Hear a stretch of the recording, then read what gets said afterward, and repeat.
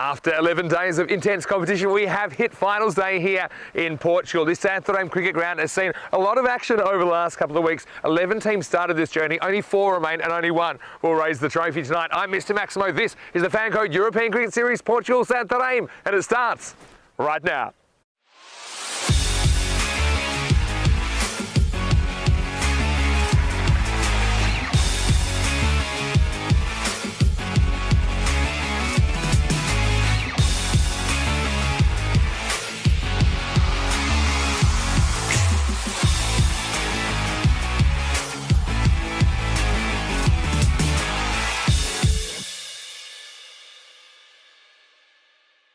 The European Cricket Series is proudly brought to you by HCL Software, Fan Code, and Grizzly Bear Sports. Good morning to you wherever you're watching from around the world. One day out. Welcome back to Portugal. It is time for finals day. It is day 12. 4 matches ahead today. T10 action and only 4 teams remaining. So we are going to start the day with semi-final number 1. This is a match between Gorka 11 and Oeiras. They had a very tight tussle when they met each other earlier in this series. Let's see what happens at the coin toss in match 56 semi-final number 1. Tyrone Peters has the 2 captains. Heads a call. Oh yes! There you have it, the news from the toss is that Maduka Thapa of Gorka 11, he's won the toss and he's elected to bowl. Look, no surprises there because when these 2 teams did meet back on Tuesday in match 44, it was Gorka that were able to chase down a target of 105 off the second last ball. So that was a really close one.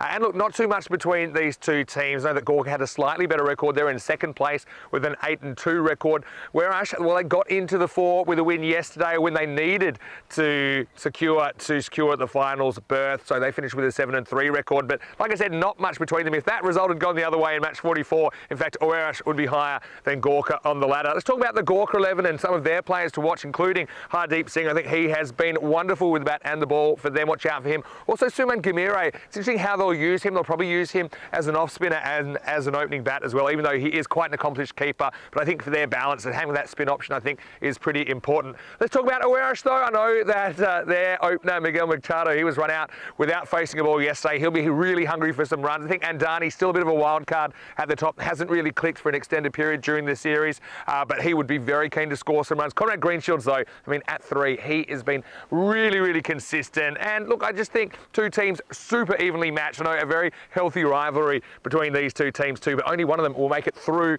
to the final later on. Of course, whoever doesn't win this game, they will still play for bronze in the 3rd match of the day. Let's talk about the conditions today. As you can probably tell right now, a lot of sunshine, which I think is a very, very good thing. We're expecting a maximum temperature of 27 degrees. Currently, it's about 11. So a little bit cooler, a little bit of moisture on the field, but I think that'll burn away pretty quickly. I think we know how fast this field is. Well, here's a man. He is really fast and furious, especially on a Friday morning. Peacock Friday as well, Rico. Let's go over to you in the commentary box right now with the news that in the first semi-final, Gorka 11, they've won the toss. They've sent in Oeiras. Let's see what happens. It's over to you. Let's get ready for the start of this ECS Finals Day. Good morning, cricket lovers. Yes, thank you very much to Mr. Maximo. Well, let's have a quick recap of what we saw yesterday. First, the Gamblers took on the Indian Royals. The Indian Royals, a team that were desperate to get a victory, hadn't got one up until this match, and they finally did. They beat the Gamblers, and it was a good match for them. They win with 6 balls to go, thanks to John Sinkus. What a performance from him, 37 not out of 27. It was well supported out there by Surawanthi. So they got their win. And that meant that they were set up quite nicely playing Oeiras. This was a big match. This was Oeiras had to win to be here today. And Oeiras did get a win. It was a comfortable one because Indian Royals, despite getting a win under their belt, it didn't help them going into this match. Girish Singh, player of the match performance, 2 for 9, was just too hot and spicy out there with the ball. A win by 9 wickets for Oeiras.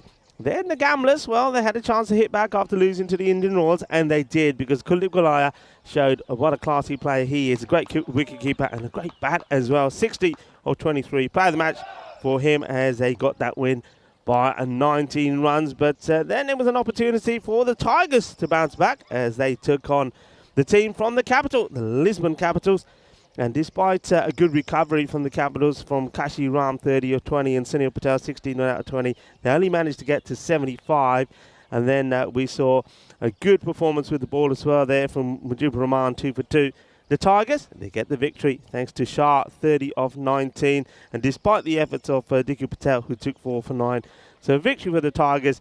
And the last match of the day was a chance to see if the Lisbon Capitals could bounce back to winning ways. But the Gamblers just put too many runs on the board thanks to a superb all-round performance from Ankush Kumar, who that earned him the player of the match, 64 not out of 27. A good partnership of 103 runs with Ranjit Narayan, who made 42 of 26. So the Gamblers winning that one by 22 runs. That meant that the tables looked like this. Awaris with that win over the Indy Royals put themselves into third place. The Fighters stay in it, but Punjab CC of Amadora, they'll be the team that lose out on net run rates. It just goes to show that when we harp on about net run rates in these tournaments, it is so important. So remember that for the teams in Cyprus. Will be next, the 12 teams that we've taken part in the European Cricket Series there. Finals day, always going to be exciting. What a big match this is. Gurkha 11 taking on Awaris. A lot of key players there. Remember the last time they met, what a cracker it was. Awaris putting 104 on the board. Francis Stoneman, 34 of 13. Miguel Machado, 23 of 15. But they had Hardeep Singh to contend with, and he was just super with the ball. He took just conceded 21 runs, 1 wicket, but then he was the man, the player of the match, when he made 41 not out of 17, gave him that win with a ball to go. So that was a sensational match, and this one I think will be exactly the same. You can see, I think that's why Gurkha, winning the toss here, they decided that they will put Awaris in. They fancy chasing. Gurkha 11, 101 to 99. Favourites are going to win this. That's what the bat versus ball wall is telling us. So you can see even the computer is predicting a very close match. Good morning to everybody on the chat. Lovely to have you with us on finals day. And of course, happy Peacock Friday as well. It's a day that we also bring a splash of colour to the proceedings as well. So I hope you've all got your Peacock Friday shirts on as you get ready to start. And it will be Hardeep Singh with the ball. He wants to get an early break for his bowled so well throughout this series with a lot of pace. And he's got a good partner in Gurjeet Singh as well.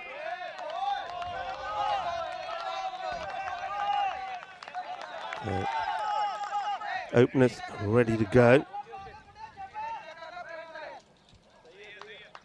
Umpires for this one is Naheem Akhtar. Welcome back to Naheem. And Nilkesh Patel from Barcelona. Azhar Andani, first delivery. And it's called a wide. Just a little bit too wide. There's Nilkesh Patel, the man from Barcelona. And this one just catching a bit of that wide line from Hardeep. Andani. He's plugged along, hasn't he? You heard Mr. Maxwell say that he probably hasn't been at his best. He's made some good scores. 218 in the series. But big players perform when it comes to the big matches, and they don't come any bigger than this. This is going to be another wide, and, well, Miguel Machado, he doesn't want to be taking anything on here with Andani. Remember what happened the last time these two were out there? Well, let's just say it didn't last this long. There was miscommunication, and Miguel Machado got ran out for a diamond duck off the very first ball when he charged down the other end, and Andani did not move. So these two hopefully are on better terms after yesterday. Better delivery, absolute peach. What a beauty this is. Just draws the batter into the shot, and look at the sharp late movement there from Hardeep. Taking him a couple of deliveries, but he gets it right. The only ones that you see on the board so far. Courtesy of extras. Hello to James Stewart, who's welcoming everyone to finals day, and Steve McVeigh as well, and crew. Nice to have you with us. Back down the pitch, no runs from Andani. Andani now just goes, you see that little walk towards the sort of square leg area, just thinking and composing himself, and probably thinking, okay, next ball will be there again. What am I going to do? I think you've got to try and go back, rock back, and see if you can get anything onto it. Rock back, and if it's wide enough, you're uppercutting. If it's short enough, you're hooking. Hardeep. And, well, he does throw the bat at this. There will be runs. The first run's off the bat. And Dani gets a single, and it's just a sort of a push, a gentle pad as he guides this to the man at backward point. Huge match. The winner into the final. The loser, well, still got something to play for, but you'll be in the bronze final. That's not where either one of these teams want to be. Wants a single, goes on the hit, gets a response from Andani. It's another run.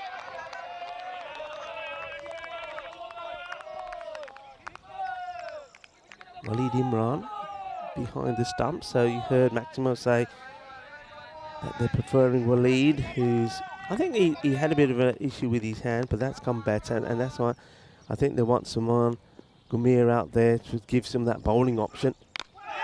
Well bowled and well played as well. We'll take the single. I won't mind that too much, I don't think. Good crew 11. Shabba, shabba, shabba, shabba. So 2 wides to start, and then after that it's just been tiki-taka, tiki-taka. Hardeep Singh, superb all-rounder. Great with the ball, fantastic in the field, and catching. And boy, can he hit a ball.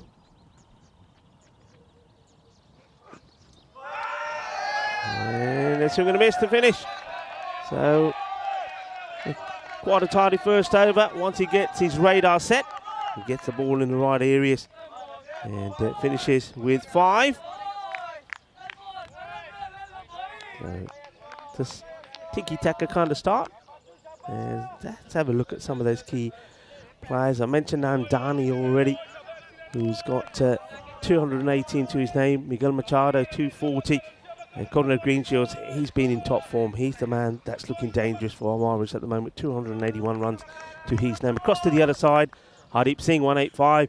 Saman Gamir just starting to get into his form, 161. And then Rahul Kumar, the left hand up, 107 for him as well. And just look at those names at the bottom. Singh is there again with the ball. And then you've got Gurjit Singh, who's going to come on to bowl here now. Here he is. And well, uppercut, and this one will go all the way. Manos arriba, arriba, arriba. And that's the first boundary on finals day. And it comes in form of a 6. Balle, balle, balle, Ginna Sona. Shaka Lakia, looking pretty nervous, as he would be. It's a big day for Awaris. And Awaris, you know, I was speaking to Conrad Greenshields yesterday, and he did say to me that, Gurkha 11 seemed to be their bogey side. Though they have and did get a good victory against them last year. But they're a side that they sometimes struggle to get past. So, huge match for Awaris, huge match for both of these sides. But that will help. And Dani getting a boundary. And he does play that uppercut.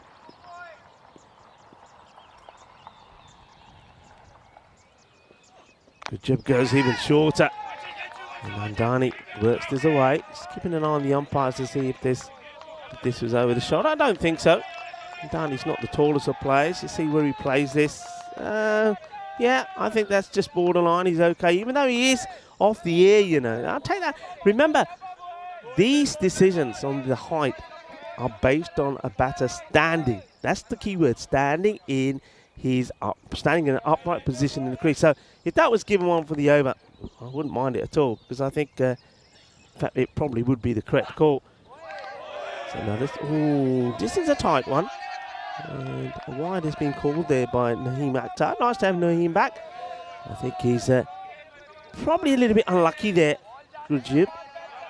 But the umpires have been very consistent with that. Anything there or thereabout, they're going to call them. Miguel Machado gets one full. It's a good change up from Gurjib. Just a single.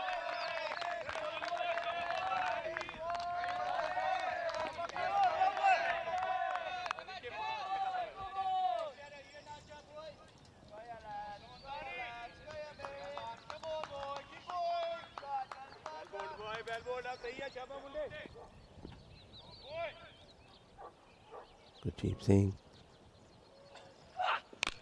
goes for these stumps once more. It's a good delivery. That's the change up that these two, Hardeep and Gurjeep, can do. You see that they start with those sort of short, quick, wider deliveries outside the off, getting the batter on the back foot, getting them sometimes swinging and missing outside off, and then they're able to change it up to these fuller ones. What is this going to be? I think this might be the shorter one once again. Well, it's down the leg side and it's being put away. This will go all the way. Manos arriba, arriba, arriba, arbitro. Well, not only does it go for 6, it goes to the other side of the fence. Oh, what a shot. Boom. Shaka Lagia. And it's the, just going to show just how little room there is for error. That's the only delivery that's gone down the leg side, and only by a smidgen. And Machado is onto it straight away. So both batters have now hit big sixes. And Gurjeep Singh, 16 have come off the over. They want to finish well. And fielder gets down brilliantly. Such good work. They will take 2, but he saves 2. They're the standards we expect to see. That's beautifully done. What a stop that is. And that's Abdus Samad who makes that stop. That's a name that we haven't seen too much of.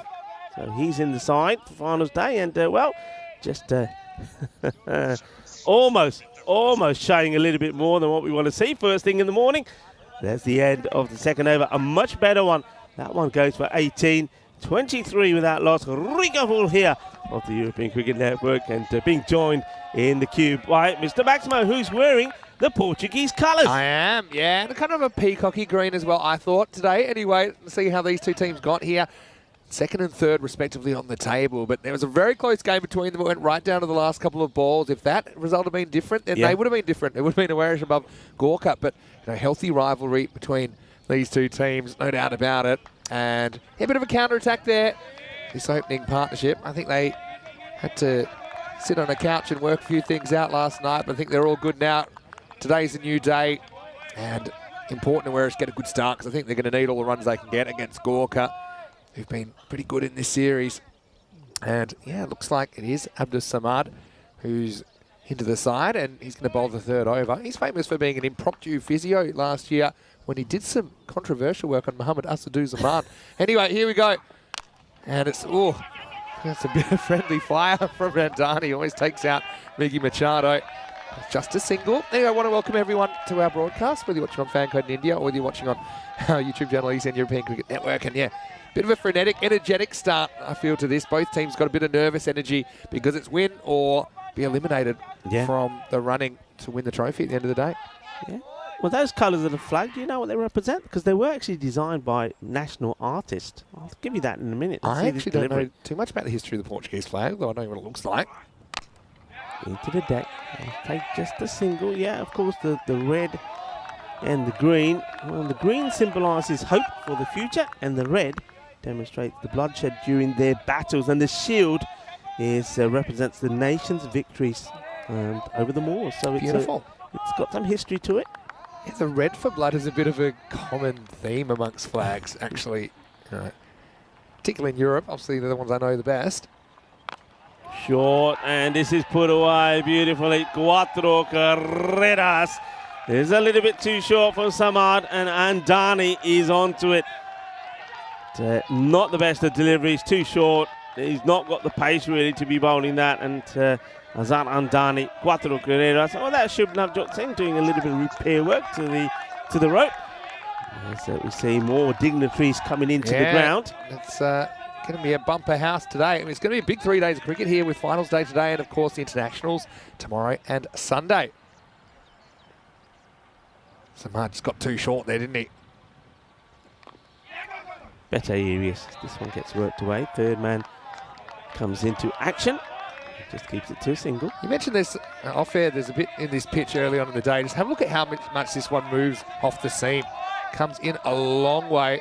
And Dani does pretty well to react to it and not chop onto his stumps. Yeah, there just seems to be a little bit more out there in the morning. I think it's just a little bit of moisture, a bit of dampness, because temperatures start, a bit chilly. Yeah, I mean, it's around about 7-8 degrees first up in the morning when the light is coming up. That's going to be wide. And, of course, when that moisture starts to disappear, things start to settle down a bit. So I think there's always a little bit more in this for the big players, or the big fast bowlers in the morning. Certainly saw that from Hardeep Singh. I think Gurjeet Singh was probably just a little bit erratic, and a couple of deliveries down the leg side that he got punished for.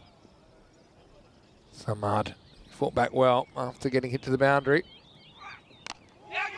Well bowled again, good areas, making the batter work for the runs. And Machado, one thing that he does do, and that's what really, one thing I liked about his batting, is he's very quick on his feet, and his style is to come out to the ball regardless of who's bowling in the pace. And it just means that he gets himself into areas quicker, and he's able to, his hand speed is very, very quick. So he's able to deal with it, even though he's making the distance between the ball travelling to the bat shorter. Rocks back, doesn't quite get it out the middle, but once it gets through that zone, it's going to be runs. And some interesting celebratory vocals coming from the Irish cap. There's this one, yeah, hits it high up, but though he doesn't middle it, he's going to get a boundary. So the over does finish with a cuatro. It's going to be 36 without loss after 3. Yeah, it's a pretty good power play, I think, for Warish in the end. They've weathered the storm, haven't they? Haven't lost a wicket. You think of the batting they've got to come. It just means those batters to come bat with absolute freedom when they come out. Guys like Green Shields, obviously, we'll see him at 3. Got Bardenhorst in the side as well, batting 4. You've got Faf Stoneman at 5 and probably Keegan De Silva at 6. And yeah, so it's a good platform. Let's see if they can build on it. Obviously, for Gawker 11, it's an opportunity for them to pull things back. And even if you do have these recognised batters coming out batting with freedom, you can still restrict them with dot balls and tight bowling. So it doesn't look like wickets will be a factor in this innings. It's just going to be the run rate. I want to say hello to Silcash, who said he's bringing down some of the kids at 12 o'clock. And we will have some play on the stream, I believe, with kids that have been playing some cricket in the area. That's and they've been having a bit of success, actually, in the schools competition. All right, here we go with Mohan. Hit beautifully. What a cracking shot this is. The timing, the placement, exquisite top draw from Machado. Yeah, beautiful shot. There's value for money for genuine cricket shots here. Because even though this is probably the slowest time of the day for the outfield, it is still lightning fast, isn't it? Yeah, this is good pressure after that tight over from Hardy. I'm just wondering here whether the captain Thapa may go back to Hardeep Singh earlier than he would have liked to, because this, he probably wants to put a stop to this assault, because both batters are really finding their rhythm here, making it look pretty easy. That's a better delivery. Machado is not able to come out and attack this one, has to go back, plays it out into the off. I'm liking the way that these two are running now, the understanding. Well, they've put things right, haven't they? They understand each other, they're looking at each other, and they're looking to take the 2. They're putting the pressure on the fielders as well. Everyone has arguments, Rico. It's just how you get over them. That's how you determine the strength of your relationship. Anyway, this one's whipped away off the pads, and this will just be a single. And here's Samad out there. I want to say a quick hello to James Stewart, watching from Estonia, as well as Sundori. Sam Downs is watching. Hello, Sam. How are you? And everyone else, thanks for piping in. I think Steve McVeigh's not too far away, I'm sure, as well. And Kroom.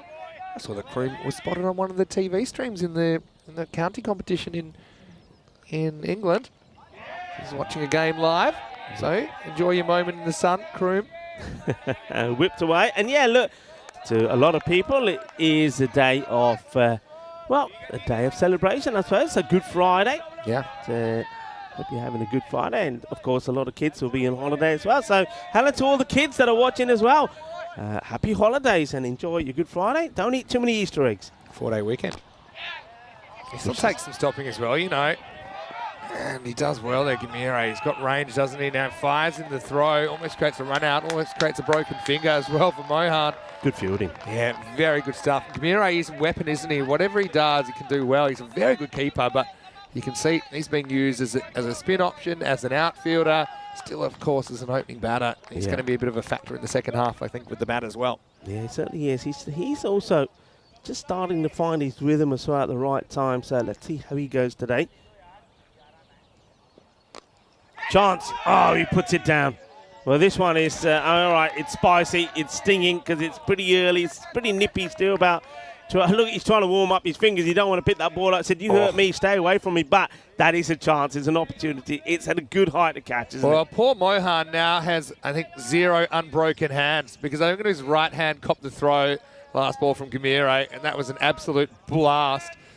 Credit to him. He has a go at it, but it just bounces out, and it'll also be the end of the 4th over, 45 without loss. Bowled a pretty good over, though. Mohan only went for 9, which I think is a slight win on points to Gorka. Also just want to say a quick hello to Nick Devonshire, who's watching from Northern Ireland, and anyone I missed. Hello to Michael Pocock, who's watching from a wet and miserable Grenfell in Australia. Well, hopefully the weather is turning around for you. Well, here it's beautiful. It's currently 10 degrees, which isn't that hot, but plenty of sunshine. I think it's probably the one time of the day you don't want the ball hit at you that hard. And also, we've got Ahmed Razan Shah saying hello to you, Rico, saying he respects you. Oh, that's so nice. do I, actually. That's Some days nice. more than we others. all have to respect each other. Thank you very much for that. All right, let's roll. Over number 5. Firmly hit. Will take some stopping, and he can't stop it. It's too hot. It's too spicy. There's too much masala on this one. He's disappointed. I mean, it's travelling quickly, but a man of that ability, you wouldn't expect him to miss it. And this is just all about pressure. It's all about nerves on finals day. And that's Hardeep getting it wrong. It's power, though, as well. We know that this outfield is pretty... it's going to be a no ball as well. Just spotted it. Too many outfielders. So it's going to be a no ball plus a boundary. That brings up the 50 partnership regardless. Yeah, I mean, that was hit so hard. We know that you get the odd Tortuga bounce. They're just the umpires are just now coming together, and Neil Kesh is saying, okay, tell me again. And you got the off-field officials that can call those as well because they've got a view of the whole ground. So I think it will be a no ball, and it's a free hit, so that's a bonus as well. And Samad not too happy about it, as you'd imagine, because he has to pay the price. Yeah, I think what the issue may have been is they had the man square leg back and also long off. So free hit into the pads. Yeah, there's no point appealing for those. But I suppose he gets away with it, Samad. To an extent, yeah. So I want to say hello to Hasif Salim as well, who's saying hello to me and also saying he's loving the finals. So, yeah, just the start they wanted. And yeah, these two can really bat with freedom, can't they? Knowing if they lose a wicket, it's not the end of the world. So I think they're going to be hyper-attacking through the next phase of the match. Good delivery. It's in good areas. They'll try and push for 2. Gujjab's got a good arm, and he shows it. So it's a good choice. But still, the thing is, and this is what I know a lot of kids on holiday will be watching. That's why you run your singles hard. Run hard, put the pressure on the fielder, and if they make a mistake, you then come back for 2.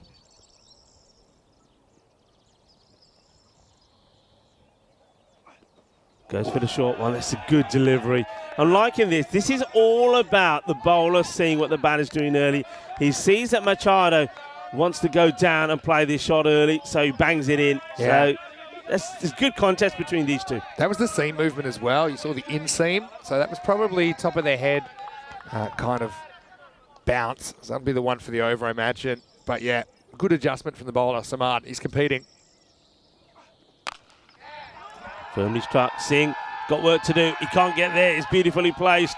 And, Miguel Machado has the last say in that battle. He says, well, okay, that's what you're going to do. I'm ready for it this time. This time he waits, stands tall, doesn't go down, and he hits it in that gap between long on and mid-wicket. 4 more runs. Different kind of bouncer, that one. That was the one he rolled his fingers on, so it was a slightly slower bouncer. They're trying to get an error in judgment, but I think he picks it and he hit it really well there. Machado mentioned he'd be hungry for runs, didn't get to face a ball yesterday on day 11. He's off to the races now with 26. And now he gets one that is wide. It's hit high up in the air. The catch goes down from the fielder. And it's another big moment. And then that's Ula that puts it down. He's going to be disappointed as well. So it's another opportunity. And I think that's Miguel Machado now gets dropped. So both batters have been dropped. Machado getting dropped there on 26. Kuldeep was dropped earlier on 23. Yeah, so he didn't pick that up straight away, Ahmedullah. Had a good look at him there. And so, yeah, he was late to get there and couldn't get the hands around it. There's more work to do for Hardeep, and he can't get there. This has been hit hard, and that was a sizzler. And Hardeep Singh throws himself at it. Kafi cautious Gippy singing it, but Joka lag here, and they are flying here at the moment. And that score now moves into the 60s, 62 at the halfway point. I want to say very, very good morning, or good afternoon, good evening, wherever you're watching from around the world. Great to have your company. Vinny Sounder here, Mr. Maximum, here with Rico 4. It is finals day. It's been a really exciting new format, I suppose, with the 5 games a day, more teams involved. A bit more brutal as well, I suppose, with just 4 of the 11 teams getting this honour, I suppose, of playing on finals day. Speaking of honours, really excited that actually this is the end of our 99th event, and tomorrow we'll have our 100th event. I'm really excited that I can start it with you at least, Rico, with the ECI being our 100th event on ECN. Who would have thought when all of this started with just one 3-day tournament in 2019 that this is where we'd be? What an achievement. What an achievement. And I remember back to that first event there at Sporting Alphas in Spain. Had never dreamed. I don't think any of us dreamt it would have led to what we've seen in the last few years. Yeah, that was the first time we had kind of everyday cricket. And it's been a crazy ride. I want to say a big thank you to the viewers as well for their support, and everyone behind the scenes as well, the Blue crew, the office crew as well, and all the players and officials. Everyone's given up their time. So, yeah, big day of celebration tomorrow as we'll start our 100th event. Now, we might have an injury concern here. Yeah, there's Hardeep Singh just bowls one first. ball, and then he's have some issues with his back here. So, he's an important player with the bat and the ball. So they don't want too much happening to him. Remember that both these teams all have visions of winning 2 matches today, and that's the only way you raise the trophy. I love the way that Hardeep genuinely needed a bit of spray. And then the other fielder says, well, while you're here, I'll have some of that. And that's Saddam. He's saying, give me some as well. Yeah, so that's gone, yeah, I want some second-hand spray, basically. So why not? It's going to continue, though. Steve McVeigh is actually with us here at the ground today. Yeah, he said he was going to come down. And so he said he's in the bar with water at the moment, and he's just noticed the new deck that's been built. So it's a perfect place to watch the cricket from. Anyway, Steve, I'll say hello to you shortly. Right now, we've got our hands full. You can see Nilkesh in the background looking around at the field, making sure the right amount of outfielders. Slow delivery, but he gets it. Balle.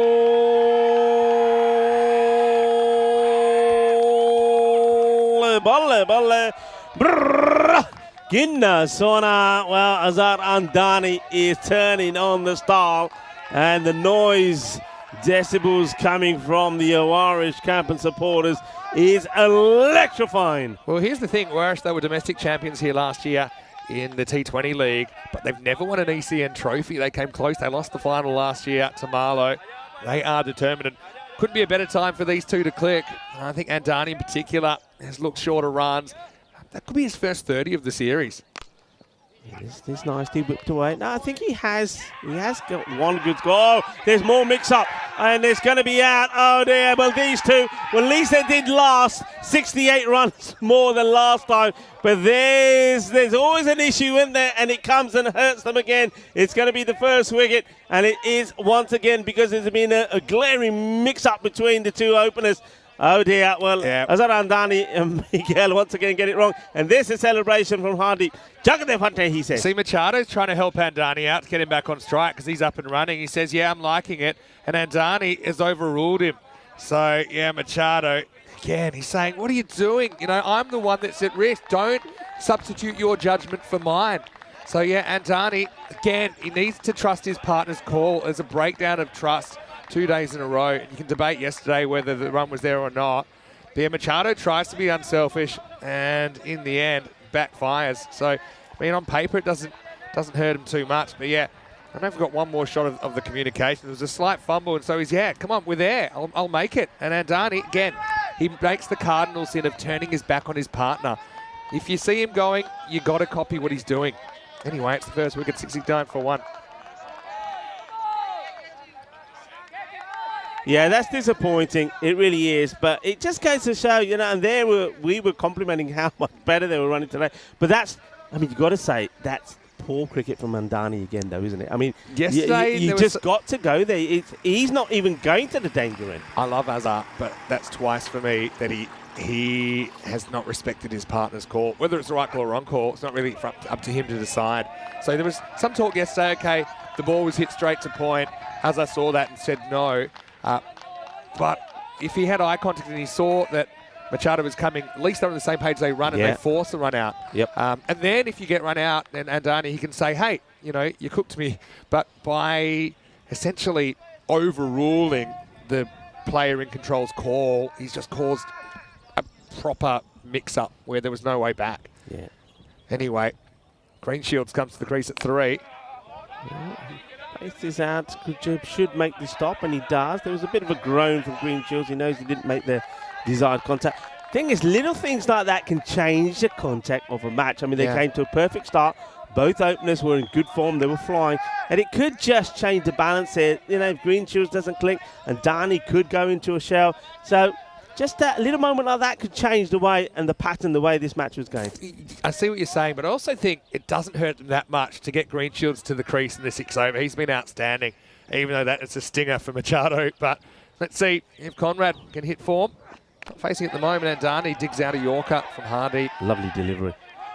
Thing is, though, the concern probably, as this one comes in, fired into Hardy. The concern here for Gurkha 11 will be that they've gone back to Hardy in over number 6 because they had to break that partnership. They do break it, not the way they wanted to, but at least it's worked for them. But it's going to leave them light towards the end of the innings because, as you say, you're right, you've got Machado, but you've got Greenshields out there, and Darnie is still there. So really, I think this becomes a very important delivery. If Hardy can get a wicket here, then that gamble works. If he doesn't, then I think, well, they're going to be a bit light finishing the innings.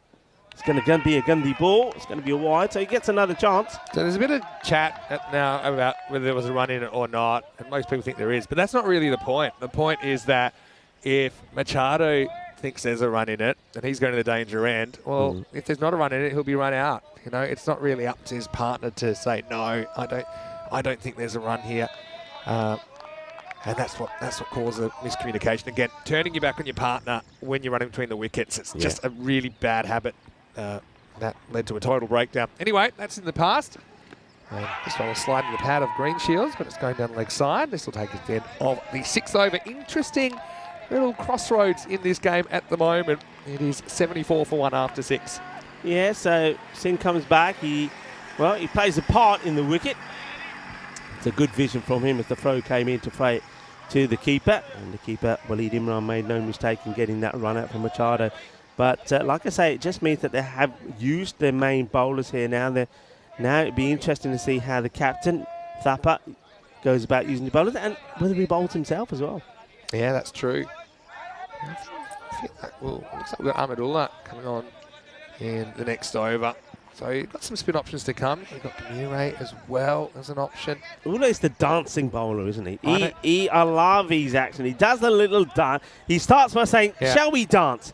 And he's got so much finesse about his bowling. Just have a look at him. I'm wondering if we'll have a Machado cam as well today. But that's the difference between getting run out for a duck without facing the ball and run out for 32. I think he will stay in the zone and you know, be a slightly more upbeat teammate for the last 4 overs compared to yesterday. Yeah, I think you saw that when he went out. He said, okay, fine.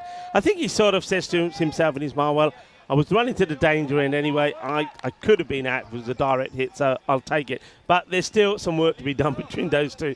And remember, I mean, they've got to sort it out. They're both playing in the squad this weekend, right? You don't mind getting run out, but you don't mind getting run out, but you want the fielders to earn the run out, not be gifted it. That's the thing last couple of days. We'll see Machado in the squad, and Darnie wasn't selected in the squad. So I know that's something that he was very disappointed about. But the way to get back in is with weighted runs. I mean, I think I often judge a squad by on how strong it is by the players that are left out. So, obviously, with something like a Darnie missing out must be a now that was interesting side. there. Well, we'll go back to this in a moment. Let's see this delivery from Dancing Ula first. Yeah, he just plays his way. I went to see. I mean, the keeper would normally have the lid on, and I think Waleed Imran goes to put that lid on. It doesn't fit on his head. I mean, it didn't fit. So he thought, okay, if it doesn't fit, forget it. I'll have to stay with my cap on. It's dangerous, though. And, why did he? Well, if it don't fit, why is it out there? Move it out of the way. Secondly, get another. He gets himself in a good position, and Gurjeeb is right there. I think either side of him, it would have been a challenging stop. So, yeah, I mean, just that little flurry of boundaries stopping Conrad Greenshields, 4 of 4, and Dani probably hasn't had too much of the strike since that run out. Let's see how he deals with Ula. It's been a momentum buster, hasn't it, that run out? Yeah. There goes the towel. Yeah, Dani picks it up. So, hey, can you ball that one again, please? Well, they're throwing in the towel already, are they? Ula. I won't suggest Tucks it back what in. caused it to get blown out of his trousers, but anyway, Dani, 33. Natural gas, you're thinking, right? Okay, Ula. He does it again, and Dani this time plays it. Well, I think the umpire's just going to say to him, hey, buddy, either give it to somebody else. He's stuffed it in his pocket now. The pocket method. Yeah, it's a funny one. I think Andani was that focused on the ball that time that he wasn't distracted because he was looking at the arm. Deep in his crease here, Greenshields. He's gonna go at this. Misses out. Probably the right shot to play.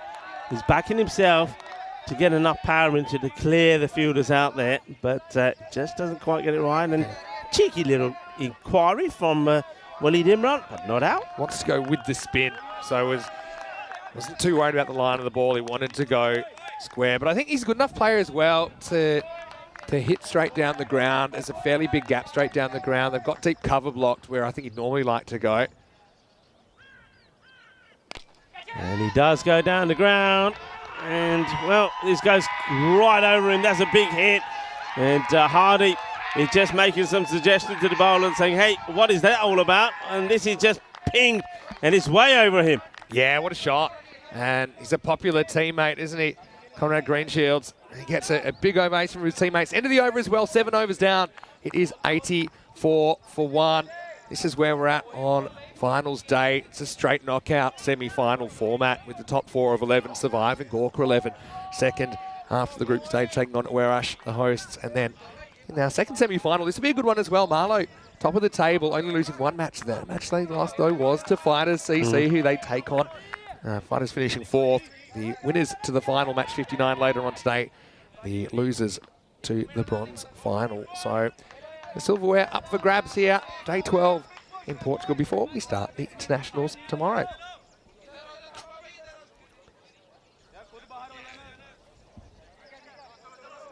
So here we go. So this is now Lalit Mohan, who's going to come back.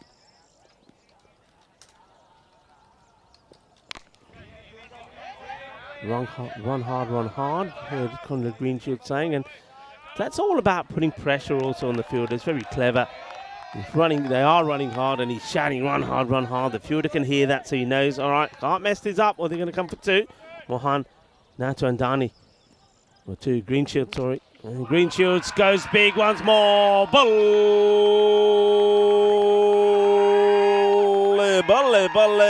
Ginna Sona. Shaka Lagya. What a beautiful shot this is. He gets there, doesn't he? That little step, and then he punishes it, smashing it over for 6. What a shot. I mean, that's just a step hit ball. This length to Greenshields, he's going to enjoy that. Mohan, he needs to hit the block hole if he wants to bowl full. That looked too easy for Conrad. This is hit firmly as well. It's going to take some stopping. Nobody's going to stop this. He's right in that gap. And 6 and 4. And hungry for more is Conrad Greenshields. Well, he knows that his team score of 104 last time batting first against Gorka 11 was not enough. He's determined to get more on the board. He's determined to get to that score between 120 and 130. What a lovely hit that is, and Mohan is under attack. He sure is. Picked the gap well. And Conrad, I think it's 4 off 4. His next 4 have gone for 16, and he wants more. And he gets this beautifully. Kinna, Badda, Shaka, Manos, arriba, Shaka time at the Santrum Cricket Ground. Oh, baby, you're a firework. That's a beautiful cricket shot. I mean, he's been better since he's just stood still and batted. It hasn't been too preemptive with the shots he's got in his mind. To now, Mohan going to come around the wicket. And he's got 2 options here. He can kind of open up and go over cover. There's a big gap. Or, if it's anywhere near his pads, he can whip away with the ball probably pitching outside leg stump. So he's not going to be LBW. Hundreds up as well for Warash. This partnership has gotten dangerous pretty quickly. He goes for it again, and he'll get it again. Shaka, shaka, shaka. No hay dos sin tres. Well, it's Calypso style here in Portugal at the SEG. The sun is shining, and it is getting hot and spicy in the middle. Conrad Greenshields is turning it on. Well, 32 of 10. What a strike rate. And this partnership, 38 of just 14 deliveries. This has got magical as well with a ball to go. 23 have come off this over. It's the game-breaking over, isn't it, already? They've made more than they made against Gorka last time, and that game went right down to the wire. Last ball, the 8th. Well, he wants to go again. Does he get in the gap? No, it's well stopped by the fielder. And he won't mind that. Sadar makes the stop, but it gets the single. He'll go back on strike. He's got the hot hands at the moment. What an over. It does go magical. And score moves to 108, and there's still 12 deliveries left in the innings. Conrad Greenshields, the captain. Well, he's batting so well at the moment, isn't he? He really is. And he's got one thing on his mind: win this match, take his team to the final, win the final. That's what they're trying to do here. And, well, they're going to take some stopping. And Gurkha 11, well, they're just having a look around and say, right, who's going to bowl? The captain still not backing himself to come on. They're going to go back to Ula, who bowled he bowled a very good 7th over. The question is, though, who's going to bowl the last? Ula. And this is launched as well. Oh, this is huge, humongous. That one goes into cow corner. Moo! And Conrad Greenshields, at the moment, he is seeing this the size of a football. Yeah, again, it's the length that he's happy to get under. He's just making solid contact, and he's so powerful. These boundaries aren't big enough for him. Ula, he's got to get full again. Got to try and hit that popping crease. There he goes for another one. Shouts to catch it, but nobody's catching this. It's back-to-back boundaries. Conrad Greenshields is really turning on the style here at the moment. They're absolutely loving it. They're going wild. It is the home ground of Awaris as well. Oh, they are loving this hitting from their captain. The captain is turning it on, turning on the style. Well, just have a look at what we've seen here in the last 9 deliveries we've seen. Incredible hitting, really have. So here's the thing. Remember that run out? I said it might not hurt them too much to get Conrad to the crease, because he's hit the ball probably better than either Andani or Machado in the first 13 balls he's faced. So, yeah, it hasn't slowed them down. If anything, it's sped them up. So it could have been a blessing in disguise. Amadullah, again, he can't get that length right at the moment. 51 partnership, just 17 balls. Well, he goes for it again, and Shaba, Shaba, Shaba! Ginna Sona Ramane Tenno Banaya, Conrad Greenshields. The 50 comes up in 14 deliveries. This is outstanding. Just have a look at the last 8 deliveries. It's been 6, 4, 6, 6, 1 to get back on strike, and then 6, 6, 6. 3 balls, 3 sixes in this over from Muller. The score, 126. Awaris are turning on the style here at their home ground here at the SEG. And Conrad Greenshields going big. He's hit every single one of those runs that you just mentioned as well. So 41 in the last few deliveries. Now this will be a 1. So even the 1 off the last ball, the last over, helped him keep the strike. And yeah, he's contributed 52 of the 56 runs in this partnership. And he's also dominated the strike. So, yeah, it's been a match-defining inning so far. And he's a man on a mission. It still stings, I think, that Wesh lost the final last year to Marlow. And Darney will get the single, get his captain back on strike. You can hear every time the ball is, you can hear Conrad Greenshields, run it, run it, run it. That's all about, there's nothing to do with telling Andani to run. It's all so the fielder can hear him saying, run it, run it, run it, putting pressure on the fielder. Greenshields back on strike. And, well, when he's striking it, you know what he's doing. He's hitting it big. It's another one. Ball.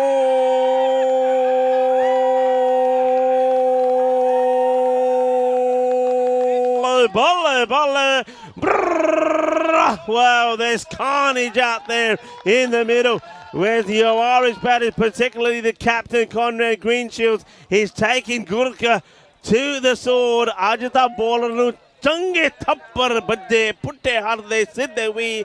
Oh, well, this is incredible stuff. and everybody's come to life here in this semi-final. Number one, Awarich are up and about, and their supporters are already dancing with joy. This is crazy stuff, really. I mean, let me just get my abacus and work out how many were off that. That went 26, so even more. So we've had 50 runs in the last 2 overs. What an acceleration. Now it's the last over to come up. It's going to be Grubej to bowl it. And he gets a wicket as Andani tries to get funky. Conrad Greenshields is not very happy with that shot. He's quite disappointed, I think, for a couple of reasons. One, he knows that Andani's a better player than this. He doesn't need to try and do this. Watch Greenshields' reaction. Yeah, he's disappointed. Also, it means that a new batter comes in at a crucial point, and Conrad Greenshields stays at the non-striker's end. Yeah, it's strange how the power balance shifted between the batters from Greenshields coming in new to then being the dominant force. So I think he's happy with Andani. Okay, look, try and hit a boundary, but try and hit with a normal shot that doesn't have such a downside. Because if you try and hit a drive and it goes for one, then Greenshields gets back on strike. Now, Badenhorst probably getting those instructions as well. I know theoretically you say, well, go with everything because you've got 8 wickets in hand. But I think you've got to know your limitations. And when you first come to the crease, I think you're probably happy just to get bat on ball, get out the way. Conrad has been hitting the ball so correctly and so consistently. That was a poor decision really from Andani, but still, he does set the tone for a decent innings. Good job.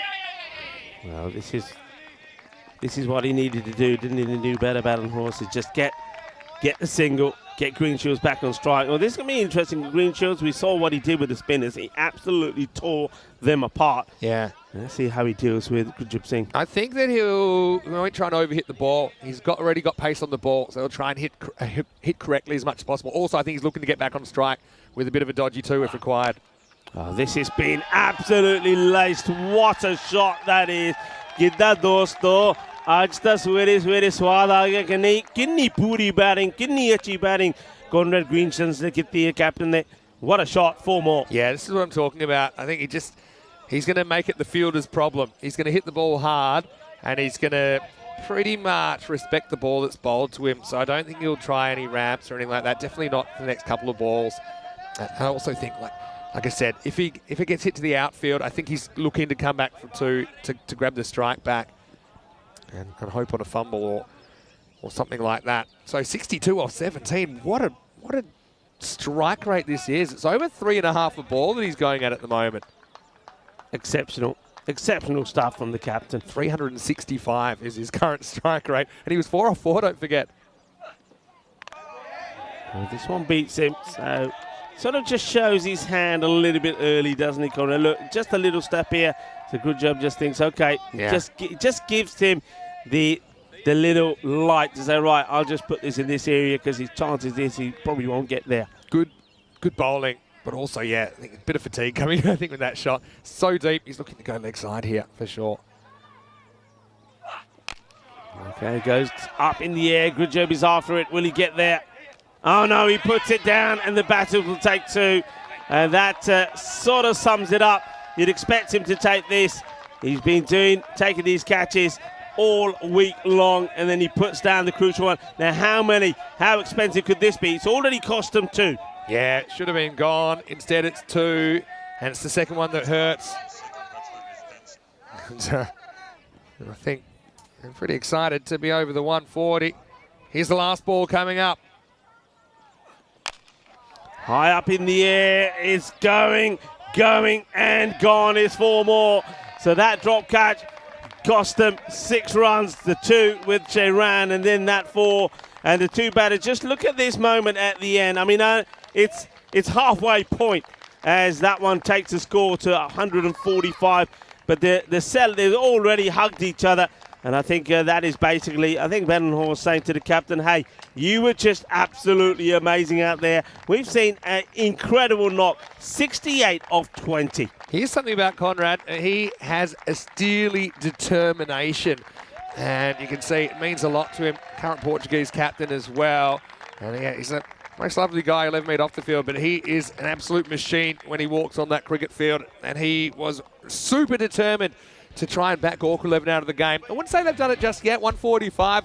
And with some of the batters that Gorka 11 have, they certainly will think that they can chase this down. But Oh, by jingos, they're going to have to bat really, really well to take this away from Werribee. Yeah, I mean, just the hitting was good. Don't forget the openers, and Dani and Machado made such a good start. I mean, they got the 50 partnership going as well, and they were going at a really good, healthy rate. Some of these shots, I mean, that one from Machado was absolutely beautiful. We saw a lot of hard hits. We saw a lot of power hitting, but some of the stroke play as well, some of the finesse and the timing from Machado was good. This was a chance that Lalit Mahan put down, and then, well, he found that pretty first thing in the morning. These ones sting. And this one again, that will hurt, because that's Hardeep Singh, who's normally so good and so clinical out there in the field, making a mistake. There was a few that he couldn't even get to, but the hitting at this point was really good. That's a chance that goes down, and that was Kuldeep. Kuldeep was put down. We know that Miguel was also put down on 26. So they gave chances, which is, well, against good batters and good teams, if you get an opportunity, you got to take it. And well, they weren't able to do so. And as a result of that, it was going to be costly. But then this is where the issue started. Well, we thought it was going to be an issue because these two have had problems communicating, haven't they, Machado and Dani? Well, they do get the wicket. There was a minor celebration, but, you know, they wished it had never happened because it brought Conrad Greenshields out into the middle, and he was just fired up. He really turned up the heat on Gurkha 11. Some of the shots that he played were outstanding. I mean, this one, I love the way he holds the pose there, and he says, "For the wicket today, smile please, click, click, click." He was just sensational, and no matter where it was bowled, he just went into it. He tore the spinners apart. He went after Mohan. He went for 24 and over number 8, and he then went after Ula as well. Ula game for 26. 50 runs came off that over number 8 and 9, and you can see Conrad Greenshields, he gets his half century, but he hadn't finished there. He just kept on going, and no matter where the ball was, it ended up in one place, cow corner. It was disappointed that Andani lost his wicket here, I think for two reasons. One, it allows a dot ball. Secondly, new batter comes in, but Badenhorst, he made no mistakes. He got the single, got Greenshields on strike straight away. There was an opportunity to remove him, and if this contest goes down to just a number of runs, you'll have to look at that and see how costly that could be. Not only did they take 2, but then the last ball of the innings goes for the boundary as well, where Hardeep Singh couldn't stop it. So 145 for 2. It's a magical knock from the captain. But you got to say that Andani and Machado gave them a good start as well. What a healthy scorecard that is from ORST, the home side. Well, the Swans, well, they're up and about this morning, aren't they? Azhar Andani, 36 of 24. Miguel Machado, 32 of 16. Those two still got a few things to sort out, but nonetheless, they gave the team a perfect start. And then that incredible knock from Conrad Greenshields, 68 of just 20 deliveries. Absolutely breathtaking. The bowlers, well, there was a bit of carnage out there. That chungi shittar pe bowlers, they just couldn't get it right. Particularly the spinners were very expensive. Mohan 33, Ula 36, and Hardeep Singh was, well, once again picking the bowlers though. No luck going his way, and good job, at least he did pick up a couple of wickets. Well, this is the way it looks. Awarish in semi-final number 1 are looking to steamroll into the final. But look, they know the job is not done yet. They know that whatever they can do, the powerful Gurkha 11 team can do as well. But somebody like Suman Gamir and Hardeep Singh are going to have to be at their best. Farooq Ahmed, maybe he can turn on the style as well. Well, join me, Rico Full, and Mr. Maximo, when we return in just under 10 minutes time for the conclusion of semi-final number 1.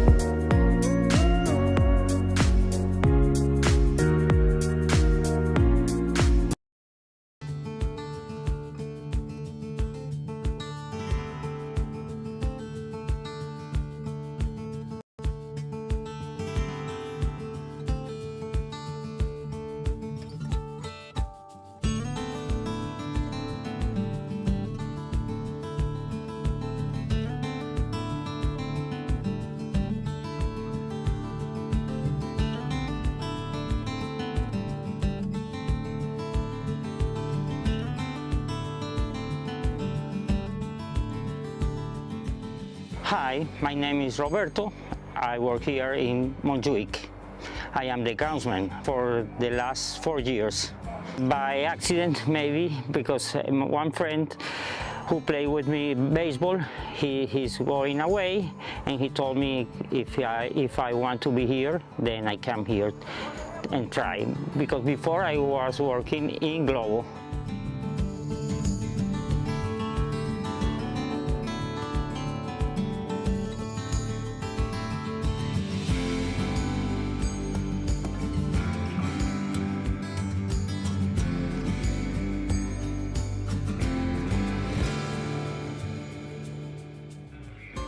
Before Globo, I was in Venezuela working in an insurance company, and also I was working with baseball and softball there. I was born in Colombia, but always lived my life in Venezuela, and my mother is from Holland.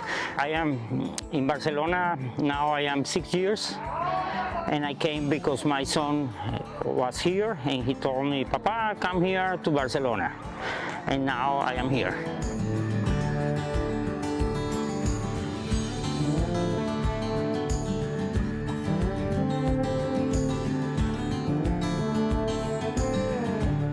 I started playing baseball more or less when I was 12 years, because my brother liked baseball. He's my old brother. He said, "If you don't play, I hit you." And then I started playing and learn. And now it's all my life playing baseball.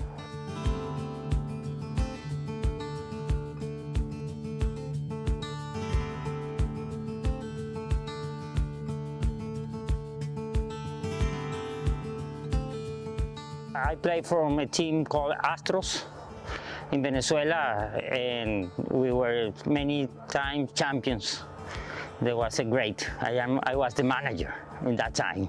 So I am still practicing baseball and softball, and also now I am playing padelistas. I play more or less 2-3 times per week, and 2 times baseball practice.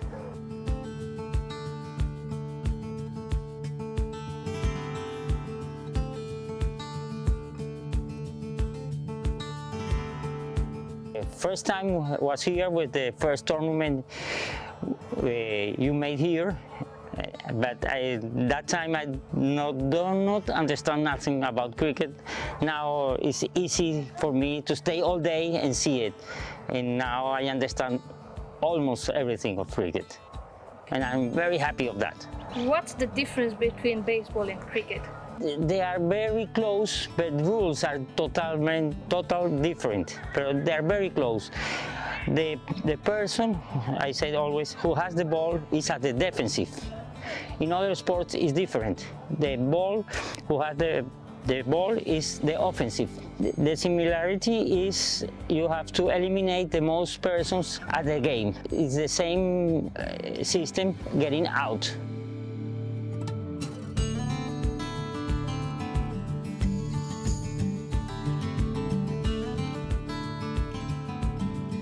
My day starts coming to open every door here, check the grounds, fix the ground, put all things in his place, wait for the teams, and then all the logistic to start the game. And the end is the same, but close everything, lights out, and then I can go home.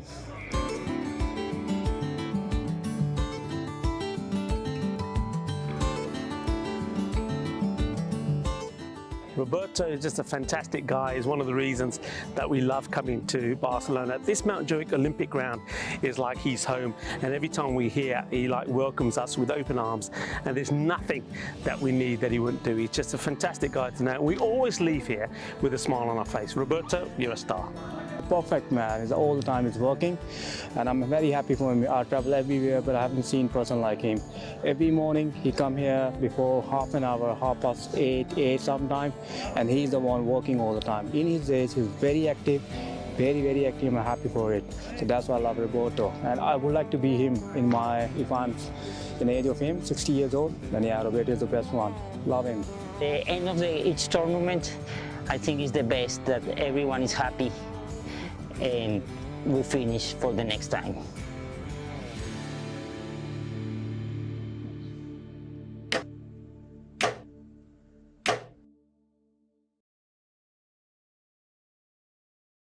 Outside the off. Demir knows he's got to get going. He knows he can't hang around. You've got to go at some pace here. You're almost, I mean, you're looking at 3 boundaries and over. So he's got one.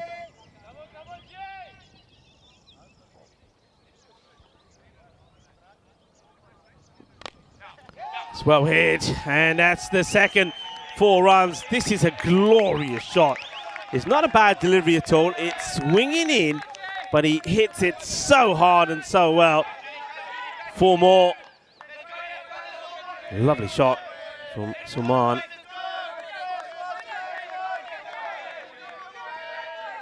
Well, I mentioned that he's coming good for his team at the right time. We saw a good knock from him. 40 of 22. When Gurkha parred on 139 for 3 against the Fighters.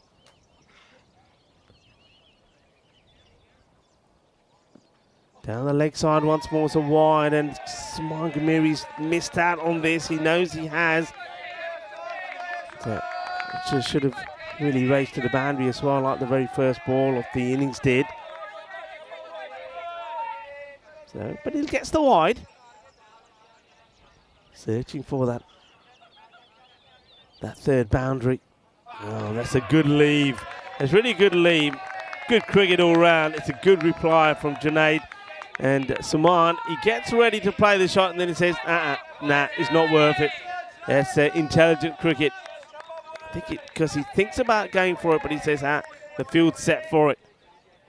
So he leaves it alone. He's happy to respect it.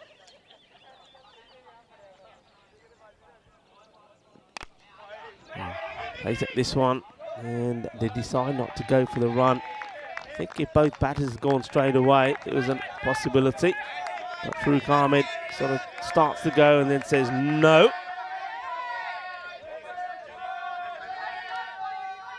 The noise, well, I think they could sense Amaris, no. Stop this game to the boundary, then it's a win for them in this over. High up in the air, is going up. Stoneman is under it and takes, oh, he puts it down. Oh, well, he does everything right as a throw gets lasered back. Well, I haven't seen him drop too many. He puts this one down. How important could that be? That's Suman. Look, he does everything right, and then he has 2 attempts at it as well as it goes down. And the catch goes down, and that could be crucial as Suman Ghamiri dropped on 8. And dropped by Faf as well. Everything. If we are on UPS, I don't have power. Should we stop the game? Yes, definitely. Brendan. Just a few issues here at the ground with some of the electrics have gone down, so you may find that we just might have to just stop proceedings here for a moment. I don't even know if you can hear me. If you can, or somebody in the chat, let me know. I'm pretty sure that you can still hear us, but everything seems to have gone down at the ground, so it just might take 30 seconds up to a minute for us to get things right again. But gives us an opportunity once again just to talk about this match and how important it is. Francois Stoneman is going to be the next bowler. Looks like things are coming back online, so there shouldn't be too much of a delay. 83 matches without a golden ball. Well, can you imagine if we had one in this one? It would be quite sensational. 11 come off that first over, so there's a little behind where they want to be, and just like that, that rate moves to 15. So Francois Stoneman, who really for me, he's put so much hard work into his bowling. I mean, I think not that long ago I was talking about how Francois Stoneman, whenever he bowls, there's always going to be some extras, and he struggled with the wide deliveries, he struggled with no balls, but he seems to have put that right. Let's see if he can continue to be a demon bowler as well. He really gets that ball to move around. Up in the air, where does this go? It's going, it goes to the boundary. So you get away with these in the power play, don't you? And Farouk Ahmed, the left-hander, it's a complete miscue, but he gets enough of it, gets it over the infield, and just a one bounce for 4 runs. Noise from the Gurkha 11 camp every time the ball goes to the boundary. An eruption of noise every time it doesn't from Awarish.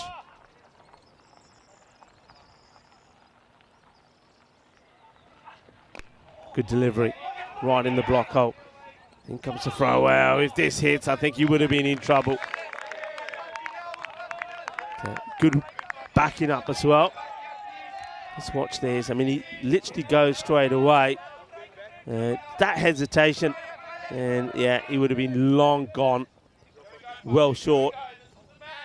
Saman gets now back on strike. Remember, got dropped when he was on 8 by the man who's doing the bowling. So he gets time to get his man back. He starts with an attempted Yorker. Saman Gamiri gets enough onto it. There's going to be 4 more. A desperate lunge from the fielder. I think that's Girish Singh. Watch out for him. He'll probably come onto the attack pretty soon with his Bombay mix style of bowling. He dives at this, but in vain.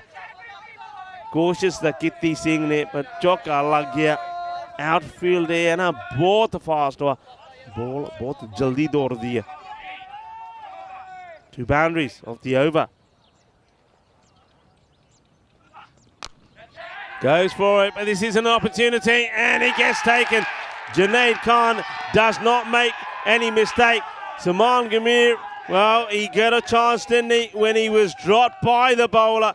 Faf Stoneman when he was fielding at long on, but Faf Stoneman gets his revenge. He gets the wicket. It's a miscue, doesn't get it right. Junaid takes the catch, and that is the end of a dangerous batter. And he'll have to depart. He gave them the start, didn't he? He was trying to stay up with that rate. It's not easy when you're looking to be hitting a minimum of 3 boundaries and over. He'll go for 14. Off the 8 balls that he faced. The new batter comes out. And just, I always have a worry with Gurkha 11 that when they're in this position, that no disrespect to the batters that are coming out. And this is Absar Alam that now comes out. When you've got somebody, a match winner like Hardeep Singh sitting on the bench, got to use him. You're needing almost 15 runs and over before the start of the innings. One man that can do it for you is Hardeep Singh. When you've won matches in tight positions, who are you going to call? Hardeep Singh. Well, he's out on the bench. They're not calling him. It's well bowled from Faf again. It just gets the Yorkers, hasn't he? He's got the line beautiful at the moment. And having Hardeep come in now makes sense because he can realistically go at this sort of rate. Having him come in, if these two don't keep going at this rate, having him come in when that is already an 18-plus score is pointless, because it's basically he's coming in to do the impossible. He'll throw the bat at things, get himself out, and that's the game done. You've got to use your top players when you need them, and they need him now. Ahmed. So we're going to miss every time. There's a dot. There's gold dust around the ground. That's the end of Stoneman's over. 10 come off it. 21 for 1. And the rate just keeps on increasing as we welcome back into the box Mr. Maximo. Yeah, pretty good start. Well, the very start was good for Gorka, but Warish fighting back. I mean, this is what you can do when you've got big scores on the board. You've got that slight margin for error where you don't feel under as much pressure. I mean, can you imagine if they'd only scored 90 or 100 and you see those first couple of boundaries disappear? Yeah. You start, I suppose, panicking. Junaid, probably not his best effort first up. Let's see what he can do here in over number 3. Short, high up in the air. It should be simple. It should be straightforward. It is caught and bowled. And that's another wicket. I think that's Absar who will go without scoring. He's on his way back, and he just bangs this one in. It's short, it's fast, it's too quick to handle. So Absar Alam is going to depart. So he's going to make his way. He actually did get 1, so just the scoreboard, just a little bit behind. But he's not able to do what he has to. So now surely, Vinny, surely you're going to be going with Harding Singh. Why did it leave him so low? You'd imagine so. I mean, I suppose there's still plenty of time still left in this game. But this one definitely came back a little bit off the deck as well and just surprised Absar for bounce. Back in the olden days, they used to say, don't bother playing any horizontal bat shots until you've been batting for around an hour or so. Maybe you're on 20 or 30. Those days are gone. But it's still difficult to judge it first up. And they are going with the left-hander now with Kumar coming out. And he gets the top edge as well. This is hanging in the air. Doesn't quite carry. And so, yeah, Rahul Kumar coming out in the 4 spot. Warash, they've just got that sniff at the moment, don't they? They'll field, if they bowl and field to their potential, there's no way Gorka should be getting this 146. Well, they're not going to get there if you've got the top gun, the big hitter, Hardeep, sitting on the bench. I mean, Hardeep Singh has scored 185 runs in the series, more than any other of the Gurkha batters, yet he's still not deployed when you're needing over 15 and over. It don't make much sense to me. Great delivery, absolute beauty. And Farooq Ahmed has been blown away. Guess who? Junaid Khan. This is a cracking ball. A boogie, oogie, woogie, grizzly fly ball. If you look up perfect Yorker in the dictionary, I'm pretty sure they'll just have a little snip of this because Junaid has just snuck this one in. It's quicker than he thought. And look at that. It's bounced right between his feet. Bang. Over goes the castle. Farouk's a good player as well. That was just an outstanding bit of bowling. So the top order destroyed in this power play. That's the top 3 back in the shed already. 22 for 3. What a ball that was from Junaid. Yeah, absolute cracker. When an absolute cracker to the left-hander is being done, all ends up. It's a beaut. As well, the new batter comes in, and it looks like the tall figure of Hardeep Singh. And just as I thought, he's coming in with them requiring around about just under the 17 and over. But what a ball that is. Watch this. Absolute class. And look at the joy from Junaid. And Ahmed will go. And this guy just always continues to impress me, Junaid.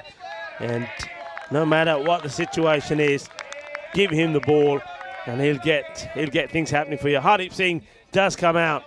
He's got a whole lot of work to do here. Credit to Junaid because his first over probably wasn't his best. He's come back really strongly here. And gets that Yorker in again, which had to be dug out by Singh. Well bowled. The perfect ball to a new batter. Just watch this. And Singh has to react quickly to it. Say a quick hello to Chris Smith as well. He's joined us. Steve McVeigh just said hello to him in the innings break as well.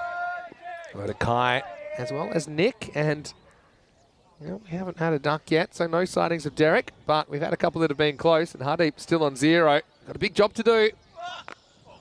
This is not a good delivery. That's where he made his errors in the first over that you mentioned. A couple of deliveries down the leg side that got put away. And there he goes for that Yorker once more, but just overcooks it. And Hardeep Singh says, thank you very much. That'll help to get me off the mark.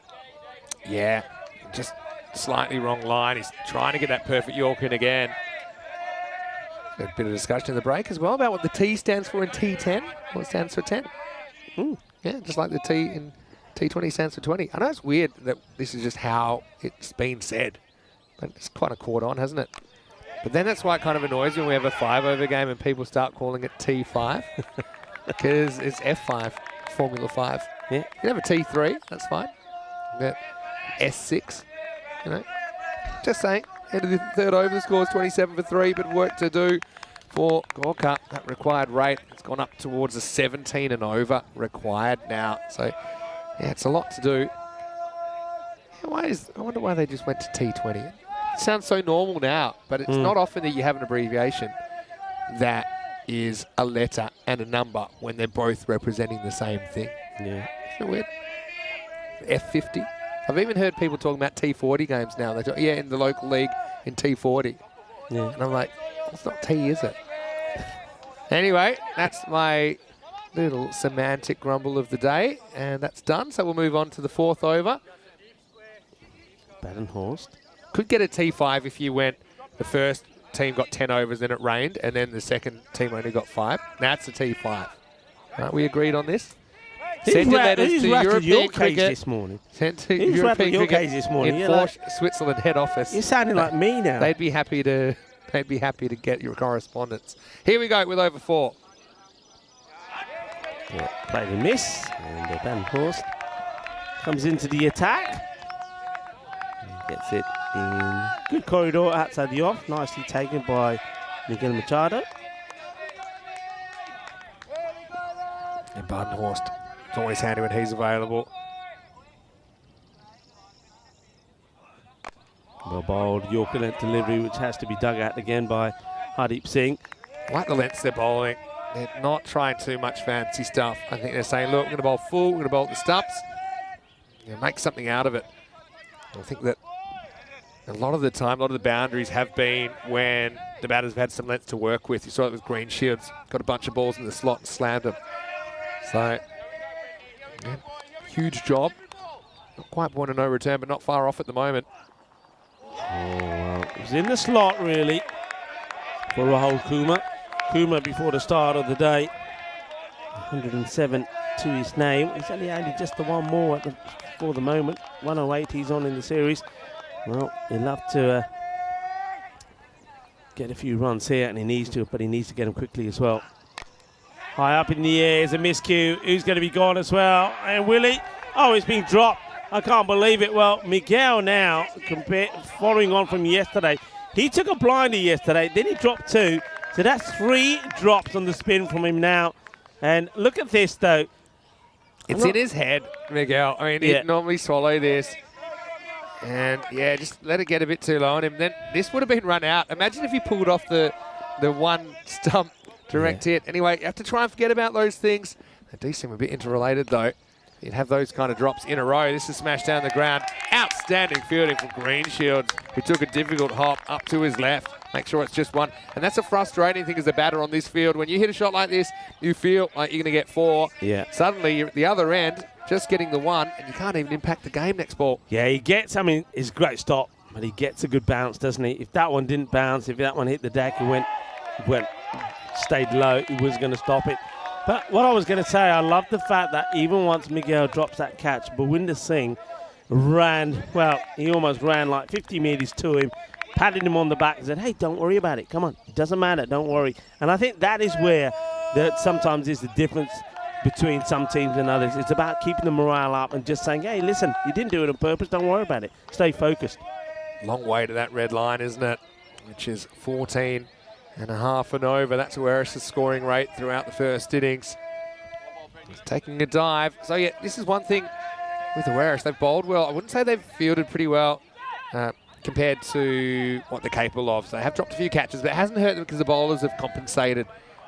Now, looks like we're going to get Girish Singh, also known as DJ Involver. He's going to bowl over number 5. That's a bit of a mouthful. Can't we give him a T something name or something? He's got 5 on his back. We can call him F something. Involver. FG? Yeah. Involver. DJ Involver. I'm not cool enough. Well, it's off the pad, isn't it? Well, there's no appeal here, which is... He must have got a bit of an inside edge on this, because otherwise you'd be... I know it's high, but...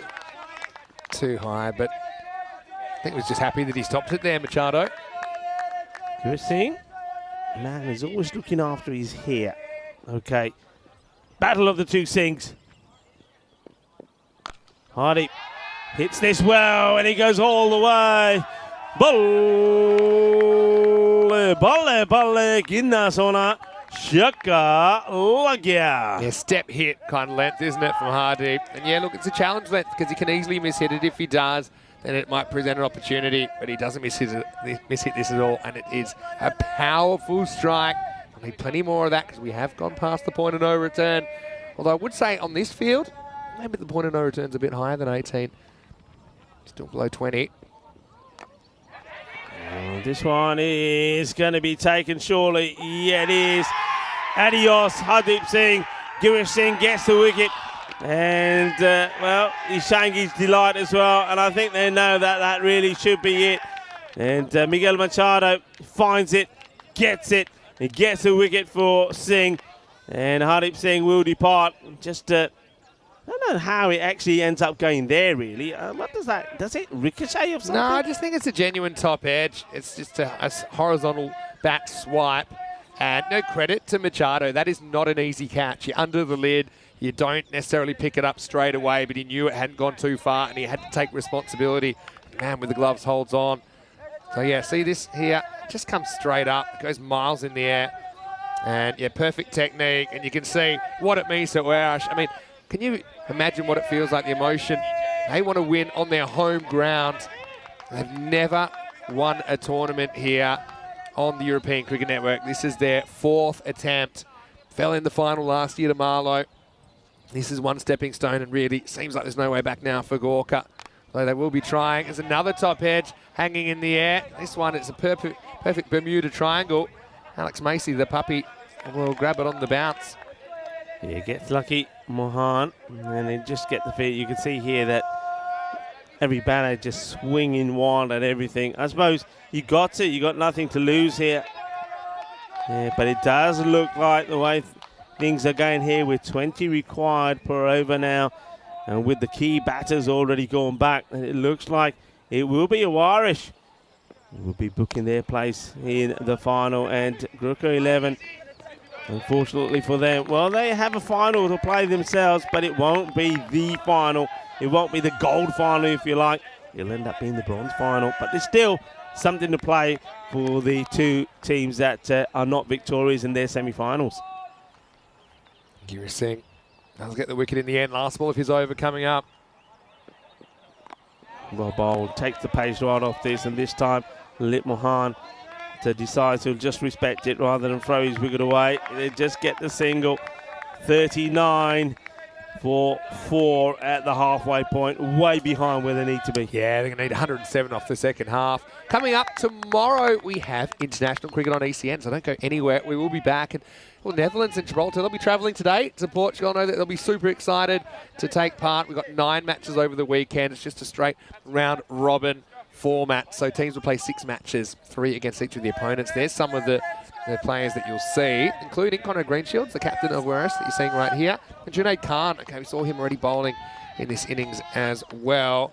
And plenty of other stars. Of course, Netherlands won the ECC last year. Gibraltar, they've been a real big mover, I think, in international cricket as well in the last couple of years.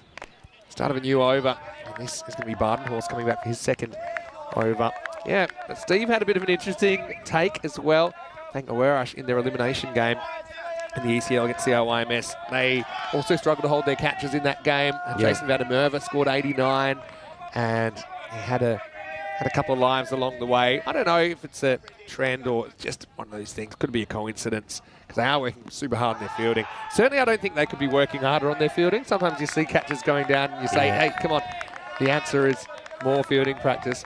I think these guys practice as much as they have because they want to be as best prepared as possible. But sometimes under pressure in those games or under certain conditions, you know, one or two might go down. And so I think there certainly is that focus on their fielding at least. Gets whipped away by Kumar. Just get the feeling here now that perhaps the Gurkha 11 have accepted that it ain't going to happen in this one, and that maybe that just swinging wild and giving your wickets away and collapsing all out for 85 or something is not the way. Try to get positives out of this match, which you can take into the bronze final later. Well, this has been smashed high up in the air. This is out of here. It was in the slot. And Lalit Mohan says, you know what? When it's there, I'm going to take it. He's got a chance, isn't he? He gave one. One went up in the end, dropped in no man's land, and the fielder's going to get it. Well, this one has gone the distance. He absolutely clubs that for a big six. He's right out of the middle. Well, a few more of those and it might get interesting. You're going to need plenty. Want to hear a weird take? Go on. Andani, player of the match for getting green shields to the crease. Got him about 40 Can runs. you imagine? So, can you imagine if you're interviewing him? So, you got the player of the match. Yeah, I batted really well. Actually, it wasn't for your batting. It was for actually the run out that you caused. But oh, the cold shoulder that got them to 145. Thing is, we're making it sound like Machado wasn't doing a good job. He scored. No, that's the thing. He scored 32 of 16. So, no. I mean, it wasn't like he was like 10 off. But they traded 18 deliveries. They traded it to a ball batter for a 3.5 a ball batter. But you're right. I mean, up to that point, actually, the running had been pretty good. Just stirring the pot, which I do like to do. Yeah. Anyway, is Rahul. Well, I'm not going to say anything bad about Machado because I know he's got a bit of a temper. We saw that yesterday. He'll be coming in here throwing things at I'm us. expecting that when Machado plays home games now, as we get to the end of the over, the 50's up for Gorka. It's 50 for 4 after 6. That he's going to get the full Hannibal Lecter treatment with the what do you call it? The mask? the muzzle? The muzzle, yeah. And he's just strapped to a board when he's like a security team will go and get him off. Yeah.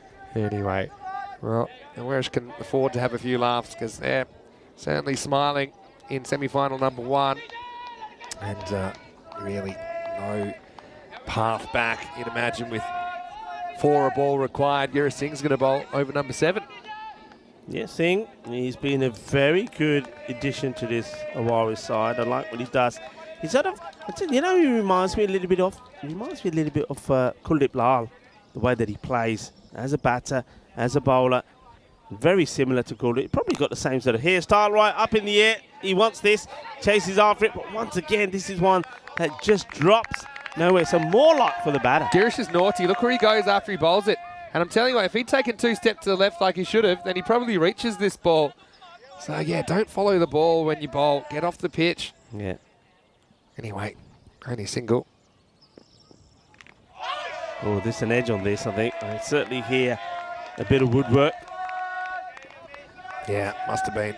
Yeah. That's one that probably, Machado looks back, probably could have moved his head a little bit rather than going to the side and would have had a better chance of that sticking rather than kind of being set in his position. Just a little thing, but he does make the stop at least. At the moment, it's really not the wickets that matter too much. The margin doesn't matter in this game. It's just a matter of who wins and who loses. Well, throws everything at this, and it's just going to be just labour for a single. That's the other thing, just a comparison between the two teams. If Awaris are batting and they're hitting that, they're running hard, and you can say, somebody will be saying 2, 2, 2. You see, Gurkha 11, they hit it and they just walk. I mean, okay, I suppose a lot of it is because you're resigning yourself to the fact that you're losing a big match, but still, standards are standards. So, hit well. Once again, it will just bobble up to the fielder and make the stop, and that's Conrad Greenshields. What a happy man he'll be at the moment, the captain. We're just going through the motions. I know he's there, but he'll be saying to himself in the back of his mind, no, I'm not getting too complacent. It ain't done yet. even though this rate is really now quickly approaching the impossible mark. High up in the air, and the man we talked about could be taking the catch, and Conrad Greenshields does. There he is, the man of the moment, and quite easily going to be player of the match in this semi-final number 1. Conrad Greenshields, the captain, takes the catch, and Girish Singh picks up another wicket as he sorts out his hair. And just tucking him up slightly, doesn't really get the full swing in it, and he just makes that look easy, doesn't he, Conrad? Almost the distance, but almost isn't good enough. Conrad patrolling long on. Brave effort, I think, from Lalit, who played some nice shots in his 11, but he goes down swinging. It's the 5th wicket to 4, 53 for 5. I want to say hello to the Nowhere Kid, who's watching from New Zealand. I think that he's following the puppy, Alex Macy. Macy's a wonderful guy to be around. Very good clubman as well. And he's been patiently waiting, perhaps, for a bowl in the last 3 overs. Yeah, MC Hammer we're talking about, of course, Macy. I wonder how his head's healed. Must have healed pretty well. Yeah. Super glue does wonders. That's what they invented super glue for, you know. I know you're good with glue. Reasonably. Anyway, here is Girish. Oh, quite easily could have been another as Waleed has a big swing at this. Waleed Imran. Also, I want to say hello to Usman, who's got some interesting thoughts in the chat. Anyway, let's have a look at what's coming up in semi-final number 2. Marlow versus Fighters. Marlow 9-1. The only game they lost in the group stage was to Fighters in match 46. Fighters, they fought their way in on net run rate. Harpreet Singh comes in for Fighters. Dalvinder has had a very good series, and so is the captain, Mandeep Singh, particularly with the ball. Baljinder Ram as well. I don't think we'll bat down at 11. He's a pretty good striker of the ball and a handy left-arm bowler. Marlow got a lot of stars, don't they, Marlow? They've won every single trophy here at the Santarém Cricket Ground in ECN Cricket. So they'll want to make no mistake. They have to go in as favourites, Marlow, but Fighters did hand them a loss last time. And the news from the toss, Fighters won their toss and bowled. And it was chasing that Fighters were able to beat Marlow just a couple of days ago. Yeah, it was. But, well, we know that for semi-final 1, hasn't gone the same way it did when these two teams met. And maybe semi-final 2 may be the same. We'll have to wait and see. But at the moment, we're just really just going through the motions here as Macy comes on to bowl. And they're pretty tidy so far. Gurkha 11, they're going to have to pick themselves up from this. They'll be hurting because they've had a good ride. Remember, they had a good victory the other day as well against the Fighters. And they were up and about and they were doing all kinds of celebrations when they're there. But the mood is very different today as Macy gets another dot through. Waleed, I don't think his stay is going to be too long out there. He's swinging and missing. They're playing some horrendous shots across the line. And outside the off is where I want to keep it, says Macy, because I don't think he's going to get anything on it. And so far it seems to be right. What a good spell of bowling, by the way, from Girish Singh. His spell was superb, 2 for 12. They're just another bowler that's performed beautifully well for Irish. Macy once more. It's more of the same for Waleed. Swinging and missing, swinging and missing. Frustration from Kumar. Having said that, though, Kumar, 8 of 12, hasn't really done too much better. And that's the thing, you know, Vinny. I mean, I know Singh's been and gone, but how does somebody like Rahul Kumar in a match situation like this come out before Hardeep Singh, and he's there, you know, 8 of 12 deliveries as we see another dot, 1 and over. That is from Macy, just the 1 run from it. 54 for 5, and what must be going through the heads of Gurkha at the moment? Yeah, it's always tough when you're in this situation. I mean, what you will say is, okay, you can talk about the order and these things, but I mean, when it came down to it, he did get a bat. It's not like he's been sitting on the bench the whole time. Yeah. He did get a hit, didn't work out for him, and it's going to be a tough one to swallow for Gurkha 11, that's for sure. Yeah, it will be.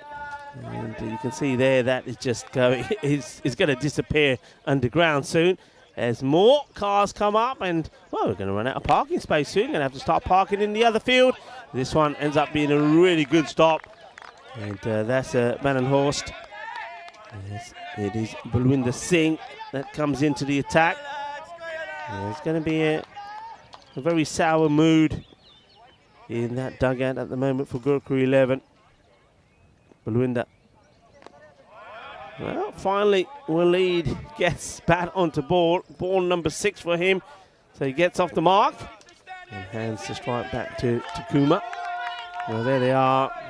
You can see not a very happy camp at the moment, but they're going to have to pick themselves up. Well, this is a nice shot. It's a one-handed hit down the ground. It'll be 4 runs. He says, well, sometimes they say 2 is better than 1. He decides that 1 will do as he plays that dead straight for 4 runs. Yeah, nice shot. Getting the consolation runs, aren't they? Walcott will be, I suppose, so disappointed. They will have a bit of time to kind of gather their thoughts, though, and play off for a trophy in the bronze final a little bit later on today. Keegan De Silva. That's the fielding there. And the thing with the Warriors is, I mean, they've won this. They literally have thrashed Gurkha, but look at all the names that we haven't seen. You know, Keegan De Silva just doing a bit of fielding there. We know what a great player he is. This man who's doing the bowling here, but Winder thing as well. And Francois Stoneman doesn't get a knock. Still a lot of good players in that camp. They're looking a strong side. They're looking like winners at the moment, aren't they, Awaris? Yeah, no doubt about it. It's a nice looking shot, and it won't get stopped either. Well, there's Diana Oris. It's got her peacock theme on. And Diana with her burrito. Good shot. And, it's another one that will be on the social network. And of course, you can follow that. You can follow me or Maximo on Facebook and Instagram, and of course all of the interviews and the photos. ECN photos courtesy of Diana Oris will be on there as well as you can go onto our website, europeancricket.com. Not only look at this event, but have a look up there for the international cricket coming up. You can see all the teams, the stats, the schedule as well. Macy back into the attack. This one gets whipped away. It's been, I wouldn't say the perfect game, but something approaching it for Warash here. I'll be hoping to replicate this in the final. Yeah. I think they've played themselves here. They haven't really worried too much about their opponent. They've just tried to execute their skills as well as possible, create chances, take chances with their batting. I think they were positive. When I think about how they laid the foundation of this 145, yeah, that's a slow ball from Macy. Just gets away from Machado. Yeah, I think about how they kind of, now I'm getting an overthrow. Now we might have another chance to run out. Conrad says no, enough of this madness, don't worry about it. They didn't lose wickets in the power play. So I remember saying at the time, I think it was around the 6th over when Conrad came in, but whoever came in would have that freedom. Yeah. So they had to deal with some pretty difficult bowling in the power play. They were going at a reasonable rate. It wasn't outstanding. It was probably 11, 12 and over early in the power play, but they didn't lose wickets, which just meant they had that platform to launch. And you contrast that with this power play. You saw Gurkha losing 3 wickets in the power play and just never really feeling settled as an innings. Yeah, you're right. And the thing is also, when it comes to these big matches, see this one from Macy up in the air, and where's this one going to land? It should be a catch, and yeah, that's well held. It's nicely done. There's another wicket that'll go down, and that's the Faf Snowman making no mistakes. And that's the thing. I mean, the catching, you see, with Awarish, you'd have to say that they did. I mean, we know Faf Snowman, he dropped the catch, and we know Miguel as well, but it never hurt them. Whereas when you look at the innings of Awarish, well, both Kuldeep and Greenshields were dropped, and they did go on and hurt them. Machado was also given a life as well. And in big matches, it matters. And when you look at the likes, you know, Conrad Greenshields, the sort of form he's in at the moment, if he gives you a chance, you take it. The same with someone like the opener Andani. Give you a chance, you've got to take them. Otherwise, they are going to hurt you. Yeah. And that's what's been the issue. That's right. Well, the nowhere kid, he's pretty happy that Mace gets a wicket. And hello to all of our New Zealand viewers. Of course, that's originally where Alex Macy grew up. Lovely guy as well. He's got 2 balls to come. He's been very good in this spell. It's another in swing, almost takes out the stumps. Where does this hit the keeper? I think it hits him in the chest. Well, I hope it does. Let's have a look at this. Machado makes a really good stop. Yeah, this is more about the chest. Got to know it's a slow ball, though. Maybe step up a little bit so you're not having to deal with that second bounce. Nukatapa gets the last ball now. And it'll be just a single. So it's a very good performance from Oerash, last year's runners-up. They're going to do this pretty easily in the end. I don't think they even run off the last ball. I don't know what's happening out here. I think he's run out. So it was a bit of a mess. Just kind of sums it up for Gorka. Well, it's hard to run with a broken heart. But the final score will be Oerash 145, Gorka 1169. It is a pasting, really. And Oerash, they certainly, after having to bat first, they did a very good job of it. Didn't run into wicket trouble. Conrad came out, played one of the innings of the tournament in a pressure situation. And in the end, they run out winners by 76 runs. Remember that Oerash, they were sent in by Gorka 11 this morning, but that didn't work out too well for the skipper, Gorka 11, skipper Madukatapa. So, yeah, a lot of mutual respect between these two teams. I know Gorka will be disappointed. They'll get to come back and play for bronze later on. But Oerash, they are the first team through to the final this afternoon. Yeah, they are. And this is a good sign for Oerash as well, because I know Conrad Greenshields has always said that Gorka 11 is a little bit of a bogey side for them. They've always had issues against them. So he'll be feeling that today on finals day to beat Gorka in the semi-final, or maybe they're able to change the history in a European Cricket Series, then maybe they can go all the way. But we've still got to see who they'll be playing in that final. Marlow taking on Fighters CC. And these two teams certainly did provide us with entertainment before. And remember, Fighters are the only team that have beaten Marlow in this series. Let's take a look at the highlights of this semi-final number one. It's a pretty good start for Gorka, don't forget, as the boundaries were flowing early. And Junaid didn't get it quite right, you have to say, in the first over. But things were about to change. And so, yeah, Oerash, although this one was put down, you thought, oh, will it be another one of those kind of finals where drop catches come back to hurt them? Not so much, because yeah, Junaid, after this early over, went for plenty. Faf came back, and okay, he went for a boundary as well. But then these 3 wickets in the power play, they were crucial. They just put Oerash on top. From there, they never looked back. Yeah, and it was Junaid, first of all, taking the catch. Faf Stoneman, he, after dropping Suman, he did get his wicket. That was a big moment for them. And I think this is just really clever bowling from Junaid Khan. You've got a new batter in there. You know that he's looking to get boundaries. At that point, they needed 3 boundaries and over. Fires in the short delivery. And then, well, look at this. What a ball this was. We saw him take a wicket with the short one, and then this one right in the block hole. There was nothing really Farooq Ahmed could do about that. That was just such a good delivery. Oh, it was unbelievable, wasn't it? And then, okay, this one did get away, but Bardenhorst came on. And then it was that pressure that the batters were feeling, even though Miguel, I think, is feeling the pressure in the field sometimes. This would have been out, though, on the second attempt. But having 140 on the board gives you the confidence that you don't have to be perfect. You just have to be good enough in the field. That was a great bit of work by Greenshields to his left. So, yeah, you know, they've made the occasional mistake. It's not game-breaking, is it? And Machado, I think he did a pretty good job behind the stumps once again. He's been a good option there. And that wicket was a big one, wasn't it? It made a lot to them. And they came from everywhere to congratulate the keeper there, because without Hardeep in the equation, it was going to be tough, even though Mohan, he battled on. But, yeah, really, you know, whereas they get sweet revenge for that loss in match 44 as they come back and they win this one comfortably. And in the end, I mean, we knew a long time before the final whistle that we're going to be through to the final. Yeah, it is sweet revenge, particularly for Conrad Greenshields. Remember, he was the man.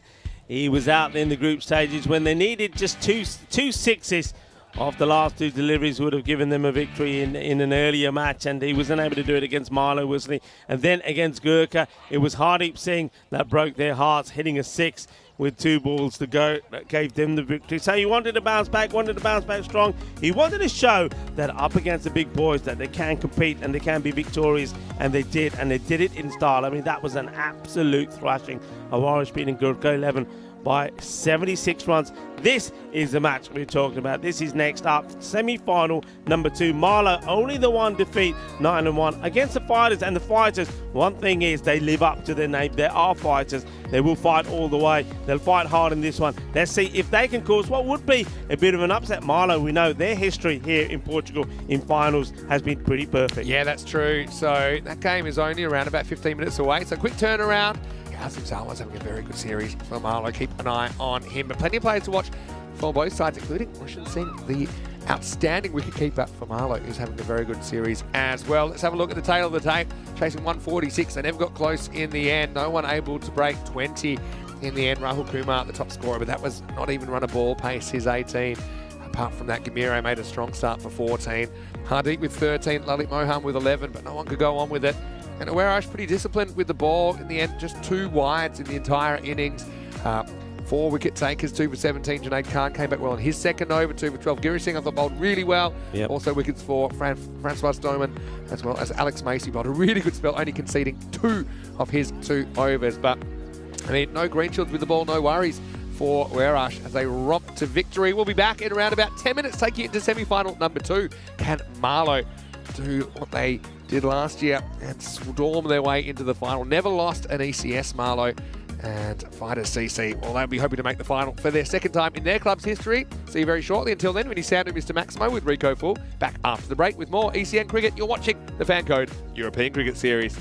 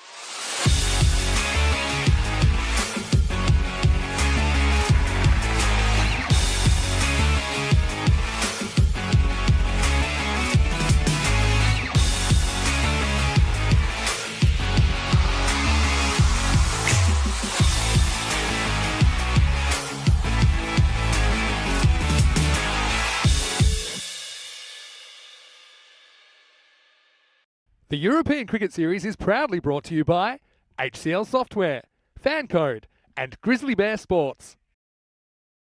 Hello and welcome back to the SCG. Mr. Maximo with you, Vinny Sandhu for the European Cricket Network. Always exciting when we have finals day, and today is no exception. One semi-final has been run and won. Second semi-final on the way now. Marlow, the tabletoppers, taking on Fighters CC. Let's see what happens at the coin toss for this match. Tyrone Peters has the two skippers. One deep to call.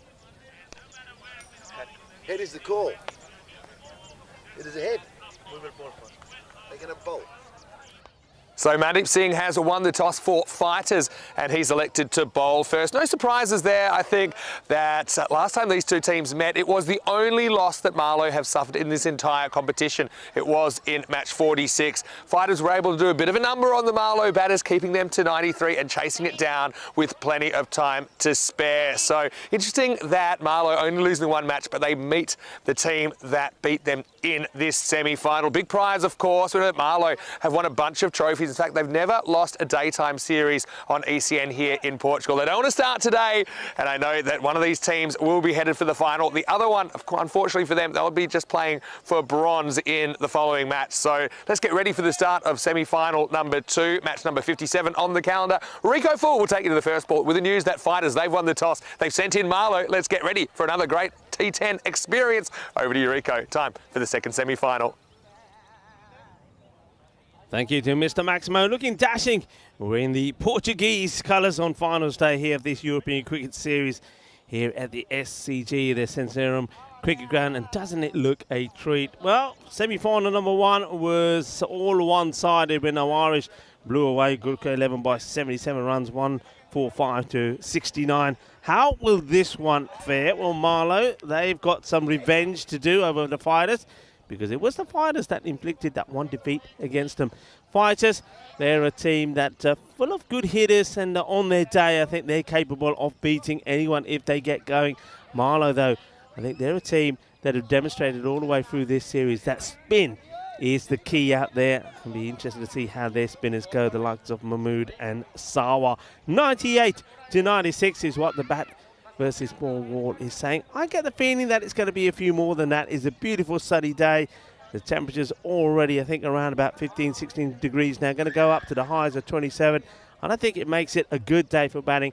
I mean, we've seen almost, I think, an average of around about 115 runs being scored throughout the innings here. And I think with that last match, the way that finished with Awarish blasting 145, I think that will mean that those figures are going to keep going up. So there's going to be a lot of runs scored here today. I'm pretty sure of that. I think there's going to be a lot of runs scored in the internationals this weekend as well. Remember, those will be starting tomorrow with Netherlands and also the team from Gibraltar joining the host Portugal in those matches. But first of all, we've got this series to deal with. Semi-final number 2 on the way. And it's going to be Baljinder Ram to start. Singh goes up. There's a chance first up here. And it gets taken brilliantly. It is the captain, Mandeep Singh, that takes the catch. And Amandeep Singh will go first ball. What a start this is for the Fighters. And they're up and about. Look at them. They're up and about. They will believe. And that's one thing that the Fighters have done all the way. That's why they are the Fighters. They believe they can do everything. What a good catch this is from Amandeep Singh. There's no way he's dropping that.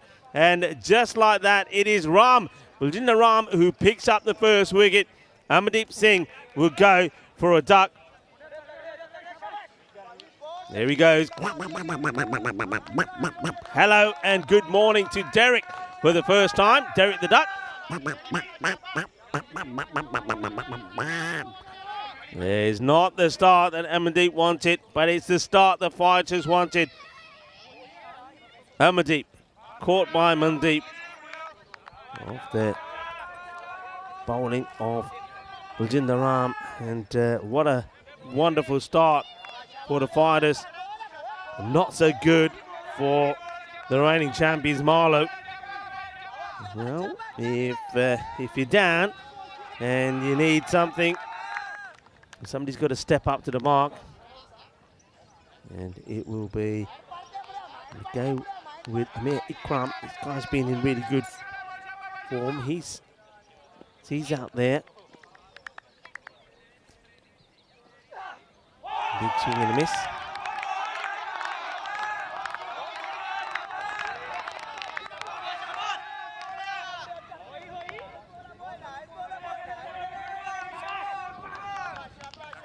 So me and Shahid, the captain, joined now by Ikram.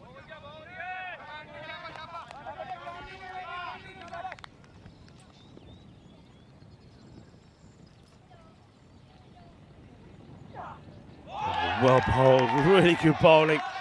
He's right on the money and he's on song this morning as well. Quality stuff.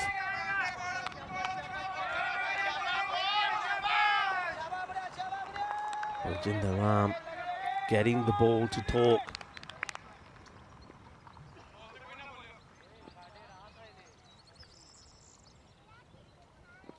Ikram looking to get the first runs on the board. Not going to get them with that one. It was there, but he tries to wallop it. I think he would have been better option would have been just to try and just help this along.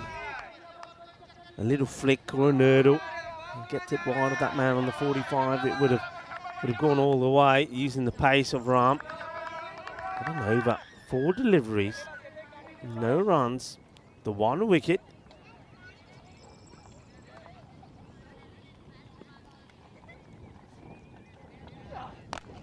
And this one will be runs. It's hit hard, and it's going to be 4 runs. So the first run's on the board. Not a bad delivery. I think this is just a case of Amir Ikram just decided, right, no matter what comes my way, I'm going after it. The first run's courtesy of a boundary.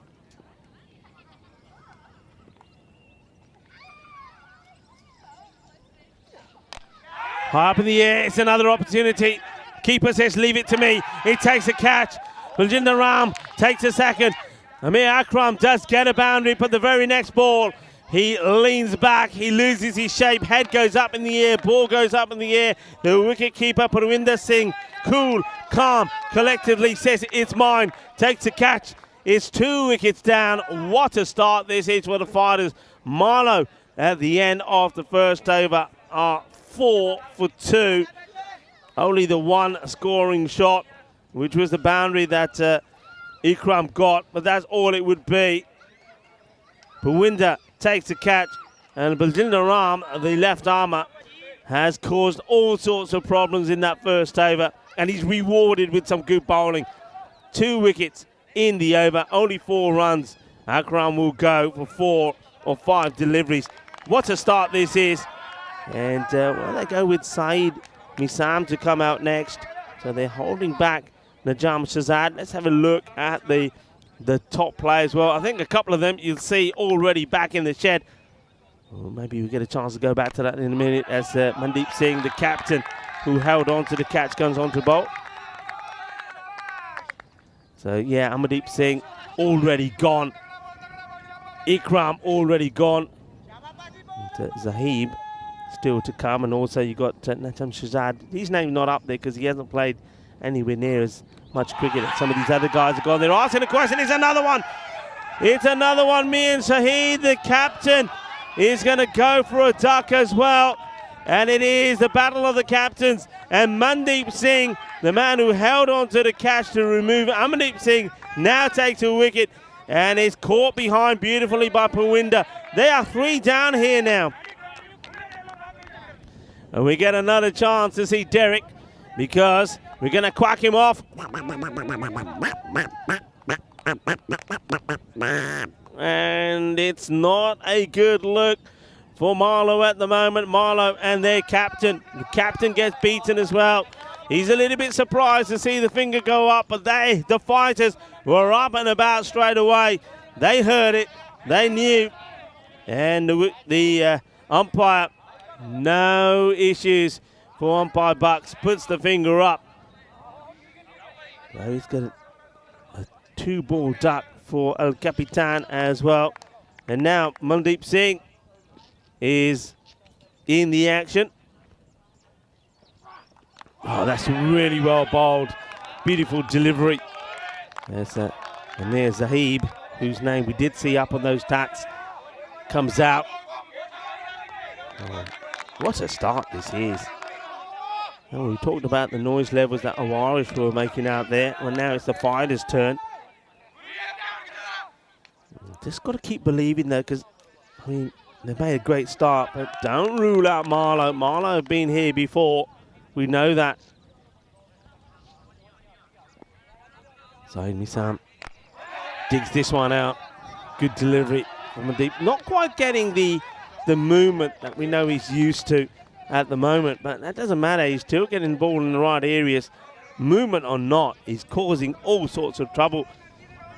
And, well, Chris Smith saying that was not out. Well, Chris, it's just one of those. I think it's very difficult to see on the screen. And Keanu saying he loves Derek. Oh, what a delivery. I said he's not quite getting the movement that we know he can. And then he comes back with this one.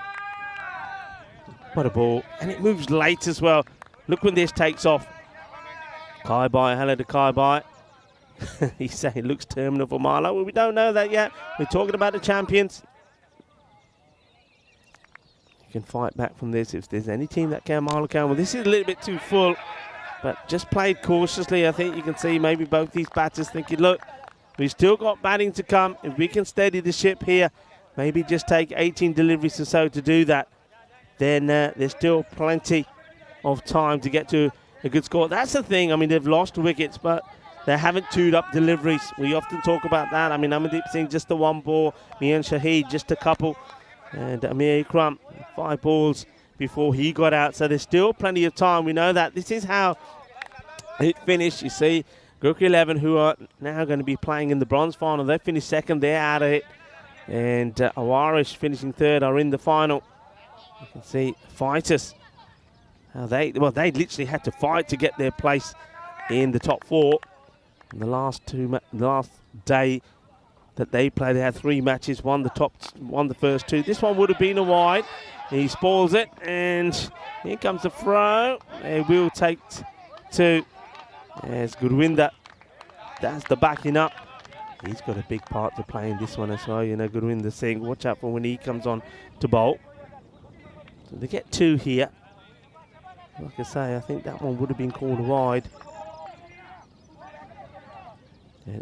Well, there's the coach, Pawinder. Always giving some direction from behind the stumps. I'm liking it because he does it in an encouraging way as well. Oh, well bowled. What a delivery there from Ram. Bowled absolutely beautiful. As Baljinder. Very nice to see a lot of people coming down to the ground. Of course, it is a holiday. It's Good Friday. Happy Good Friday to everybody. And there's a few Easter eggs around as well. And I'm going to say very thank you to Steve McVeigh. I requested an egg from him when he said he was going to come down for finals day. He's here. I know Vinny's had a chat with him and myself as well. And he's presented me with my Easter egg. This is too high. It's a no ball. And I think the wicketkeeper here, Parwinder, the coach, does extremely well. Well, it could be a run out. Oh, they get lucky with the bounce to Marlowe. No ball call, but look at this. This would have been 4 byes as well, but it's a pretty good stop. He gets the foot on the way. He lays it onto the fielder, and it's a good pick up and throw, but just watch the bounce here. If this hits the edge off the pitch and takes off. Otherwise, I think if Pawinder gets that, there was a chance of a run out. Action-packed semi-final number 2 so far. Hello to everybody at the ground who's watching the action. We've got a full house here. You can see some of the activity at the back. Nice to see that. It looks like Bruno's got his Peacock Friday shirt on. It is Peacock Friday as well. Peacock Friday, Good Friday. Nice to see a lot of youngsters around the ground as well. This one gets played out. Was a free hit, remember. So it wouldn't have been out if it had gone to hand. Yeah, a lot of kids around the ground as well. Playing a little bit of cricket in the background. I'm loving that as well. And you know what? This is what we've been saying all along about this ground and this facility. It is very much, it's top notch. And it's very family orientated as well. Very welcoming. And loving the clubhouse. loving the decked area, which is at the moment just packed with people watching the cricket. This one will be, well, okay, says the umpire. And just have a look at this. It goes very wide. Well, we can't see the line because the helmet of the non-striker is in the way. But Bolo Butamata is quite happy that that is well within side. Amir Zahib looking to lead the fight back.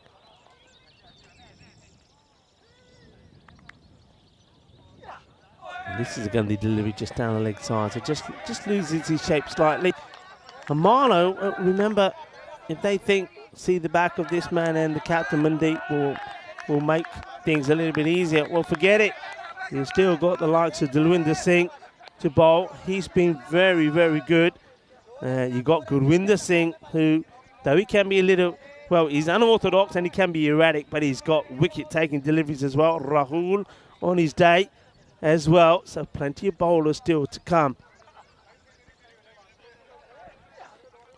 And that's in the right area, so he gets his line right pretty quickly, does Baljinder. Great spell of bowling from him so far, with the ball to go in his spell. 2 for 10.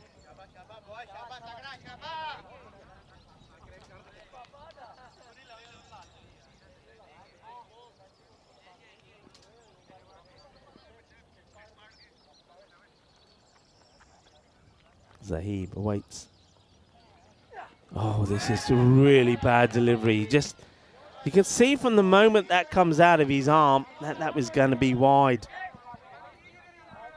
Well, just have a look at this. I mean, from this moment, that was never going to go on the stumps. I mean, he's not even looking at the stump, so not sure what happens there to Baljinder Ram. But he doesn't help himself because he had the opportunity to finish the over well. Gets it wrong. It's wide. Takara hockey, be strong, come back strong, finish strong. Oh my gosh, really, this is a no ball, yeah. As soon as I saw this, I think this is a no ball, and I'm pretty sure this has been called for. He's gone too wide. What's the back foot on this? What's the back foot? Let's have a look here. Where does the back foot land? Yeah, that's a big no ball. Well spotted by Bolo with Tamatsi. So I don't know what's happened to Ram here now. And he finishes with what we know he can do, a tidy one. So just spoils a few deliveries there towards the end, but still, you'll take that. Great spell of bowling, 2 for 14. Yeah, just lets himself down with a few extras. So the score, 19 for 3. I'm just having a quick look at the extras as well, because keep an eye on that. That is 7 extras. So 7 of those 19 after 3 overs as a result of extra, so they need to just keep an eye on that.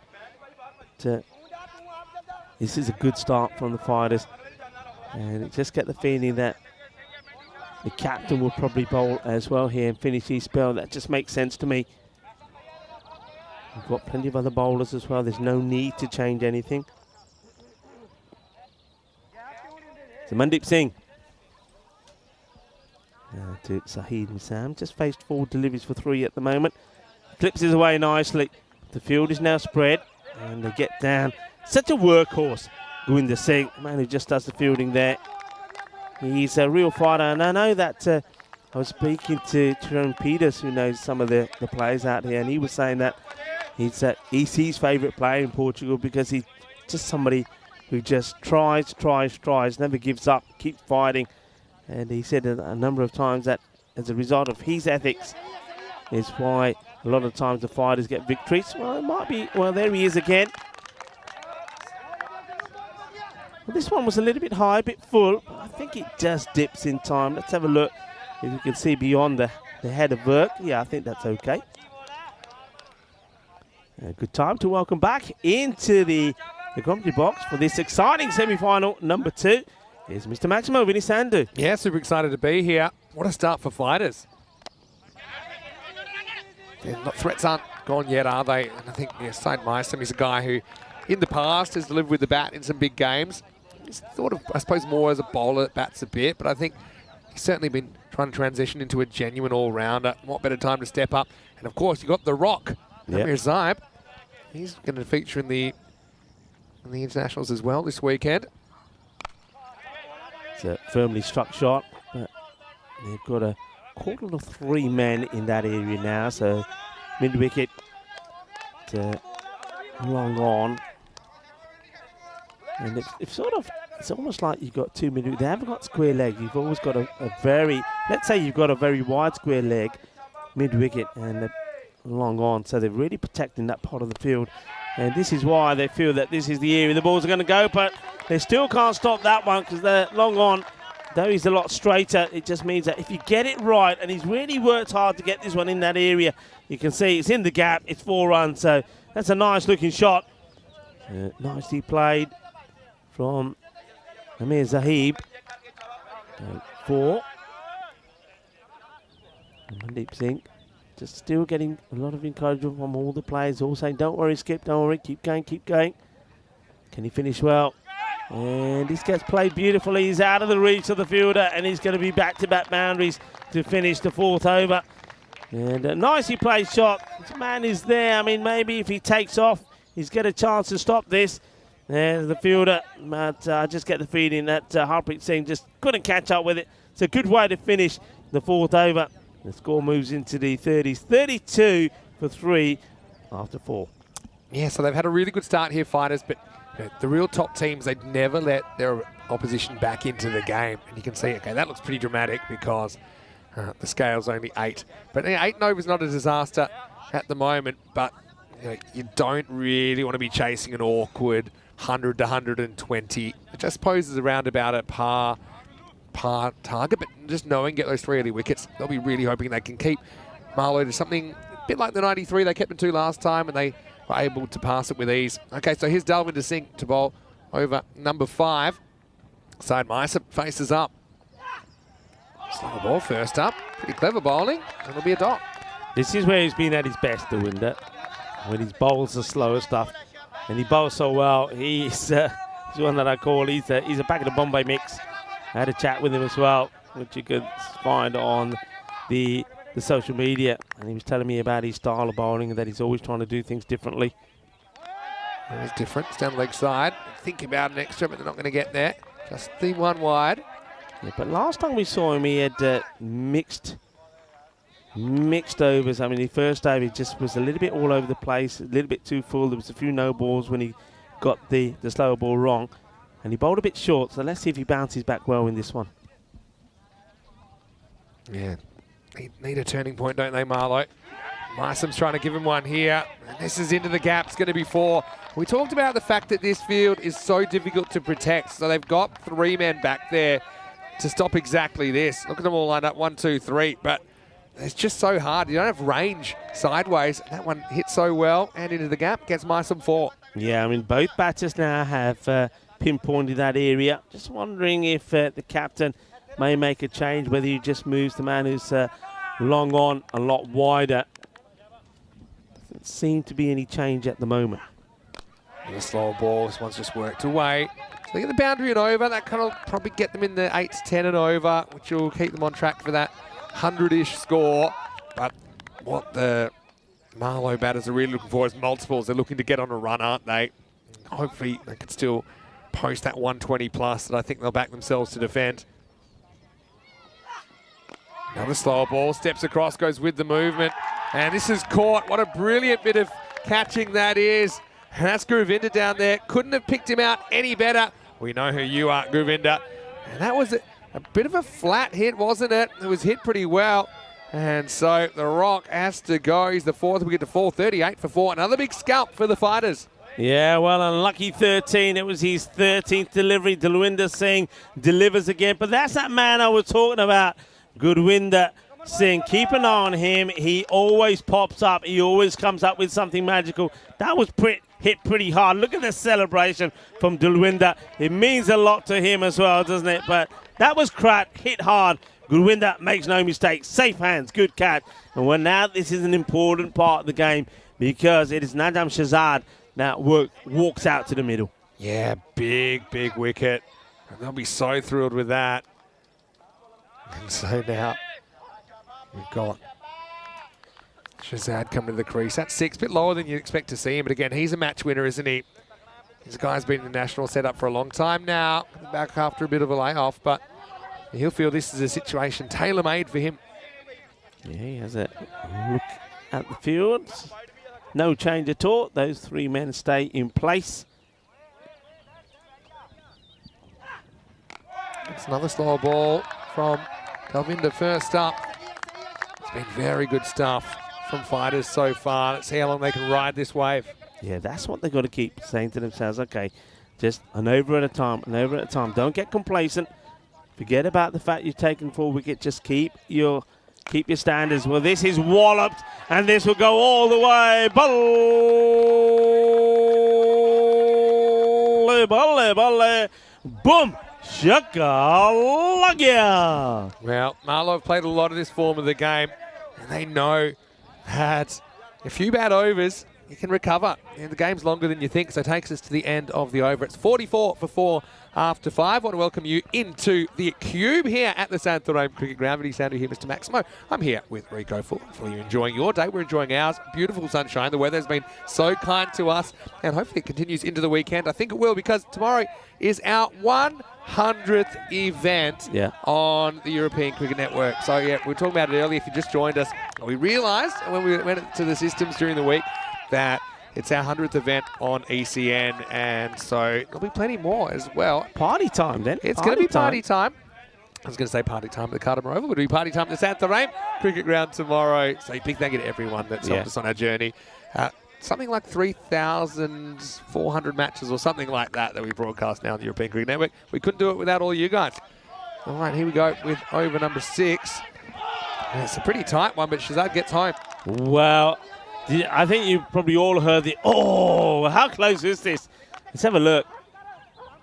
Yeah, I got a feeling he would have been gone. Here's the front. Yeah, he would have been gone. He would have been gone. Look, they needed a direct hit, and almost. Living dangerously. Shazad's a big man to get. Because Shazad, if he has a heater, he could quite easily still get them to a very healthy score. This is well bowled, though.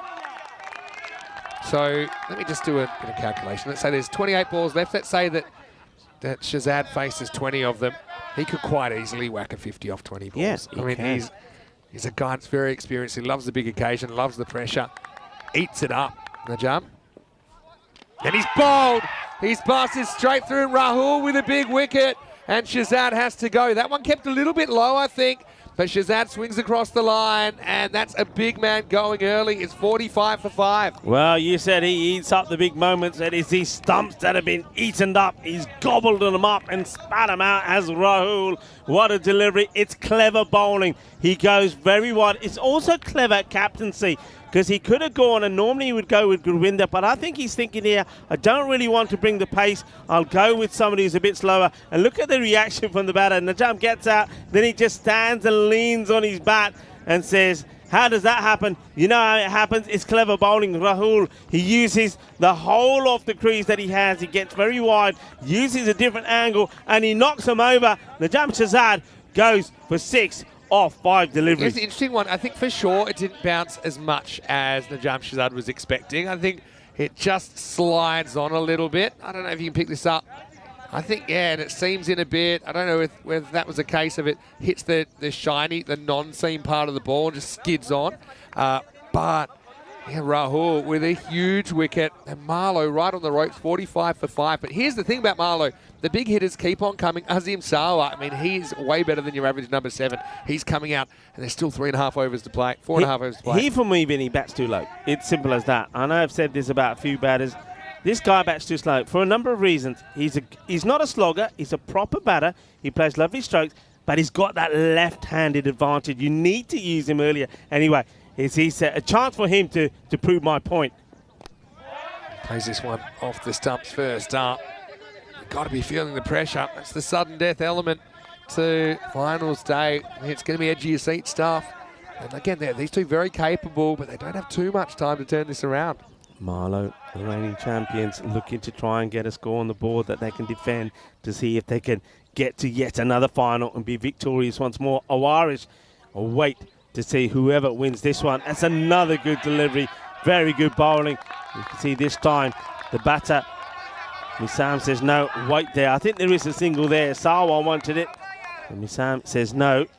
Thing is, cricket's a confidence game. It's a momentum game. Right now, fighters are full of confidence. Look at the way they've gobbled up some of these chances. Haven't been too many bad balls. Who's that over there in the background? That's not a peacock shirt. I think that's Bruno, right? Yeah, it's his lucky shirt. And he said to me, I'm wearing my lucky peacock shirt.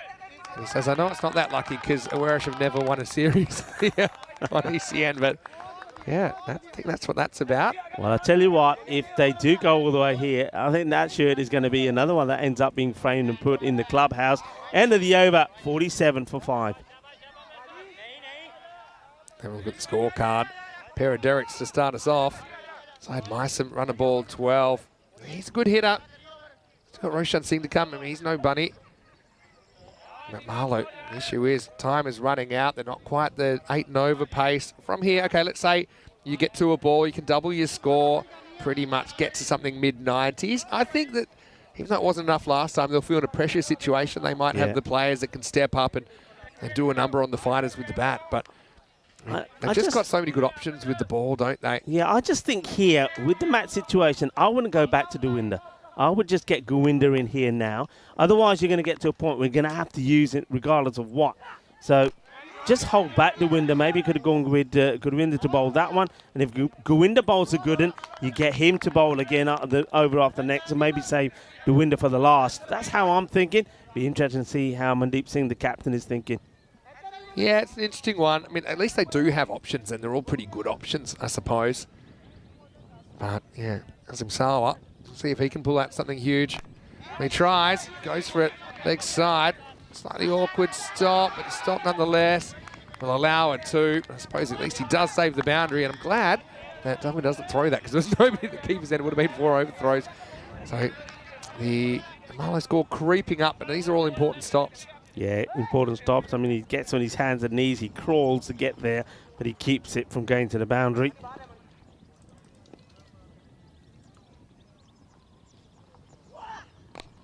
Again, block hole, clever bowling, no run. 50's come up for Marlowe. Only about a third of the innings remaining. I wonder how many they can get to here. Good bowling. Just sticking with that slower full delivery. He's not trying to do too much else. Doing down like that from him. This time it's slightly shorter. And he gets through Sawa. So joining up the dots here. Pressure stuff for Marlowe and for Sawa. Yeah, it's super tense at the moment. Marlowe never lost an ECS here at the Santarém Cricket Ground. Steps away, gets a good ball. Now he's going to have a crack at it. Well, that would have been a bonus one. They'll think of the overthrow, they'll go for it. They'll have another go at the stumps.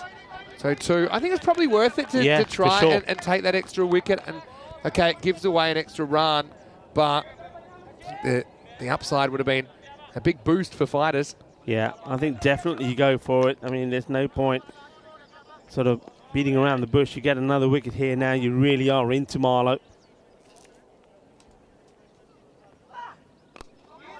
His leg side. And this will finish the 7th over. Still advantage fighters. After 7, it's 53 for 5. And, well, Rico, I know that we're having such a great time here on finals day. Why don't you stay with us for the journey? Because they're waiting in the final for whoever wins this game. Whoever doesn't win will play Gawker 11 for bronze. So, yeah, Awarish in the final last year, they weren't able to win. It was an Awarish Marlowe final last year. Marlowe with the victory. Will we have a rematch of that final, or will we have an Awarish Fighters final? Fighters always... 2 years ago, Fighters made the final. Again, it was against Marlowe. So what you're watching right here. And Marlowe took it in a memorable one just by 6 runs. Yeah, so Fighters. Yeah, sorry, dynasty. Let's see this. And you were the one telling me that Fighters, that this one is going to go to the boundary 4 runs. So maybe that's a little bit of the luck. Suerte y mucho. And maybe that's the bit of luck that could change the way this innings goes, because not where he meant it to go, but it goes to the boundary. But you were the one telling me that last year, Fighters, they didn't win a game, right? Yeah, they couldn't win a game. 0 and 8. This will be something amazing. A team gets to the final in 2021, they lose out, then don't win anything last year, and now here again could go all the way. Yeah, and their first series, well, essentially they would have gone riches to rags to riches because they did surprise everyone by making the final the year before. So anyway, a big swing and a miss. As Rahul runs right in front of the umpire, but probably gets a bit of a word from Bucks there. We go, liking it. Well done, umpire Bucks. I'm liking that. That's all it takes, a little word. And I'm pretty sure that might change where Rahul goes the next delivery.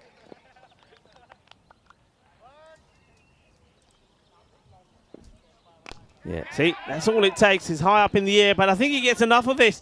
And, oh my word. It won't be a stop in the end. That is such an unbelievable effort. It was 2 good efforts. I think he's definitely fine first up because he takes off from inside the field.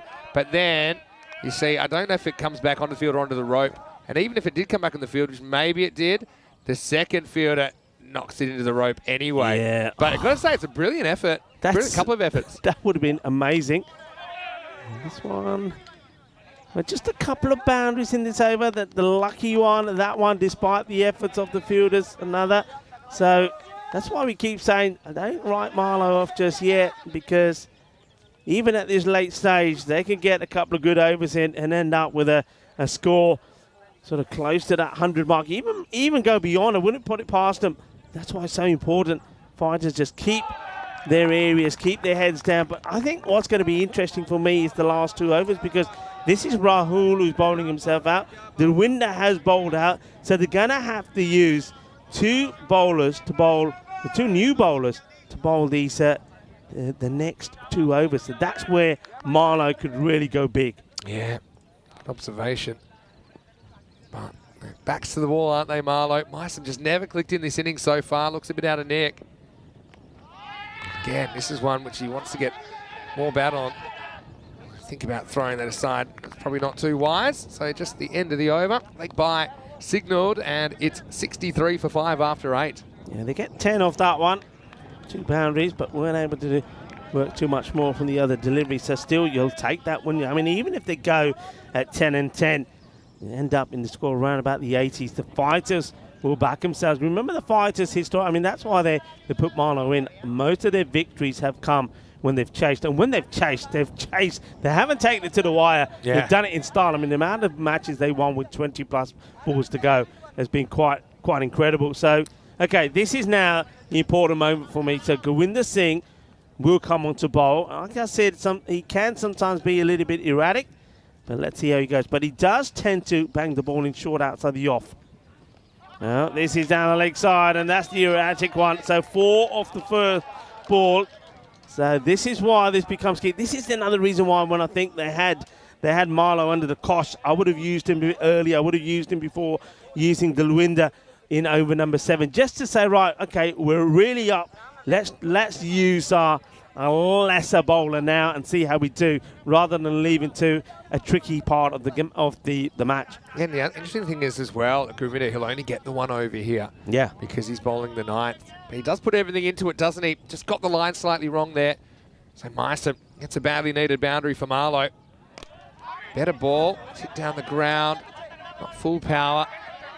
And it'll be Harjot Sahota does the fielding. So, look, if you concede 1 boundary and over, you're kind of happy with that. Probably will turn out, say, 8 or 9 and over from here, which gets Marlow probably into the 80s.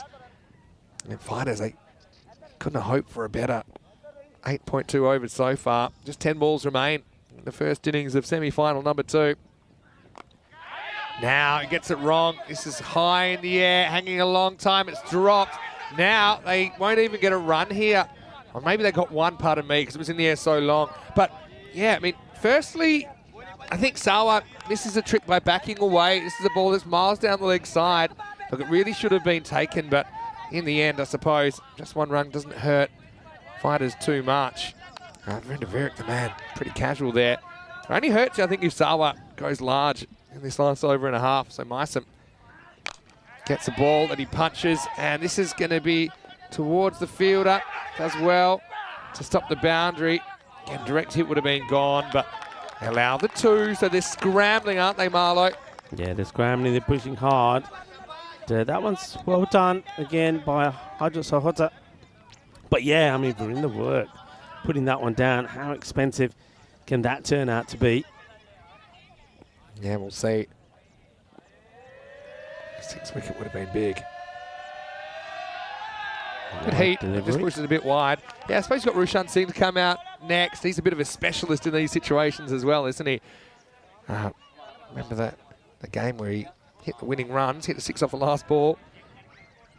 But yeah, this is batting first. This is setting, not chasing. Couple to come. Oh, very good slow ball. And not able to get any bat on it. Just get the 1. Another fake throw from Parminder. But yeah, that's such a well-disguised slow ball because he's all arms and legs, and he slings that ball down there. Yeah. So I just don't think Matt Meissen picks this at all. Big delivery this, because the man who was dropped by Verk is now on strike. So let's just see how expensive that opportunity going down could be. Well, it goes miles outside the off. I think that Govinda was just kind of aiming at the stumps there, but misses. Yeah, he just needed to get the Yorker in, and he can bowl that Yorker pretty well. So, wide ball signal. A long way back there, didn't he? And across.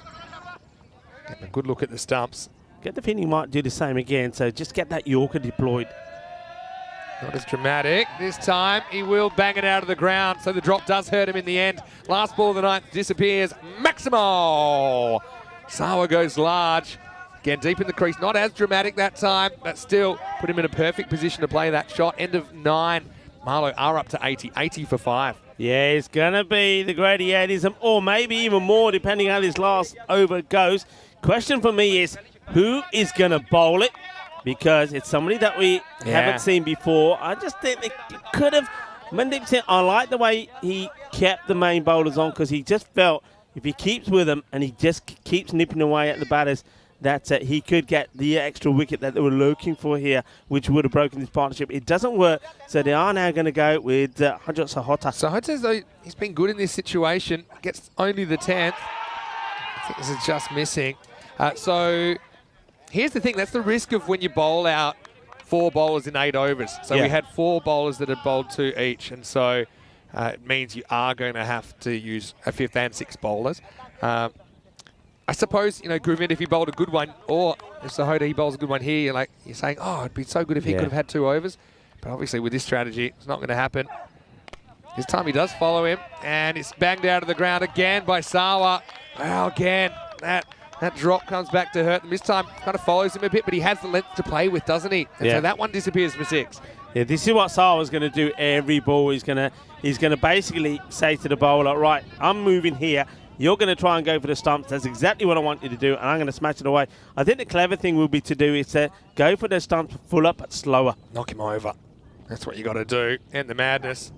And he does just that. That's about as simple as it gets. I mean, he's giving him such a big look at the stumps. I think that's the way to do it.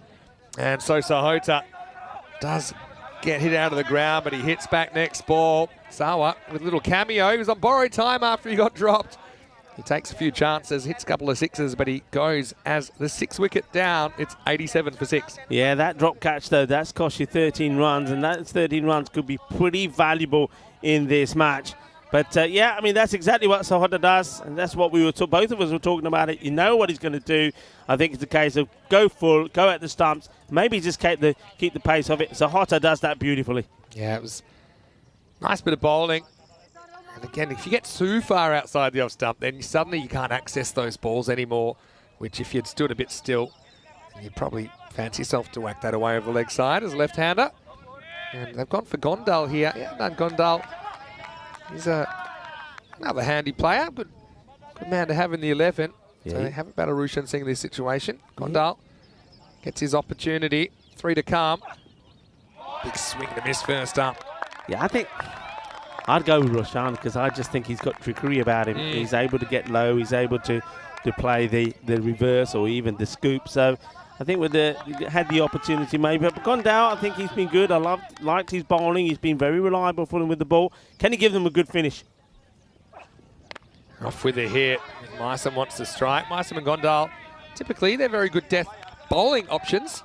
Can bowl in tandem at the end of the innings for Marlow. Now they're death batting options. Yeah, so your 13 he gets, let's say that the replacement batter would have scored 3, so I feel like that drops cost him about 10 runs net. Probably the difference between chasing 90 and 80. Having said that, fighters, they would certainly have taken this result any day when they won the toss and elected to bat. So Sahota just has to dodge one more charge from Myson. Last ball of the 10. Misses. So it won't even be 90 in the end. 89 will be the target. What a performance from fighters. Well, they are fighters, aren't they? Marlow table toppers, but right now their tournament on the line. They're behind in this cricket match in semi-final number 2. Marlow 88 for 6 off their 10. Yeah, well, remember they were able to keep Marlow to 93 at the start of day 10 when they needed that very important victory against Marlow, and they did it. They got there, and that's the other thing. They got to the score, and they did it. Winning by 9 wickets with 22 balls to go. Dalwinder Singh was the key. He was a key cog in that one. Will he be key in this one as well? I get the feeling that he will. They will go about this the same way they always do. All I hope they do. I hope they don't change their mindset. Hope they don't change the way they play. Go out there with guns blazing. But it's been a great performance with them in the field, and this is how it started. It started like a dream because it went straight up in the air, the very first ball, and the catch was taken by Amandeep Singh, and that was the end of Amandeep for the first ball. What a start it was from the fighters, and they were up and about this morning. Yeah, starts are so important as well, and I know that fighters did really well last time. They played Marlow to keep them to 93. They've done even better this time. Again, it was about taking those opportunities, creating and taking them under pressure. But yeah, with the wicket first ball, just gave them an air of confidence, didn't it? And you can see there was a sense of belief. Then maybe a little scratch on the bottom of the bat from Mian Shahid. Obviously, it was heard out there. We can't really tell from the replay. But yeah, every time a new batter came in, they were under the pump. So was the keeper on that occasion. Well, to kick it away, make sure it didn't go to the boundary. Najam Shazad, he had a bit of a lifeline there where he could have been run out.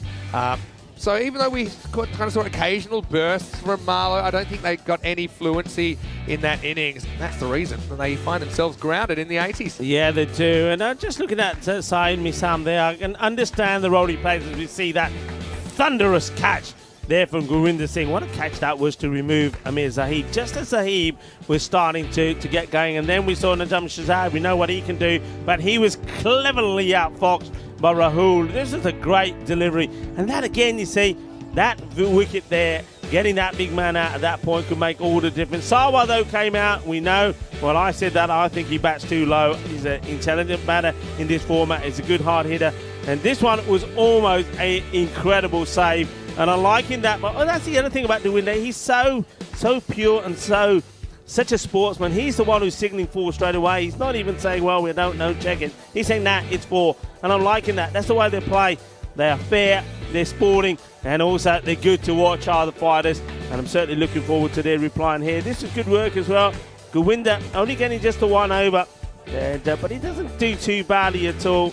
And I think Sahota bowls a very good final over. Only 8 runs coming off this last one from Sahota. Well, there was that 1 big 6, but he was pretty clever. He thought, okay, I know what you're going to do. I just got to hit the stump, and he does. Yeah, that's 10 bonus runs we kind of calculated. It's probably different between chasing 89 and 79, I suppose, in the end. But yeah, Sahota gets the breakthrough, goes at the pegs. Marlow, well, they're a champion team. The thing about champion teams is they find a way to win. We certainly have seen these kind of scores defended. But I think to do it, they're going to have to get the jump early. They're going to have to take wickets in the power play. They know fighters going to come out. They're going to come out swinging. They won't be too worried about the size of the target. They will just follow their attacking instincts. Sawa with 28. 13 of those after he was dropped. He was a bit of a boost towards the end of the innings, 28 of 14. Myson batted 20, not out of 21, just couldn't get too much going. Zaib, 16. He was an important man to get for fighters who put on a bit of a show in the field and with the ball with 5 individual wicket takers. 2 for 14. Baljinder continues his very good series. Singles for Mandeep Dalwinder, as well as Rahul and Sahota at the end. Govinda was just a little bit off in the 9th. We'll take a break. We'll be back in about 10 minutes with the second half, and it should be a good one. We'll find out exactly who will get to meet Warash in the final and who will be battling it out with Gorka for bronze See you shortly. Vinny Sandu, Mr. Maximo with Rico Full, back with the second innings. After this, you're watching the Fan Code European Cricket Series.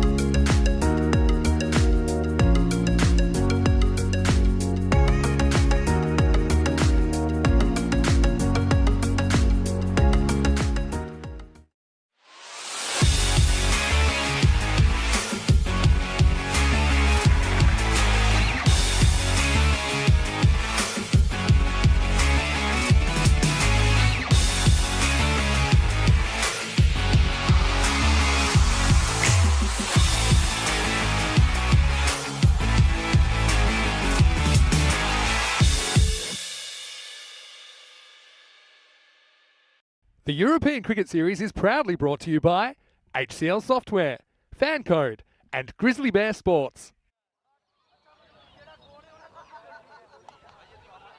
Hello and welcome back to the start of the reply from Fighters in semi-final number 2 between Fighters and Marlow. Marlow, the reigning champions, a team that have a very good success in the European Cricket Series as well. They're under the hammer here, aren't they? They've batted first, and thanks to a superb fielding and bowling performance from the Fighters, they've been restricted to 88, made 88 for 6, a target 89 for the Fighters. We've seen the Fighters go out and chase and knock these runs off pretty quickly in other matches, but this one, there's pressure. Let's face it, there's pressure. A team that's made it to the final back in 2021, then lost all their matches in 2022 in the European Cricket Series. Now looking to see if they can once again put their place in the final. They're going to have pressure. I think the start is important. They get off to a good start. They get off to a good first 10 balls or so. Then I think they'll get there. Marlow, no, they need a good power play. And here's the first shot, and they'll win this thing. Will send it smashing. It's manos arriba from the arbitro as this goes all the way. 6 runs. They go with Najam Shahzad to open up, but it's in the slot. He gets his swivel on it. A bit of the MJ. Oh, as it goes all the way. What a shot. What a start. And Dewinder Singh is up and motoring. Vinny Sandhu, what a shot that is. What a shot to start. I mean, it wasn't even that short from Shahzad, but Alminda put it out of here. And so, yeah, tale of 2 first balls in this game. The first ball, Fighters took a wicket in the first half. The second half, Fighters hit a 6. So, establishing dominance early. Najam Shahzad's a champion player, but he's going to have to call on all his skills and experience here to stop the Fighters. And this is a little push. Yeah, that's a good shot. Almost gets away from the outfielder, but it's just a single. Sahota, the other opener. They won't get an overthrow despite that getting away from the keeper. So, yeah, I mean, Marlow, every time we've had a European Cricket Series here at the Santarém Cricket Ground, they've won. We've had 3 previous series here. They've also won one of the 2 night series we've had in Portugal. So they're a hard team to displace.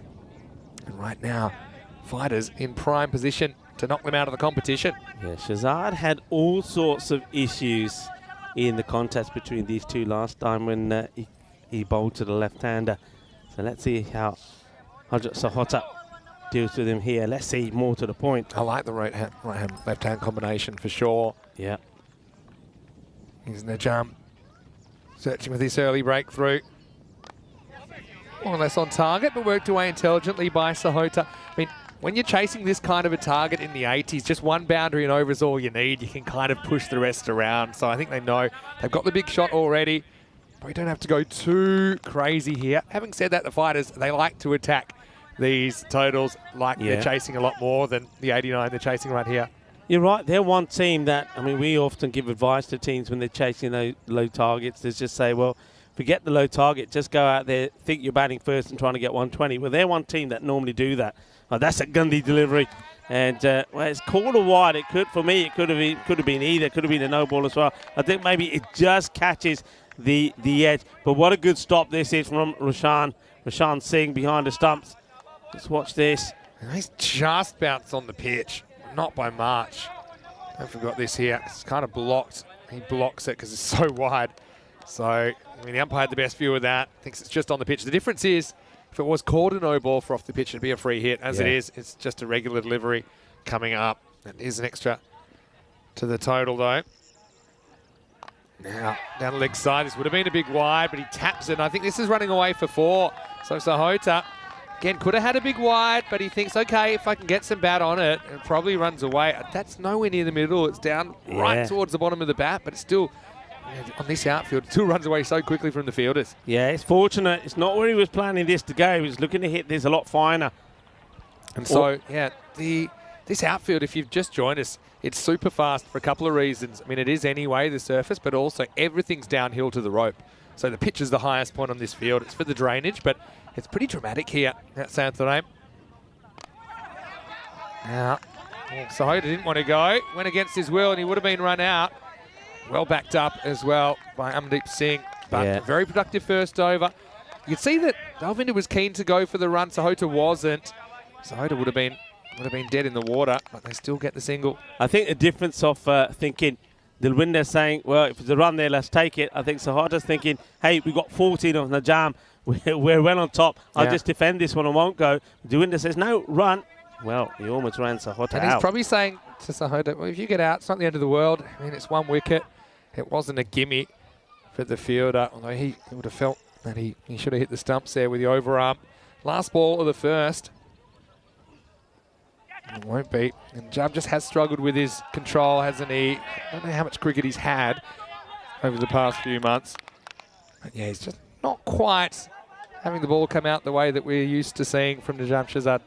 Yeah, he has been having issues. And one thing, there was only one match where I saw him at his best, and when he was really getting the ball in the right area. Well, there's that bit of tongue action that we're used to seeing from Najam Shahzad.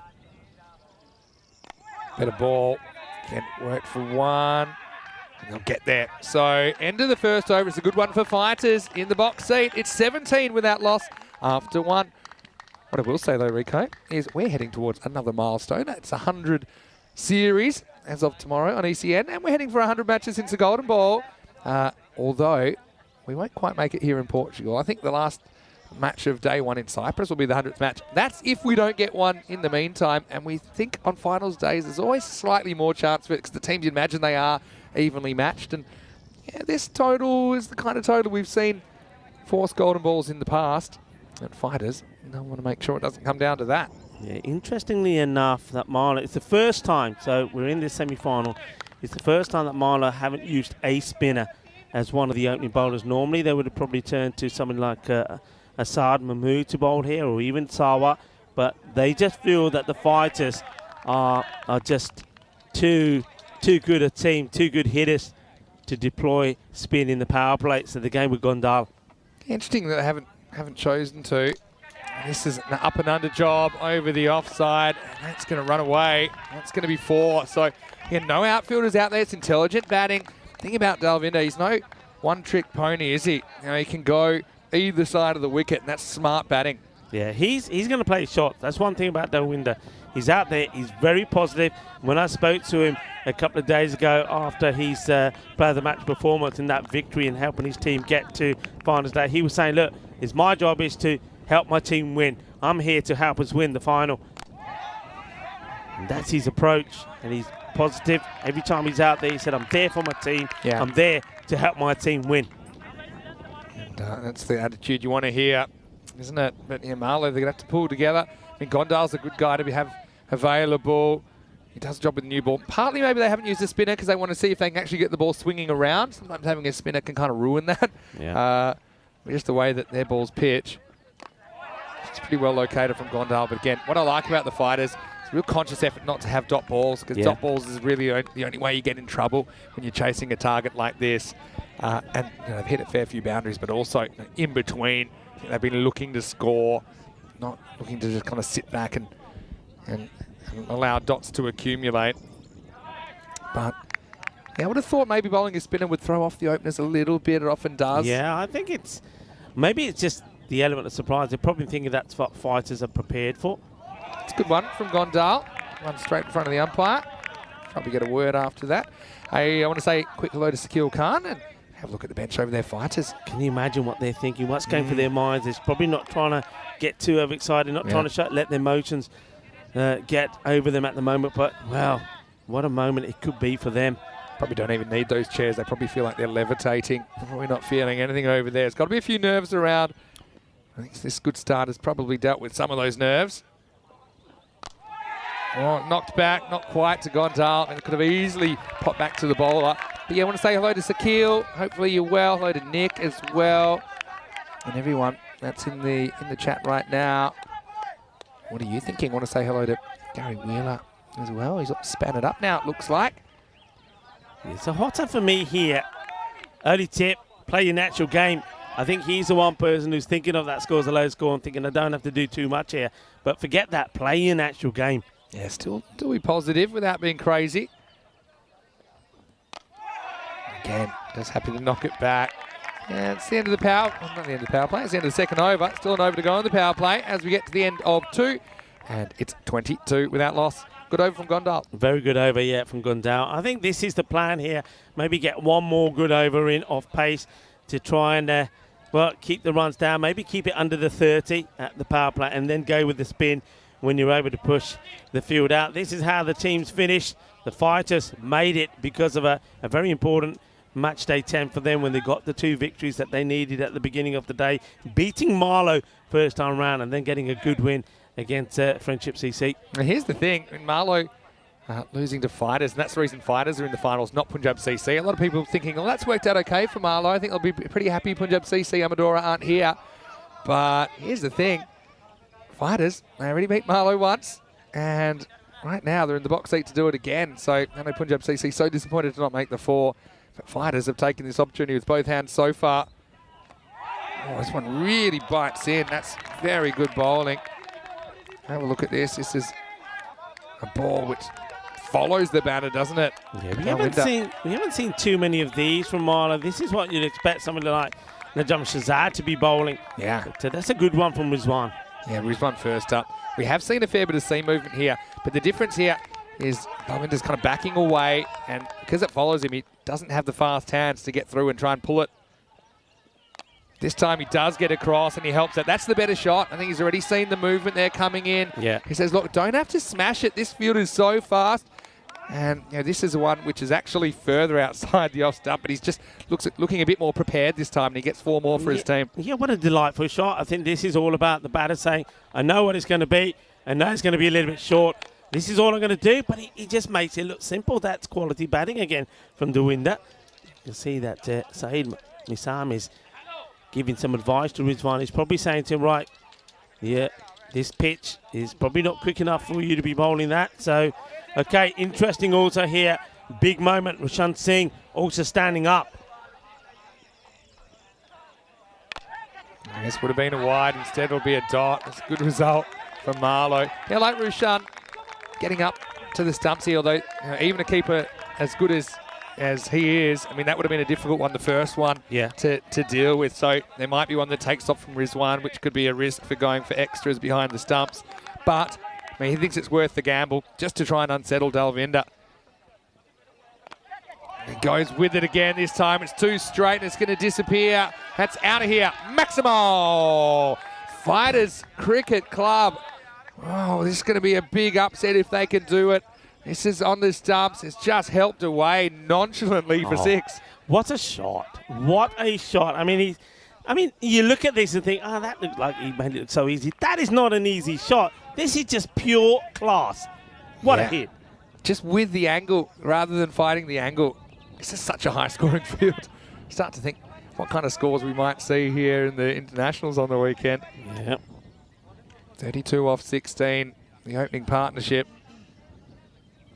And any nerves, I think, have been settled now for Fighters. Those 2 out there in the middle performing.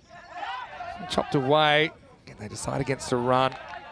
So it's an acceptable power play. I think chasing this, you'd want that 30+ in the power play. They've got that. Haven't lost a wicket either. No wickets lost. Sahota. The only concern for me is Sahota. I think Sahota's probably far better of just saying, you know what, just play me shots, because if I get into this cagey mode, I won't get out of it. Yeah, pretty well located. They decide against the run again. So good finish from Rizwan. Goes for 10, so not the worst over ever. But at the end of the power play, it's advantage Fighters, 32 for none. Yeah, going well. 2 batters come together, let have a chat, and then both be saying, yep, we're good. This is where we want to be. We haven't lost a wicket. Let's just keep this going. But I think here now, surely we're going to see some spin. Question is, do you go with someone like Assad? Do you go with somebody like with Sawa? Me personally, I go Sawa. It doesn't look like they're doing that. So looks like they want to still continue with the pace. I just think if you're the Marlow captain, me and Shahid, your spin has probably got you here. So go with what's worked. And they're just shying away from it at the moment. I don't mind them using Gondal again. I think he's bowled well, but I think you want to use the spin while you still got some runs to play with. Gondal bowled a good one though first up, so I can understand why they're going back to him just to try and keep it. keep it quiet. He does. There was nothing quiet, though, about the stumps getting rattled. Well, he gets the ball middle stump. He runs straight down middle stump to middle stump, but he does knock over Sahota, who just seemed a little bit conservative while he was there, but then he went from 0 to 100 really quickly. You know, there was no middle ground. That's just a walking woof. And so he has to go as the first wicket. 32 for 1. Yeah, good. Well bowled from Gundal. I mean, like you said, he's not bowled badly at all. In fact, he's bowled very well. I just would have thought maybe go with a spin, but he gets a breakthrough. But yeah, that's an interesting little knot there from Sahota, because he was very cautious on balls that he could have played and played aggressively to, which weren't on the stumps. He didn't. And the one that was right on the stumps, he goes for the big shot, loses his stumps. I tell you what, this man, he ain't going to defend too many. He goes out and he smashes balls big. I tell you what, where you don't bowl to him is wide outside the off stump. He is got so much strength in getting that ball over for 6 on the offside boundary. Yeah, very good breakthrough. But yeah, you solve one problem, another presents itself. It's going to have to be more than 1 wicket for Marlow to get back in this game. I think they'll need 4 or 5 and be keeping things quiet along the way. Just one number, they're going with Verk here. They could have gone for a left-hander, somebody who's done okay for them going out in this sort of situation. Baljinder Ram, he could have come out there and just kept swinging at one end, but they've gone with a more recognised batter. Let's see how Verk gets on. Knocked away. And a single. A nice, confident-looking start. Let's see how Dalvinder goes in these middle overs now with more outfielders. I don't think he'll be too bothered. I think he'll still play the same way. I think that he's the kind of guy, he'll play the ball that's bowled to him. He doesn't need to get too inventive. He has a little look to see if they put any back at square. They haven't. So I just wonder if you're going to still attempt to play that little, well, you can only call it a little flick out to the boundary out there. Let's see. But he needs the right ball to do it. Knocks away. There's some discussion about a run. They decide against in the end. Rick was keen, but I've noticed this Dalvinder, he tends to be quite dominant and at the crease. I think he decided, okay, it's gone straight to the field. I'm going to turn around.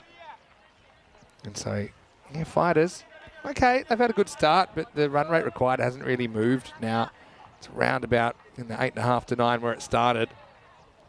And Gondal, he's been brilliant.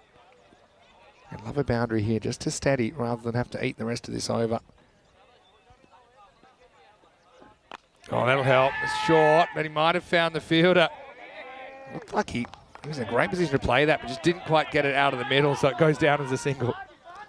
Well, Devinder hits it well, doesn't he? But, well, we thought we did, but he probably doesn't hit it cleanly out the middle. It goes to the fielder, so this is the difference now with that field spread. So they've got long on bat, square leg. Mid-wicket still inside the circle, so they're keeping a man in for their catching chance. They do need wickets, so I can understand that. You can't go too defensive. This time he's on the walk, he slices it up in the air and he's gone. So Virk doesn't work out. He doesn't waste too much time either. Good reward for Gondal. He gets 2 wickets. They decide to bring him back and it works out pretty well for Marlow, who are fighting the fighters for a chance in the final. Again, create an opportunity, take an opportunity. And Vic wasn't really in a position to play that shot. Yeah. It was a thick edge, well held down there as well, 34 for 2. That's a really good catch, but this is what Ravinder Virk does.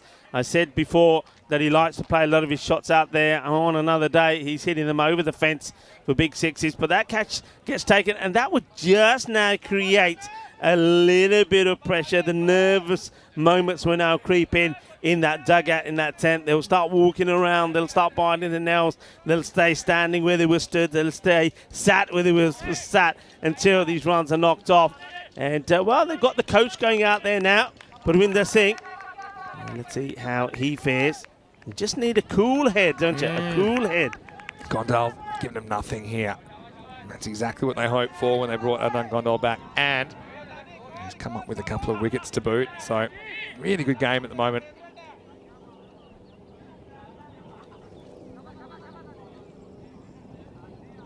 Parvinder. Oh, is there an edge on that? No. But a few people getting excited as we get to the end of the 4th over. The score 34 for 2. What an over. 2 wickets from it. Well, that's why Mian Shahid went to Gondal rather than go for one of his spinners. But once again, he's just running right in front To be of the honest, umpires there. I think that rule hasn't been enforced as well as it might have been. I think it needs to be a warning, second warning and off, in which case Gonda probably doesn't get to finish. But he only can really react if he's told, I suppose. That's something I think we need to sort out, because if there is an edge on that or not, umpire is not in a great position to see because of the distraction of the bowler in front of him, and sometimes the fact that the bowler completely obscures the action. Anyway, good spell from Gondal. He only allows 2 runs off that over, picks up 2 wickets. And so, yeah, for the first time you saw it there, slightly behind the red line. Yeah. Just a touch. Just a touch. Side Meister, pretty good bowler to come on in the 5th. They're certainly in this game at the moment. It's a bit of an arm wrestle, but fighters need to continue to attack, I think, without being crazy. I mean, I think that the dot balls just started to mount from halfway through that second over. We had 3 dot balls in a row, then we had 4 dot balls in the next over. We had 4 in the last over as well. As this is an uppercut, and this won't be a problem at all. Dalvinder, he's out there and he can control this innings. Yeah, too much width. Yeah, it's just too short and well put away by Dalvinder, who's at both sides of the wicket player. Yeah, too much width. He's played a few shots out on the offside where we've had to play defensively and push at him and hasn't been able to get it past the fielders. But this one, he gets the whiff that he wants and he puts it away. So I think Saeed Misam will have to bring this in. There's a few nerves out there still. You can see Pawinda, he's marching around. He's got the adrenaline is flowing. Consolidates with a 1. Yeah, because I think I made the comment about halfway through the second over that there seems a conscious effort to not have dot balls. And from then, we've had a fair few dot balls. And that's kind of where you can trace the change in momentum to. It resulted in the wicket of Sahota and then Virik soon after. So it's allowed Marlowe to get just back in the conversation. Even though I don't think they're ahead in this game just yet, but a couple of quick wickets could change that, particularly the one of Dalvinder. As we see Paolo with the attempted clothesline. Got to say, umpires have been brilliant out there. It's been superb. A long schedule, 5 games a day for all the 11 days. And then, of course, a long day on finals day. We're going to internationals on the weekend. They've been outstanding. Into the bat job from Parvinder, but he will get off the mark with 1. Yeah, Parvinder seems to be holding the key here, and I think the longer he bats, the longer he stays out there. Well, I think it's simple as this. If they don't get him out, then fighters are winning the match. I think that's a done deal. So he's the wicket they've got to get. He's on strike now. Yes, be a good contest, Mysam versus Dalvinder Singh. Again, short. It's cracked straight to the field and he's gone. He couldn't have picked him out any better. Can you believe your eyes? He absolutely crunched that, but Marlowe are a champion team. And champions hold their catches in big games. So 2 good catches on the offside boundary and a big moment in the chase. Dalvinder gone for 29 and it's 40 for 3. Yeah, well, that is the one that keeps him in it. I think, is that their captain that takes the catch? He puts himself in the firing line. This has been absolutely walloped, but he knows he's going to go for it. He knows he's not going to shy away from it. And Mian Shahid takes probably one of the most important catches of this series so far. Dalvinder Singh departs. And now, all of a sudden, it's game on because they still need 50 runs from here. Very good catching. Initially from Mohammad Rizwan, who got Virik in the last over. And then, Mian Shahid. He's like a fine wine. He just keeps on getting better, doesn't he? He's a leader. And look to him for the big moments, and he produces a very good one there. Rahul comes to the crease at number 5, and we're still about 50 runs to get. Oh, I think this is now swung, maybe not quite to a 50-50, but not far off. I mean, fighters need to find another counter-attack, if you like. Loving the kids turning up in the background as well. Oh, edge, and that'll run away for 4. Well, that's just the steadier. I mean, it wasn't convincing at all from Rahul, but you start to feel like things are conspiring against you, and you feel like the universe is handing out a rough hand. But then Rahul gets a sneaky 4 to start his innings off. Suerte para Rahul. 4 runs. Some say he can't believe it, but he just got to keep the ball in that area. That's what he's got to do. He's playing his part. Rahul, well, that will probably relieve a few nerves. He's got runs on the board. A difference it makes when you get some runs on the board. Let's see if he and the coach Pawinda can get them home. Last ball of the fifth. Oh, he forces him to just knock it out. And so it's game on after 5 overs, 44 for 3. Well, Rico, halfway through this innings, 44. If you double that, you know what you get? Yeah, I know what you get. You know, 88. You know what 88 would be? I think Andrews has already said. Andrews had a huge tingle yesterday. Andrews, you tingling today? Yeah, he's feeling it. And he's got the spider sensors in there in the booth. If you want to get in touch with us, you can do at Mr. Maximo for me or at Rico for Rico. Again, thanks to everyone that sends us messages. A bit of a long schedule at the moment, so I'm not great at responding at the moment. I'm trying to knock over a few a day. But thank you to everyone that gets in touch. We appreciate it. And don't forget to follow at European Cricket for some great highlights and things you might have missed. Okay, so here comes spin, and it's Azim Sawa. Yeah, I like it. I like it. This is really now put the pressure on. And I think this over is the one for me. A tied over with a wicket, or even if it goes for less than 6 runs, I think Marlowe go on top. No, I don't think there's... Bucks is taking a long time, saying no. Oh, a dead ball is being... What's a dead ball signaled for? I think that he said he was going around the wicket, and then he's come and gone over the wicket. Well, that's a no ball then, isn't it? Yeah. I think if he bowls from the wrong end, from what the... Because yeah, that's got to be a no ball for me then. Yeah, well, I don't know whether Bucks heard it wrong or Azim Sawa said it wrong. To the left-hander, he normally would come this way. It's a no ball call. There's the signal. So, yeah, he said he's bowling one side of the wicket and he's bowled the other. So that must be the case. But then it seems weird that you do that before your first ball, unless you just misspoke or there was a genuine miscommunication. Yes. So then what do you do as an umpire if he says, no, I said I'm going over the wicket? Well, the umpire just going to say, no, you told me this. I told the batter that. So I think, for me, if what's happened out there is what's happened, it's a no ball. It's as simple as that. If the bowler said I'm doing this and the umpire says, okay, and then he comes and bowls on the... Well, hang on, it's retracting that call now. So what's happened? So I don't know if this is a dot or re-bowl it. I'm going to get to the bottom of it. Okay. So, wow. All right. Let's move along. Next ball. Hit to the leg side and hit over the leg side. Maximo!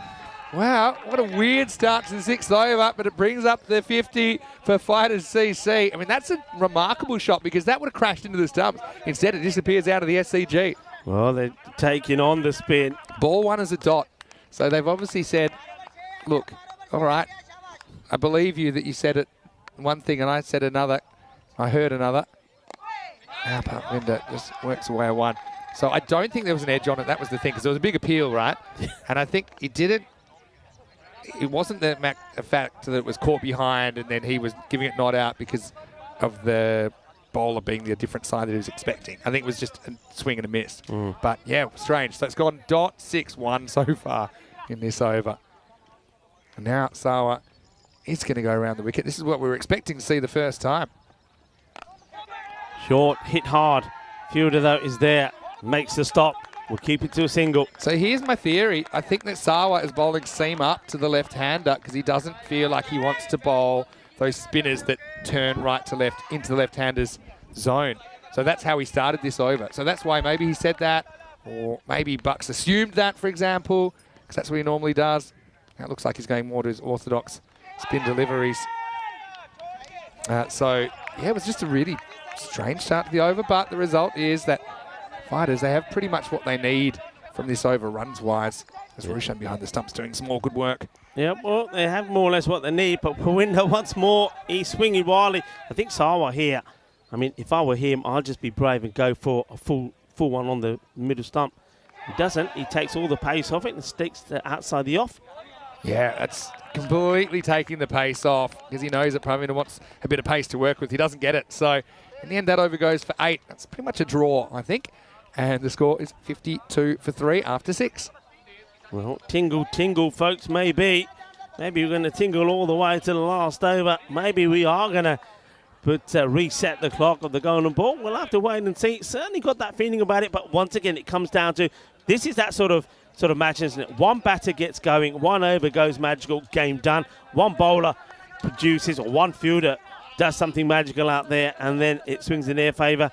And Mysam, he bowled beautifully, didn't he? He picked up a wicket in the last one. So let's see if he can keep the pressure on. What a game this is. This one angles in, batter backs away, just has to knock it out for one. I like that. I think that's the smart play for me if you're fighters. If it's a bad ball, put it away. If it's not, take a single. Use the advantage of the left and right combination. Use the advantage and see if that's enough to put the bowler off their line. Very good contest right now. Left hand, right hand's handy as well, I think, for fighters.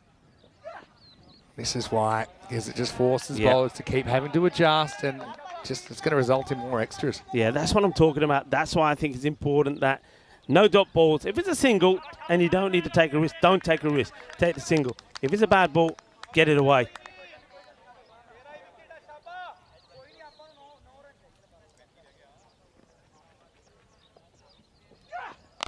Now takes this off the stumps, but it's hanging there a long time. Fielder comes around and takes the catch. Amandeep Singh, very safe pair of hands. He rolled the dice a couple of times, didn't he? Parvinder, but this time he doesn't get it out the middle, so he's going to have to go. Mysam, another breakthrough. It's 54 for 4. Yeah, Amandeep Singh does not drop catches. He had a disastrous start to the game. One thing I want you to check on for me, and I'm talking about this now, I reckon that for him, and nobody in the chat picked it up on, I reckon that's 3, is that 3 Goldens for him on the trot today? I think it was, I think the last time we saw him, he had 2 Goldens, and that's 3 on the trot for him. But anyway, at the moment, he's making all the highlights out there in the field, takes the catch, and, well, watch out for him with the ball as well. Yeah, I mean, when your luck's out, I suppose. But it's a pretty good man to come to the crease right now. Baljinder Ram. But the fact that Marlow keep picking up wickets, keep moving the line, I feel like it's just keeping him in this contest. Good catch by Amandeep. Good catch. I think Ram is probably, I think I like to see the contest if he's there, him against spin, because I think he will go after the spin. But just got to be a little bit careful here to my son. But I like the fact that they go with one left-hander to replace the other. But he plays just aggressively. Mysam. Oh, well, this one talks, doesn't it? Seams away from the left-hander. Good ball to Baljinder Ram first up. Yeah, what a contest we have here. It's 4 wickets down now. And they're only just ahead at the end of the 7.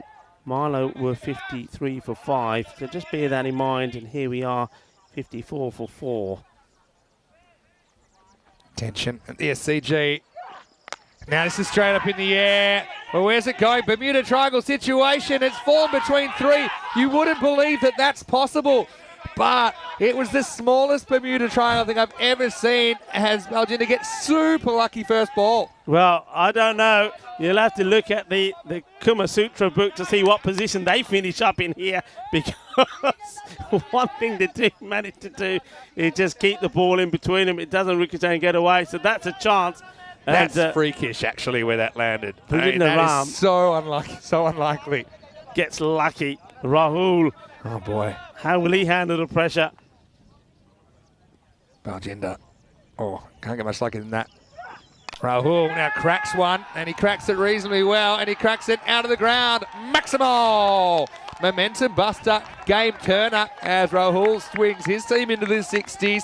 Fighters so far, they've had the answers when challenged. 61 now, with the ball to come in the 7th. Oh, this is a seesaw ride of a match, isn't it? It is a roller coaster. Which way, though, is it going to finish? That's a big hit, but he's got to stay there. Hitting one out of the ground and getting out isn't going to help. It's got to stay there. That's what he's got to be thinking here now. Okay, last ball to come. Don't throw it away. What a game. Oh, chops this one onto his pad and they won't get a run. So Mysam does his job, comes up with a couple of wickets and holds them to the rate. 2 for 19 for Said. And after 7 overs, it's 61 for 4. Just want to know where we're at during finals day. This is semi-final number 2 between Marlow, the table toppers, and Fighters CC. They finished in 4th. The winner will play Oerash in the final a bit later on today. The loser will play Gorka 11 for bronze, and that match is coming up in around about 90 minutes or so. There's an hour extended break just because we can't do a toss for that game until we know who's playing in it against Gorka 11. So stay with us. Finals day here in ECS Portugal before internationals take over tomorrow. Yeah, looks like they're going to go with Sawa. No, they're not. Amandeep Singh. So, who are they? No, not Amandeep. They keep thinking and changing. It will be Sawa. So they're going to bowl Sawa out. And that means that you're going to see 2 overs, the last 2 overs from different bowlers. So this becomes an important one. What do you do? Well, I think Baljendra Ram is going to go after him.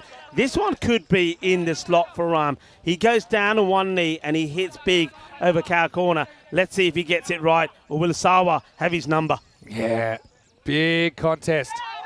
He takes all the pace off this, sneaks off the pad for a single. That's a bite, so it doesn't hit anything at all. Yeah, that's the shot we know that Ram could play. He goes for it, but intelligently Sawa pushes it fuller, so he's not able to get under it. Okay, Rahul, does he hold the key? Key to the final. Or will Marlow be able to defend this? Oh, what a match this is, Vinny. I mean, changing the field now to the right-hander, so bringing one more across, leaving only what's that, 4 men on the leg side. So he's going to come in between, left arm round. Yeah, well bowled. It's a perfect spot. Rahul didn't know whether to come forward or go back. He just got caught in the crease and just kind of instinctively knocks it back. So he couldn't really work out which shot to play.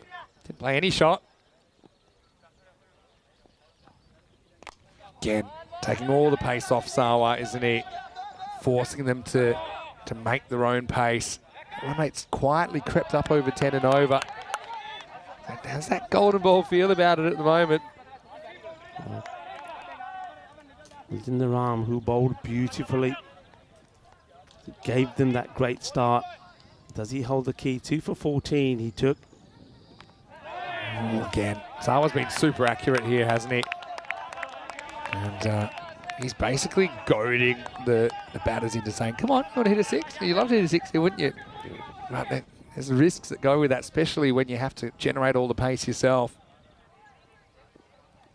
This time he does go for it, and he gets it.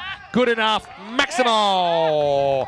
Baljendra, he had a bit of luck early when he survived the Bermuda Triangle situation. Now he goes and fetches this. He generates the pace, and he gets enough. 6 runs. Big shot. Yeah, that's his shot. That's the one I know he wants to play. He goes down on one knee, and he clobbers it. And this time you can see it just wasn't full enough, which allowed him to get underneath it.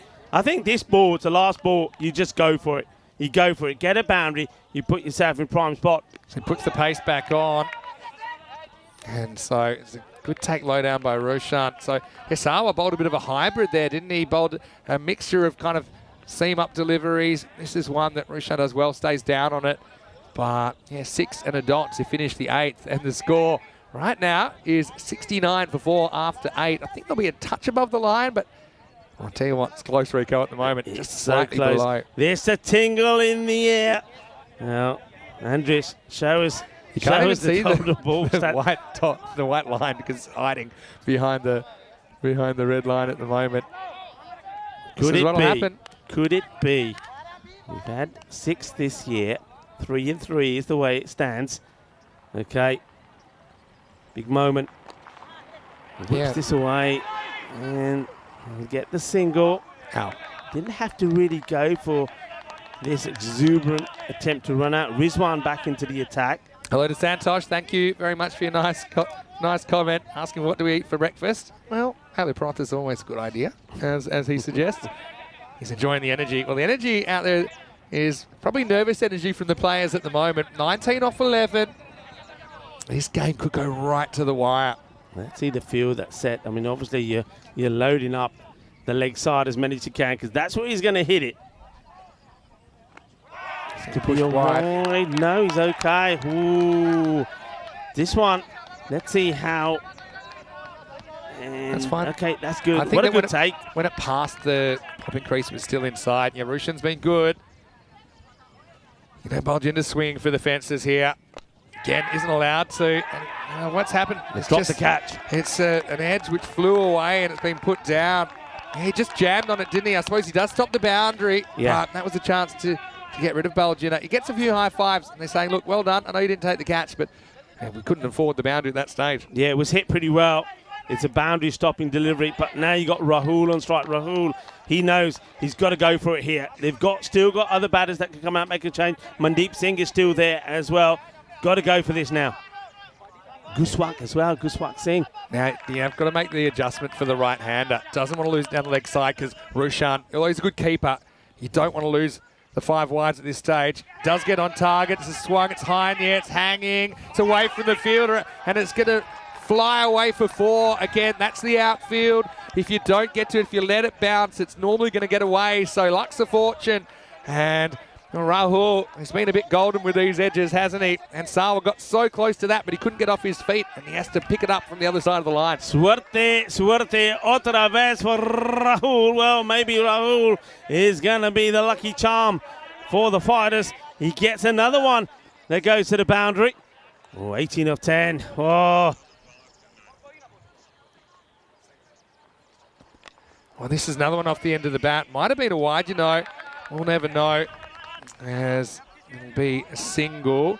So last ball of the over coming up. Now, this is where, again, I think Ram should know that this ball will be darted outside the off stump. He's they've got to try and get, if he gets a boundary of fair, they're in the driving seat. Huge delivery. Yeah, here we go. Well, it's straighter, actually, and he whacks it away. He tests the fielder.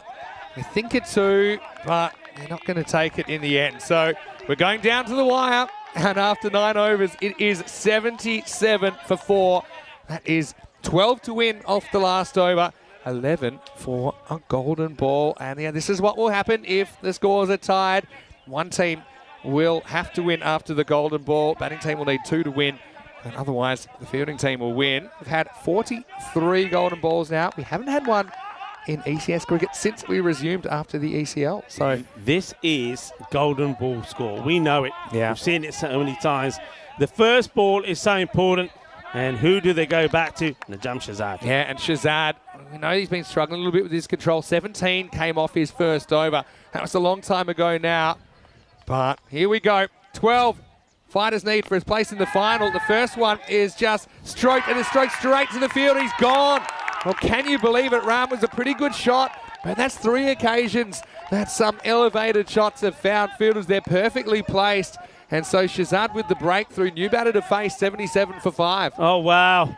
He hits this really well, but again, it's straight to the fielder who has to hold his nerve, holds his cool, gets a high five from everyone. This has been absolutely lasered. You got to say, he couldn't have hit it any better, but the fielder takes the catch. The heads drop in the dugout of the fighters, and now they need 12 or 5, but a new batter goes on strike.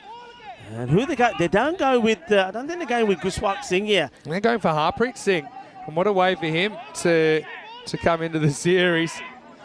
So, yeah, I don't know. Marlow, they're a team that's used to winning. Winning's a habit. I know that fighters knocked him off in the group stages, but Najam Shahzad, I think that'll give him a lot of confidence. It's the rock that takes the catch. Amir Zaib. So, yeah, dot balls kill you here. 12 off 5. Dug in, mishit. Now, do you go for 2 here? You can run hard. Don't think it's on. I think they're happy with 1. Rahul feels, okay, I've been here a while. It's my job now. He finds himself in the role of senior batter out there. So he'll need 11 off the last 4. Yeah, that's the length and the pace that is so difficult to get Shahzad away from. And I think Rahul, I don't think he's going to get anything to drive it. He's going to be short and at the body. Can't win a game without the boundary here. Cannot win the game without a boundary somewhere along the line. Shahzad, he rolled the dice with a short ball. They put the third man back. I think that makes sense. No fine leg. Perfectly bowled. Gets through the field, and this is 4. Wow, can you believe what you're seeing here? That was Mohammad Rizwan. He went down to his left, but this field is lightning fast. It wasn't a bad ball from Shahzad, but it's a little inside-out helicopter job. Finds the gap and finds the boundary. Dramatic stuff. Oh, well, this is the reverse helicopter, I think. He keeps it all along the deck. Rizwan goes for the slide tackle. It's a one-footed lunge. Could be a yellow card out there as well, but it's 4 runs. Wow. Again, that's a 4. Again, it's hard to see them winning without another boundary. It's not impossible, though. They put the deep cover back. I mean, how did he generate the pace there? It was that flourish in the follow-through. Rahul got the strike and did something with it. This is far from over, though. They could tie the game with a Maximo now. 7 off 3. Fighters, they love a close contest. Short, he's mishit it, and Shahzad should catch it. He will catch it. So miscued pull shot Najam, he dug in the short ball, and Rahul was a little bit late on it. And that is match swinging. It's got to be advantage Marlow with a new batter on strike. 7 off 2 required. It's 82 for 6. Oh, well, come the moment. Come the big player. Unlucky 13 for Rahul. Ball number 13 sees the end of him. Just as I suspected, I knew it would be short. He's not going to bowl too many pitched up deliveries. Short. It was spicy. Too hot and spicy. It had too much masala on it for Rahul. He'll depart for 23. 7 required off 2 deliveries. New batter comes on strike. Who will it be? Here's the thing. If you don't score off this ball, if it's a dot, then you can't win without wides assisting. I mean, you can still tie it last ball, I suppose. Captain. Yeah, so Mandeep is better than your average number 8. He's a guy we've seen right up the top of the order. He just kind of lost a bit of confidence with the bat. What better way to bring some back by steering your team into the final? So 2 to come, 6 will tie, 7 to win. Got to run whatever happens here. Got to run. Najam Shahzad, does he gamble with the short ball again? Here we go. Full at the stumps, and they will get a run, and that means that Harpreet will need a Maximo to win the game. The golden ball seems shelved for now because they need 5 to tie. Against Shahzad, you can't really see him bowling a wide here. What a good comeback from Najam. This will be dramatic. I mean, Marlow did it earlier in the series, hit a 6 to win off the last ball. It doesn't really matter that much where you put the fielders now because this ball has to leave the SCG. Surely Marlow are going to find themselves in the final. 1 ball, 6 runs. If you do it, you're in the final. Don't get it, then Marlow will make it the final one more time. And boy, have they been made to work hard. Najam Shahzad, top player, key player, knows this 1 ball is what it all lies on. The bat versus the ball. All right, Maximo or bust. Harpreet with 1 chance to send his team into the final. Najam just needs to avoid it going for 6. And he's bowled him, and Marlow have done it. We've got a rematch of last year's final, and Najam comes good. That's what champion players do under pressure. Fighters, they just lost their way in that chase, and Marlow found a way to keep moving the line. They are wrapped. And the final score here in semi-final number 2, it's Marlow 88, Fighters CC 83. Well, this is what good teams do. This is what champions are all about. The champions, when you're down, you come back strong.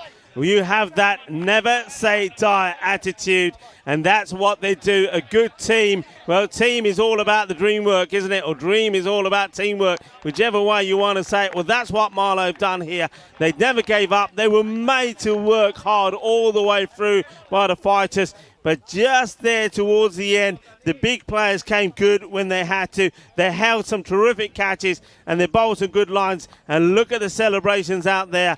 You got to say, unlucky to the fighters, they've really entertained us. They have been the fighters, but unfortunately here in this semi-final too, their fight was not good enough, and it is Marlow that will put their place in the final once more, and it will be a Marlow Irish final. But the fighters, well, they know though it's not all over for them. They still have an opportunity to take some silverware from this one. They will go into the bronze final against Gurkha 11. Balance of the group stages say Marlow deserve their spot in the final. You can't take that away, but you got to feel for the fighters. I mean, they really took it up to the defending champions. They fell just short, so that is the next match. Bronze final starting in around about an hour and 15 minutes. Stay tuned. There will be some more cricket in the break as some of the youngsters will be having a go. Let's roll the highlights, though. And fighters, well, they made such a good start, but then lost their way, and you started to think maybe it was the occasion that got to them a little bit, because when they chased down a similar score in the group stage, I mean, they weren't too worried about the consequences of failure. But this time, I think a few negative thoughts started to creep into their head. Yeah, look, I think at the beginning, to win that, I think he batted beautifully. He played great shots. I think some of those shots were they were just stupendous. But Hayota, I didn't know what he was doing, because he was too overcautious when he got to 5 off 6 delivery. Didn't play his shots, and then when the ball was right up there, he went for it. So that and then this wicket of Rawinder, another guy. Look, I don't mind that from Bert. That's the way he plays. So if he played differently, we would have criticised him for that. But Rawinder looked like he was going to get them set. And we saw some glorious shots there, but that was the big wicket, wasn't it, for Rawinder, because he was the one that they needed. They sussed him out. And this is the other thing that good teams do. It's not just about what you do when you're on the field of play. It's the work you do behind the scene. They knew where DeWinder likes to play his shots. And once the power play was done, they had the fielders in the right spot. And DeWinder went for the shot. And they got the catch. And it was a big catch. And it was their captain, Mian Shahid, that held on to it. And, well, there was a little bit of controversy there.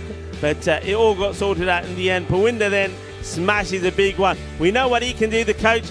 And he went for one too many. And this one was a great catch. Amardeep Singh. Well, watch for him to bounce back. He's a man who's been in top form for his side. And now he's going through a period where he has 3 golden ducks on the spin. And he's going to be looking to bounce back well. And, well, what a time to do it in the final if he can. This one could have gone anywhere. And look at this. They ended up wedged inside each other and still not able to stop the ball. They had a fair bit of luck, did the batters, but it wasn't enough to take victory to them. Rahul, for all his efforts, he played a few big shots. He almost got his team there. Baljinder Ram as well went for the big ones. That big 6 was importantly huge. This one is a lucky one that bounces away from Sawa, gets to the boundary, and you just thought that maybe things are going to go their way, but they don't. There's another epic hit. Lovely strike of the ball, but once again, straight to the fielder. And what a good catch that was that time around from Amir Zahib, the Rock. And that for me was the difference. You know, we talked a little bit about some of the errors from Awaris. Even though they won handsomely, they dropped some catches, didn't they? Well, this is why it's important. Marlow, they don't drop any catches. There were some sizzlers out there. They held on to them. And I think it's their fielding, it's their catching that wins in the match. And then when you're in a tight spot, who do you call? Well, you call your ace players. You call your big players. And there's nobody bigger than Najam Shahzad. He is big, but he's a big player. He's not 100%. He's not at his full best. He's been out of the game for a while, but he's getting good, isn't he? He's coming good. And big players, I say this a lot, big players come good. Big players come big when it matters. And Najam Shahzad did, picking up wickets when it matters. 3 for 22. Bearing in mind, his first over went for 17. There's the scorecard for you. Dilwinder Singh, well, he tried hard, 29 to 17. A great catch to remove him from Mian Shahid. And then, well, there was Rahul who had caught and bowled for 23. Once again, of Shahzad. But other than that, really, nobody else could get going.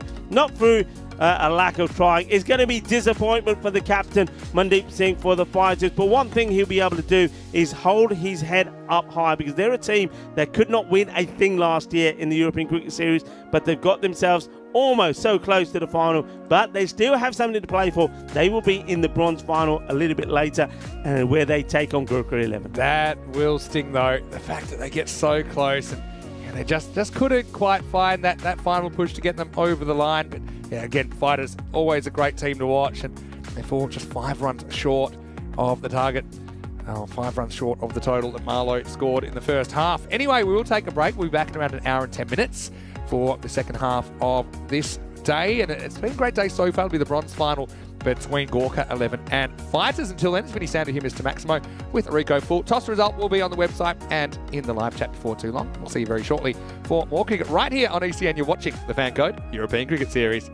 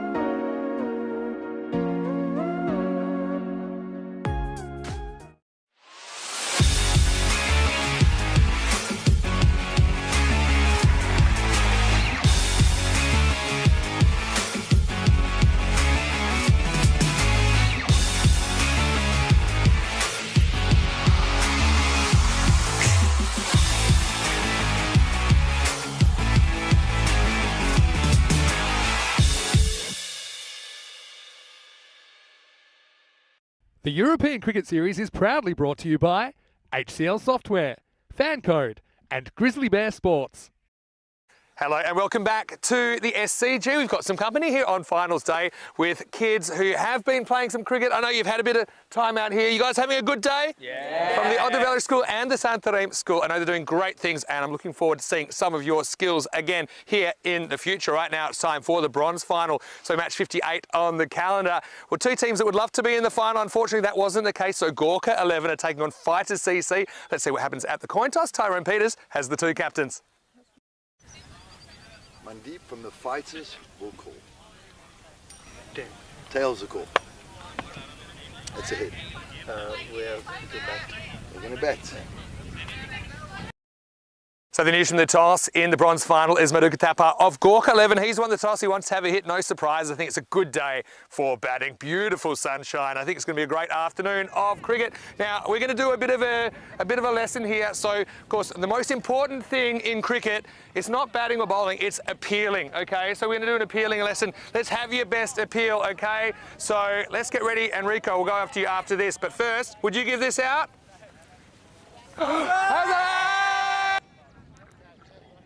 Not out, no ball. Your foot was over the line. So free hit coming up, Vinny Sandhu. Nice to have the kids here, part of the Cricket Cool program. And, well, they were certainly giving it some out there. What some of the entertainment, talk to some of those kids as well, having a great time. And what a good moment for them to be in the middle there before the start of the bronze final. Of course, the final coming up straight after this. As Vinny said, two teams that would have liked to have been playing in the other final, wouldn't they? Gorka 11 and the Fighters. Gorka 11 got blown away by Warish, whereas Fighters, they came so close, didn't they? But just weren't able to get there. So, well, there is still, though, something to play for.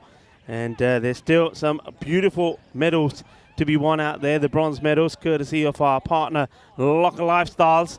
Now, these are the teams. There's a slight change in the keeping front. You can see that it's going to be Rahul for the Fighters who's going to go behind the stump. So, Parwinder Singh is maybe he fancies having a bowl, but with Gorka 11, no change there. They're the same team, but they're hoping to put a much better display with the bat, certainly, and that's what the captain winning the toss there does. Maduka Thapa says, yeah, we will have a bat first. I think what he's probably saying to his boys, okay, we know we let ourselves down with the bat. We know we're better than that. We have an opportunity not just to prove that to ourselves, but also to the people watching. So let's go out there and do our thing. I don't mind that. The Fighters, thing is, I think this is a toss that both teams are happy with. We know about the Fighters. They like to chase, and they'll be happy knowing that they get the opportunity to go out there and chase a score as well. But of course, it's what score is it going to be? Well, this is what Bat vs. Ball Wall is saying, 97 to 95 in favour of the Gorka 11. I think Gorka 11 will be eyeing up a bigger score than that. But they know it won't be easy. One thing that we do know about the Fighters is that in the field, they showed that in against Amalo as well. In the field, they're pretty good. They're pretty tight. Saman Gumir is going to be opening up. And he hopes that not only does he get a good start, but he's able to maintain it. And if he can stay out there, they can get to a big score. And he's going to be joined out there by Manjit Singh, who I think has been given the opportunity by the captain. Here we go, first delivery, Baljinder Ram. And it's a little bit too short down the leg side, and Ram gets rammed to the boundary. 4 runs. And every so often he does stray in this area. That's a good shot. Gets the old swivel on it as well. Oh, as it goes all the way. Well, he does the 360. That's a proper MJ. And all the way to the boundary. Hello and welcome back to everybody. And James Stewart saying, good call by the umpire, Rico. It was, his foot was way over that line. That was a no ball, big time. But anyway, hello to you, hello to Wayne. Yeah, I'll have a chat with Vinny Sandhu about where he puts his feet when he's having a bowl. And nice to see the skilled man is out there doing his job in Peacock Friday mode as well. That is Bruno, Mr. Diesel himself. I tell you what, we've got a really big crowd here getting ready for the final. Well, they're here now watching the bronze final. So hello to all the spectators. In fact, there's so many people here. Of course, we had a bit of a break, but for a little wonder, I wanted to check out where the church was, where we always hear the bells ringing. Never got there. Apparently, it's in the other town, but we can hear the church. They can hear us, apparently. That's the rumour. Well, how about that? That's a proper reserved area. He's got the chairs. He's got the umbrella, the sombrero up as well. I bet you they've got one of those little doodahs where you can order something and it vibrates when your order's ready. Or better still, maybe wait a service. Well, this one is service resumed for the batting side because Suman Gumiri gets another boundary, this time 2 wide, and that's nicely played. 4 more. It's a good start from Gurkha 11 in this one. Yeah, nice big crowd out. And in fact, so many people here that they can't park the car inside anymore. The car park is full. They're parking in the dirt track across the ground now. So welcome to everybody anyway. This one, Bete changes his approach now. Does Bajinder Ram. So decides that he'll come over the wicket. Left armour. I've liked his work in this series. I think he's been sprightly. He's bowled with some pace. He's caused a lot of issues for a lot of batters. And he should have gone out with a bang. Oh, this is not a good look. And that is the problem. You change your keeper, put a win that would have taken this. This is just a glaring miss. And Rahul, well, he wants the gloves. He wants to go behind the stumps, but it's not an easy job, you know. Just because you got the gloves doesn't mean you can take catches. Bajinder Ram will not be happy with the decision made by the captain to change the keeper. Purwinder is probably getting all sorts of things thrown at him, saying, "Hey, dekhiya, idda hundi hai. Te glove pa hunde catch far lena siga."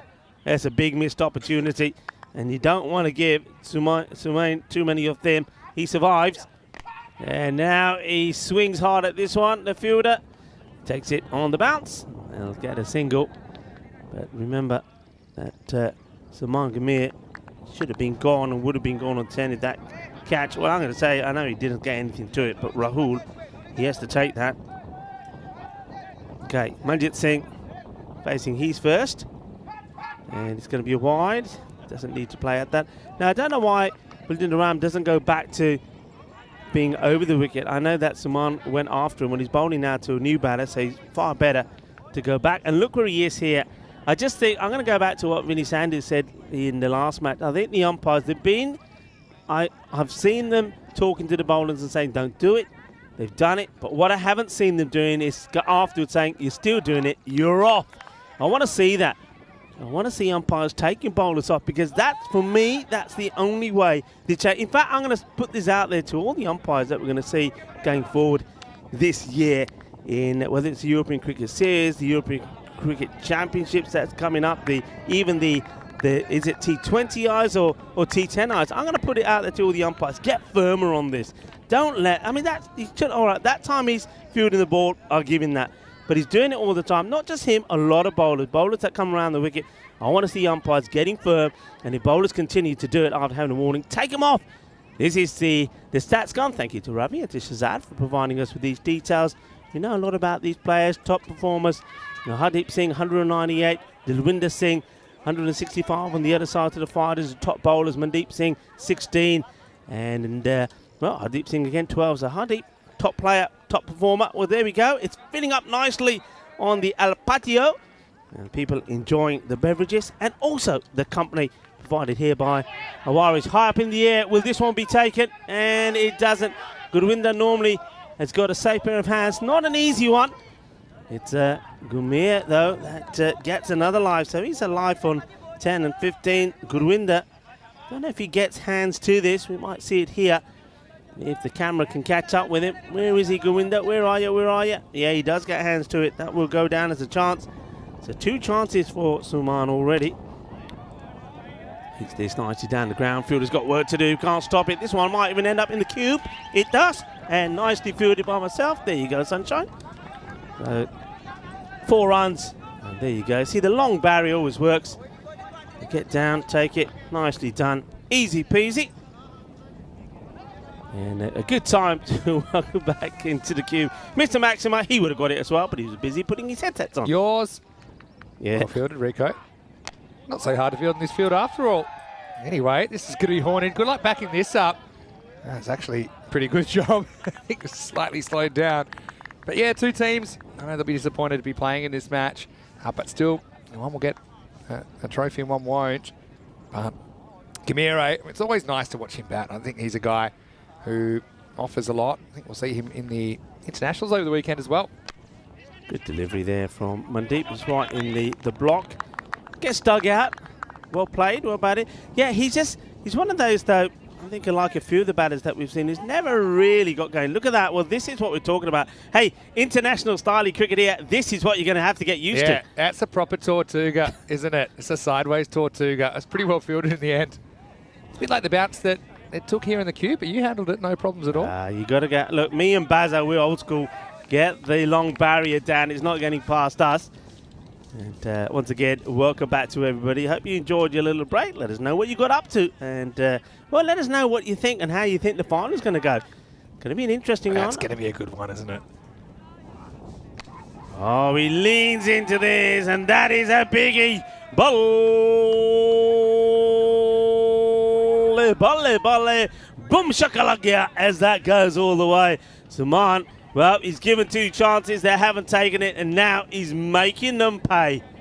Yeah, what a shot. Had a bit of length to work with. End of the second over. Gorka 11 are 31 without loss. Yeah, so the final is a rematch of last year's final in the ECS. Marlow, on that occasion, they scored 99, so Werris needed 100 for victory. They could only manage 85.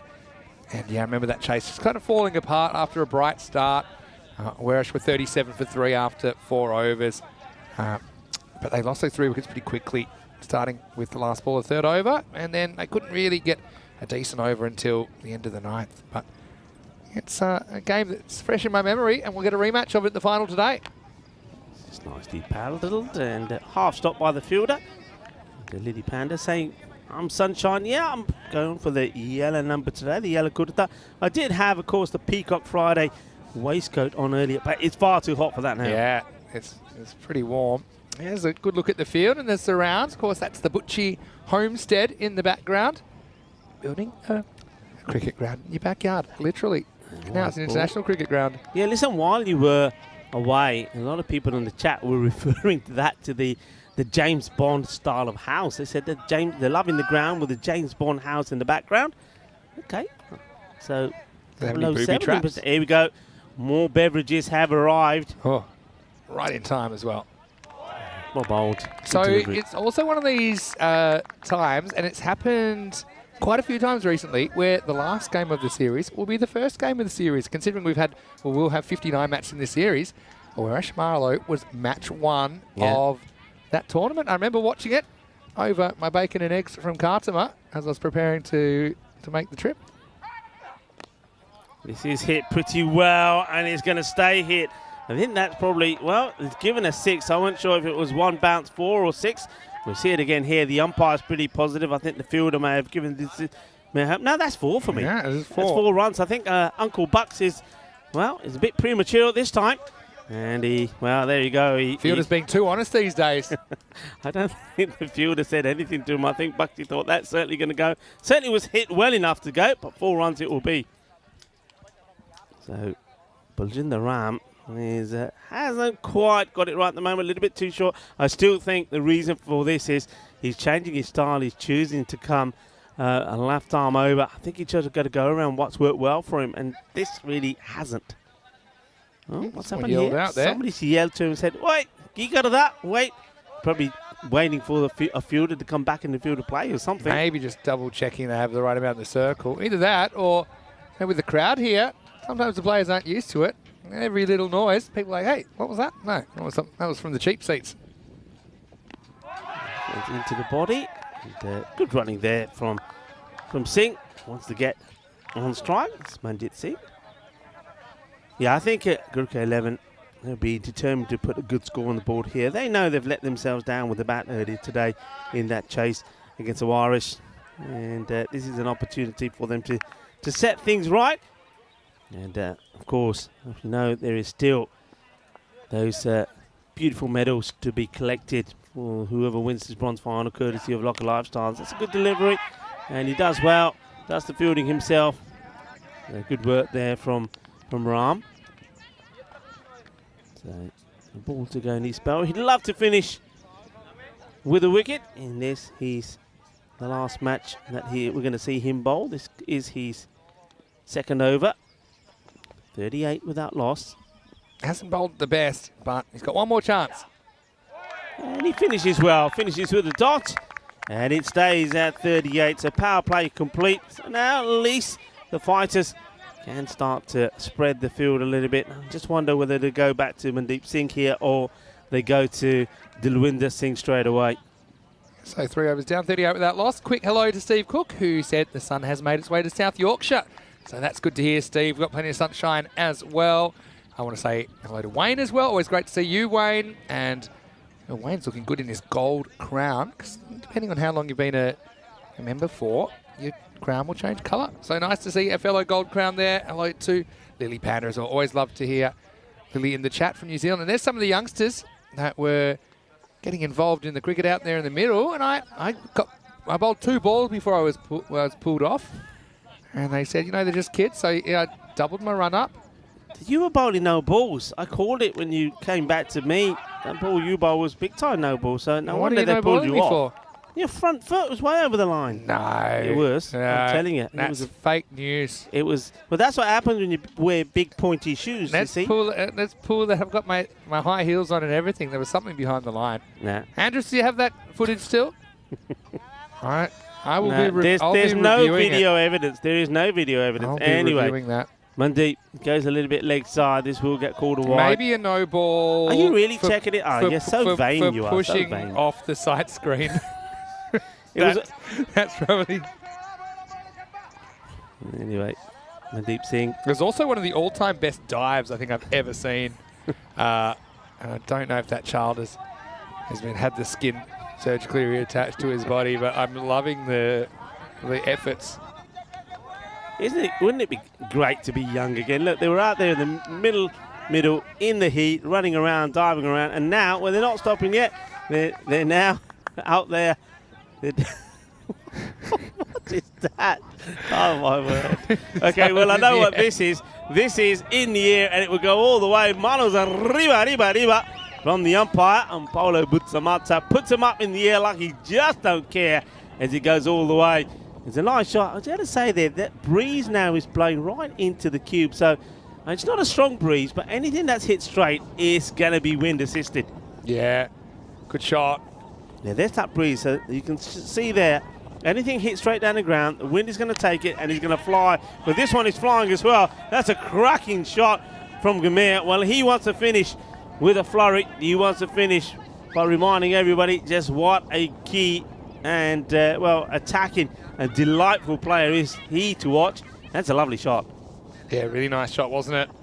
And so... You're still trying to check your foot, aren't you? Go back to the intro. You said no ball, I'm telling you. I'm going to get... If you want to go to the video, we'll go to the video. It was called. It was called anyway, so it's too late. It was called. You can't do anything about it. There's no review system.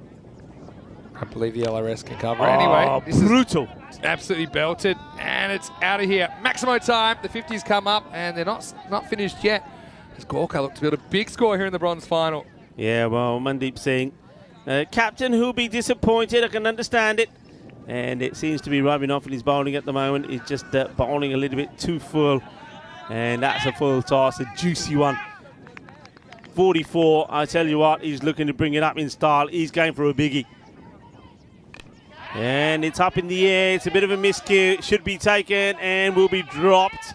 And this man, remember Hajat Sohota, he had the opportunity in the semi-final to take a wicket early. He wasn't able to do it. And he's the culprit again. And Mandeep Singh could have finished with a wicket in his belt. He doesn't. And that is Suman. So he's been dropped on 3 times now. You can't drop good players. Been dropped on 10 by Rahul, 15 by Gurwinder, and now on 44 by, well, the man wearing the same number as the score he was dropped on by Sohota. And you can see that they're moving along swiftly, 59 of 4.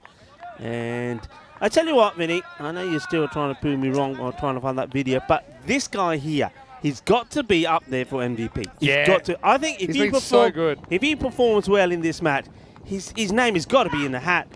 And that's that loopy delivery. This one gets played away nicely. Chases on the Iba. And Gurwinder, the jewel, gets there. The duel, well, I know we were talking about a lot of movies yesterday. Well, Gurwinder Singh, the man who makes the fielding there, I think Andres, if we can catch up with him at some point, he is the duel. If you've seen the, you know, the Romancing the Stone movies with Michael Douglas, he's in Jewel in the Nile. He is the jewel, and he's reminding me of him as soon as we saw him. There he is. That's the jewel. Remember Jewel in the Nile? That's him. I'm telling you. I still remember that clip when they realised that the jewel that he thought he was spending all his time and effort trying to get was a person. And when they saw him with the umbrella in the desert. So there he is, the jewel. I'm so glad that you brought up my bowling, and it's so easy when you just bowl a 2-ball spell to be able to. I didn't pull see up the video. actual. I didn't see the other one actually. I was just talking about. They were one both in the very skillful. Were they? Yeah. Slower delivery. Well, that's skillful from Dalwinder. Slower delivery. Hey, listen. If you're going to go there, yeah, I'd love to. If you're going to go there, I'm going to start talking about your catching. Oh yeah. Okay. So it's your call. Let's It's not do up to that. you. It's up to you. If you want to talk about your bowling, I'll talk about your catching. Putting your body on the line. That's what we have to do on this field. Anyway, this is knocked away, and the result is just a single. Kamire, he's just such a talented cricketer. He's a bit of a jack of all trades, isn't he? But I wouldn't say master of none, because he's, particularly I think as an out-and-out bat, he's just one player that when he gets going, he looks untouchable. Oh, this is absolutely spank, but the fielder is there. He reacts really well. That's why I like Gurwinder. I mean, all right, he has put a catch down, which was not in that position when he was trying to get across from backward point to our, but he just gives 110%. I love him as a player. I love the energy he gives. Slow delivery once more. And, well, Manjit, I should say, does get a bit of bat onto it, but he's just at runner ball at the moment. But he's enjoying himself because he's got the best seat in the house as he's watching Suman Gamir bat beautifully. He's on 47 of 18, and it's the end of the over. 65 without loss after 5. Welcome into the Cube, and this is the time of the day where we have some company. We have a few spiders that are fairly new, I think, to the world that are joining us, but it's great to have your company and big crowd in as well live at the SCG. And that was not scheduled. That's real. Oh, wow. Hello. Oh, no. Oh, yeah. Look at this. If you think we're making it up, right on cue, the spider's there. That's not an effect either. There's a lot of people now back home. We missed the ball because we were looking at the ugly, hairy spider. Yeah. A lot of people back at home that just went, screamed, Can and you have gone zoom running. on something that's on the lens? Oh. Yeah, so we're not kidding. That spider isn't as big as it looks on TV. Doesn't it though. make you itch every time you see him? This gets played away nicely and should be dealt with, and it will be. I don't have a lot of hair, but I will say I do recommend shampooing your hair after a day commentating in the Cube because there's a bunch of little spiders that are all over the place. Ugh. Anyway. Don't know what's been happening in the chat, but I'm going to try and catch up. It seems like it's tangent time, which means they've gone off on a tangent. Anyway, right now, Gamire is going to keep on keeping on, and he brings up his 50 with that stroke. What an innings from Suman, and that 50 comes up in just 19 balls. This is what he's all about, full stop. You know, this is why he's such a huge player. This is why so many people talk about him and rant about him. He is explosive. He's exquisite with his stroke play. He can cut, he can pull, and he's intelligent as well. He knows where the fielders are. That's a good shot. So we'll find 50. Well batted to Suman Gamiri, and that will come up on the scorecard in a moment. He does move to 51 of 19 deliveries. And he's still going strong. It doesn't quite get this right. It will bobble away a few times as it goes to Dalwinder, who fires the throw in. And now he might get... No. I was going to say, what are the odds of a spider crawling across the camera just when we were talking about it? But the odds actually are pretty good because the amount of spiders that we are dealing with in this Cube.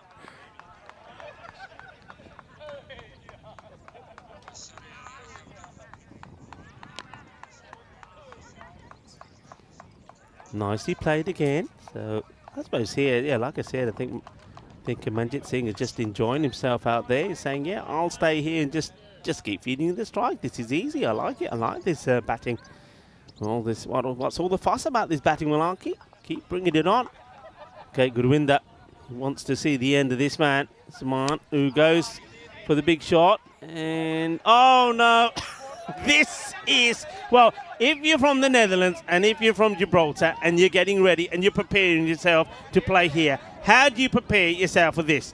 Because it's going one way, it deviates viciously the other, and the poor fielder, Parwinder Singh, says, okay, give me the gloves back, give me the pads, I'm going back behind the stumps. Tortuga is alive and well here at the SCG. And back in that direction, and, well, just easily stopped. So looked to be, and it had a bit more venom in that shot than it did. It's still going along nicely here. So, takes us to the end of the over. All right, so I did bowl 2 balls in the kids' game. I was asked to. So, I don't know which one of the 2 we have. We may have both, we may just have one. Okay. But, I mean, this is the second one. It's actually my spin. There's a lot going. That's a big time no ball. What are you talking about? Your front foot. Look at, one more time, please. I look like, isn't this... But you don't know when I've let go of the ball. I let go of the ball earlier. Here we go. Look at this. Oh, no, that's perfectly fine. Well, I see what you're saying, though. Yeah, see what I was saying. You look like Ronald. The other one is way more entertaining, though. I was trying to distract them with my coattails jumping around.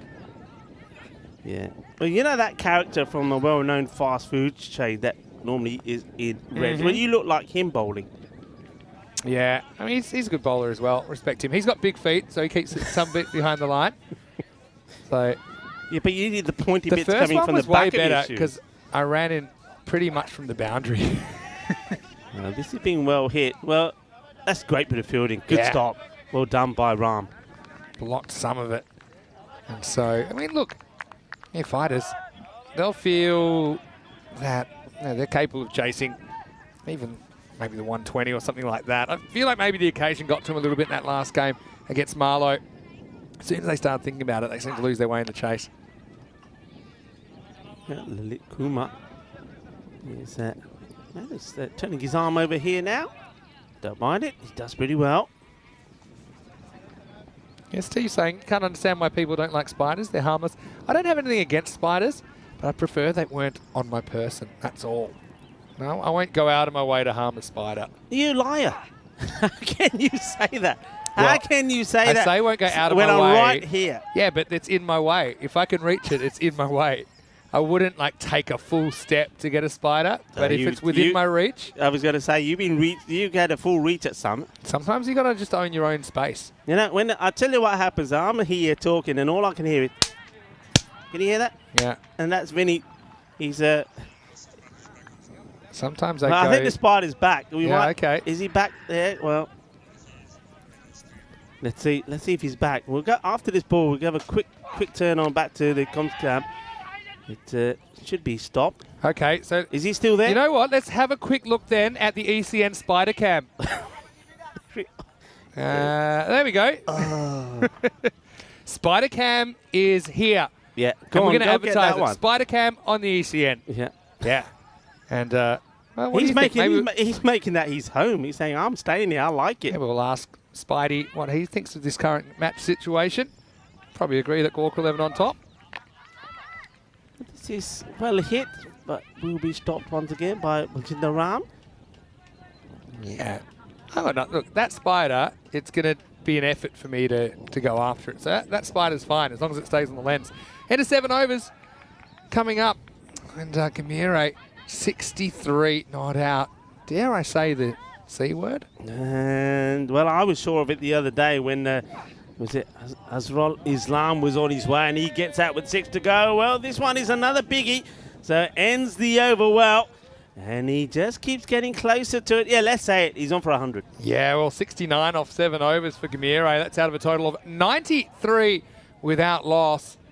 Absolutely motoring here, aren't they? This is a reminder of the events that are coming up over the next few weeks. So I'll be here for both days of the ECI. Rico will be doing tomorrow with me before he heads to Cyprus, where he's starting on Monday. I know that Nish Butt will be with you for the first part of that tournament, probably just over the first weekend a bit. And yeah, going to have a lot of fun there I'm sure. I'll be back for the end of that Cyprus tournament and then head to Italy, and Rico finally will get some time off. Yeah, look forward to it. Bit of time off. Back in the sunshine of the Costa Blanca. And okay, new bowler comes in, starts with a goodie. Yeah, sneaks it in there, doesn't he? Isn't his head glowing as he's running in? It's like he's got a golden head. Yeah, well, it's probably because he does. One does come back a Sahota? little bit. Yeah, Sahota bowled a good last over in the last game. But yeah, Marlow just kicked a bit towards the end, didn't they? In overs 9 and 10. It was a bit too much for the fighters to chase down. Oh, well, this one, how does this avoid? I'm expecting the stumps to be shattered here. How does I this think he miss? mixed it onto his pad, and it just takes the ball away from the stumps. See, there you go. In fact, it almost bounced onto the stumps off the pad. Yeah, that's what I was expecting to see. So Hotta, good from him so far. I love Stuart's comment of adios pelota ball, which is what Corey says when he's trying to say adios pelota. He doesn't realise that pelota actually means ball in Spanish. So he's he says saying ball goodbye. afterwards, does he? He says goodbye, ball, ball. Oh, bless him, Corey. I hope you're well, Corey. He's Whatever been you're up to. following. Yeah, I've been keeping in touch with him a little bit over the last couple of weeks. High up in the air and dropped. So can you believe it? If he doesn't score 100 today, he never will, because that's drop number 4. He gets dropped on everybody's favourite number, 69, and he's still going strong. Yeah, Jasvinder Kumar comes in, and yeah, it's a bit of a blooper moment, isn't it? He's still on the move when it got to him, and down it went. Yeah, not good though, is it? Bowler's not happy about it, as this one is one that's an umpire killer. And once again, they've got something against Paolo. It's not the first time that he's been in the firing line. It's a good shot though from Anjit. Yeah, really good shot. That's straight. You know when you set your alarm on snooze, and then you do it and snooze again, then you forget to press snooze, and then you wake up thinking, oh no, I'm going to be late for work. That's what Paolo looked like there. I think he was quickly woken up. That one coming back at him. We almost had his hair parted for free, didn't he? By that ball. Last ball, the 8th then. Gets a bit of thigh pad on it. It's a little bit caught up with. So, man who also was in the action and dropped one earlier, Verk, gets the throw through. So here we are. So the score moves to 101 at the end of 8 overs. So I think from here on in, I get the feeling with some ones, Gamir's still there, 130, 140, and he certainly, well, he wants all the strike here now to try and get to the magical 100. Pretty good over by Sahota though. He only concedes, I think, 6 runs. So yeah, 2 singles and a 4. 2 leg byes as well, so 8 total still. I think that's a win considering how they're going. Gamir, as soon as we mentioned the C word, seems to have ceased scoring. Just a 1, which came off a drop catch. Anyway, time for over number 9, and it's going to be Darwin to Singh to bowl it. Yeah, it won't get too much easier from here. I think he's really got to go for it. He needs a bit of luck, and he needs all of the strike if he's going to get there. The last time we saw one was at the ECL, right? It was that amazing match when Drew beat Horn. Oh, that's a Gundy ball. Oh dear, this one comes completely wrong out of the hand from Dewinder. I'm not sure what he's trying to do here. It's not the first time that he's done this, and he normally goes down on his knees and holds his head when he does it. Does he do it again here? No, he just does a double teapot this time. It's the Gundiest of Gundy balls, really, isn't it? Yep. And Dalvinder, he's bowled the only over in this innings where there hasn't been a boundary scored. He's just gifted one off the first ball of the night. Well, there he is. I told you he normally goes down when he goes down, and he's saying, Yar, you got to do that. Yeah, he's a strong campaigner, and he takes his cricket seriously. So, of course, he knows that he's got a Gundy one in there. But the thing is, though, he's just got to get himself back composed and get some good balls in here. Remember, whatever they get, they have to try and chase down, and a lot of it will depend on how Dewinder bats as well. All right, well, that's bonus 5. Now, probably try and hit a few with the bat. Makes good contact. They'll try and push for 2 if they can, but it's been cleanly taken by the fielder, who throws a good throw back to the keeper, which Rahul deals with. So once again, yeah, you said it, Gamir, as soon as we mentioned 100, he said just going up run a ball. He's hunting that strike. He really wanted to find a way to get back for 2. He backed up a long way after the first run, hoping that the keeper would fumble. That's a very early shot. Yeah, it was, wasn't it? From and Nevada. Doesn't have to play one really in the end. It's not a good delivery again. I mean, DeWinder, he's just given 6 runs in wides away. You can imagine how his bowling figures were looking before those wides. Yeah, Manjit.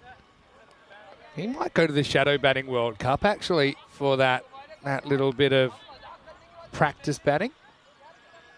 It's going to be another. So he's gone from one extreme to another. Long day, hard day. Always hard when you lose your semi-final and you're not playing in the final, but the bronze final, you've got to try and get your head around it. You've got to try and get over the disappointment of that pretty quickly. And Dilwinder, well, maybe that's still playing in his head.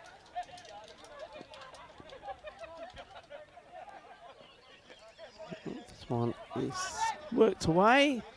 And Saman Gamir is quite happy to get back on strike and see just how many he can try and negotiate from this over. Yeah, it's been a kind of nice partnership. They've complemented each other well. You're right, doing most of the attacking. Firmly struck, and it will be 4 runs. Cuatro Guerrero. So finally, after a few singles, and he goes back to boundary watch.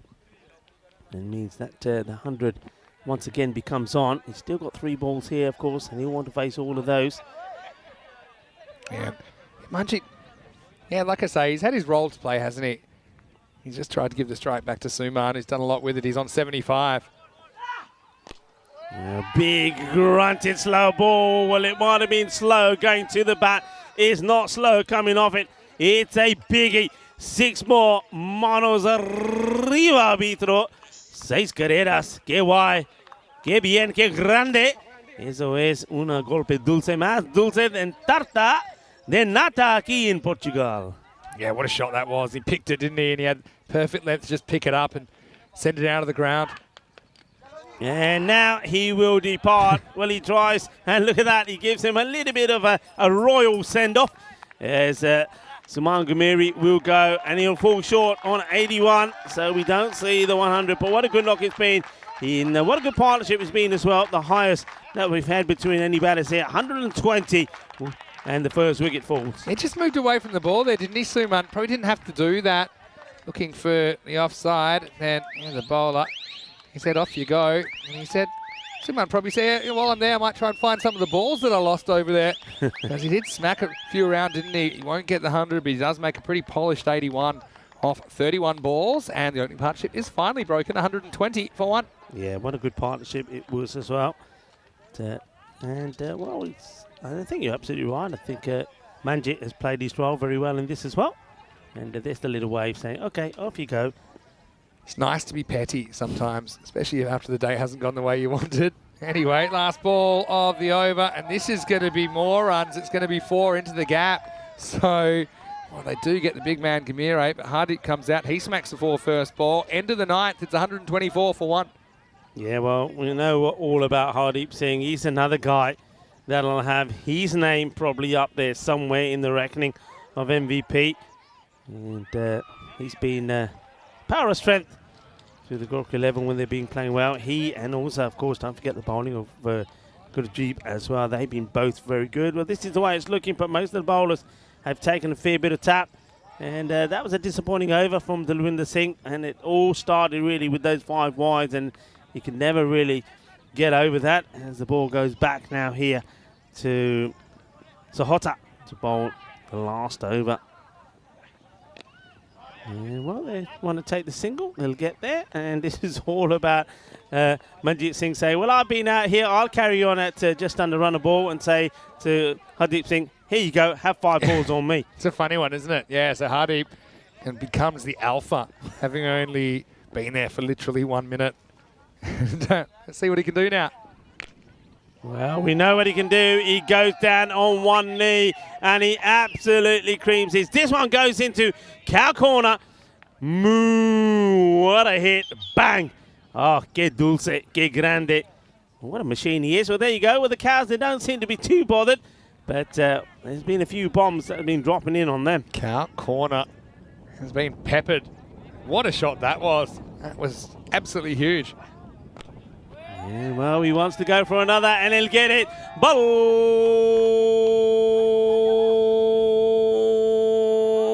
Balle Guinness on a Shakalagya. What a shot. I mean, yeah, getting this score moving again. And yeah, talk about throwing hands. Hardeep just caressed that one down the ground. He wants more. He's going to try. This one's off the inside half of the bat. They'll probably want two here. Don't know if it's on. Good throw should have him. And he's going to be gone. He's run out. They're going to have a look at it. But for me, even looking at that live shot side on, I think you could tell Hardeep was short. He's already walking off. Yeah, very good throw. Look at this, and this is the way to do it. Taken on the bounce. And Rahul, this time, he does use the gloves, and there's no issues at all. Don't mind that at all. I think I'm liking that from Hardeep Singh. He knows what he's trying to do, trying to get as many runs as quickly as he can. He knows he's running to the danger end, but hey, he's a team player, and that's what I like about people like Hardeep Singh. He's not thinking about himself, not thinking about a not out, thinking about the team. And maybe you're not thinking about this in the bronze final, but no, Manjeet, if he's just going to push, I would have considered retiring him out this last over and getting someone out there that is going to swing the bat a bit. Because, yeah, they literally have to burn a wicket, try and get Hardeep back on strike. But anyway, it's a one and a run out. And it looks like Amdik Guman will be the new batter. The score is 138 for 2. Well, this was the pickup and the throw, and once again, it's our man again, you know, Dilwinder Singh. No matter what, you cannot keep him out of the match. Great throw from him. Great signalling from Bucks. He's been good as well. All the umpires have put a lot of hours in during this tournament. Oh, Gandhi. And a good take actually there. Well, this almost goes to the man who's in short third man. Just watch this. It just stays on the pitch, so it's another bad delivery. Yeah, so yeah, it is on the pitch, but not for long. It's a big wide. Still 2 to come. Hunting the 140 here, Gorka. Plays this pretty well. I mean, Manjit Singh has done the same thing, really, that Amardeep Kaur did yesterday when Gamblers got to that 121. Kuldeep Gulal, I remember, made 60 of 23. But Amardeep Kaur batted all the way through the innings, 22 of 24. And now it's been repeated here by Manjit. He's been the wall, hasn't he? Won't face again because Guman is going to send the last ball to the leg side. I think they're happy with one here. So 1-4-1 will be the final total for Gorka, losing 2 wickets along the way. Big task for the fighters, who it didn't have as long to recover from the shock of their loss, I suppose, when they're in a winning position against Marlow. Yeah. But they've got an uphill battle, 142 for them to take bronze. Yeah, the thing is, though, what can you say between the two teams that lost the semi-finals? I think Gorka, they can just turn around and say, we got well beat. End of story. We got well beat. They were better. We got well beat. So their probably mindset is like, well, we can go out in this bronze final and give it our all. With the fighters, it was close. With the fighters, they in their mind mentally saying we should have won. A few of them would say, I did this, that's why. You did that, that's why. It's still hurting them. And I think that's the difference.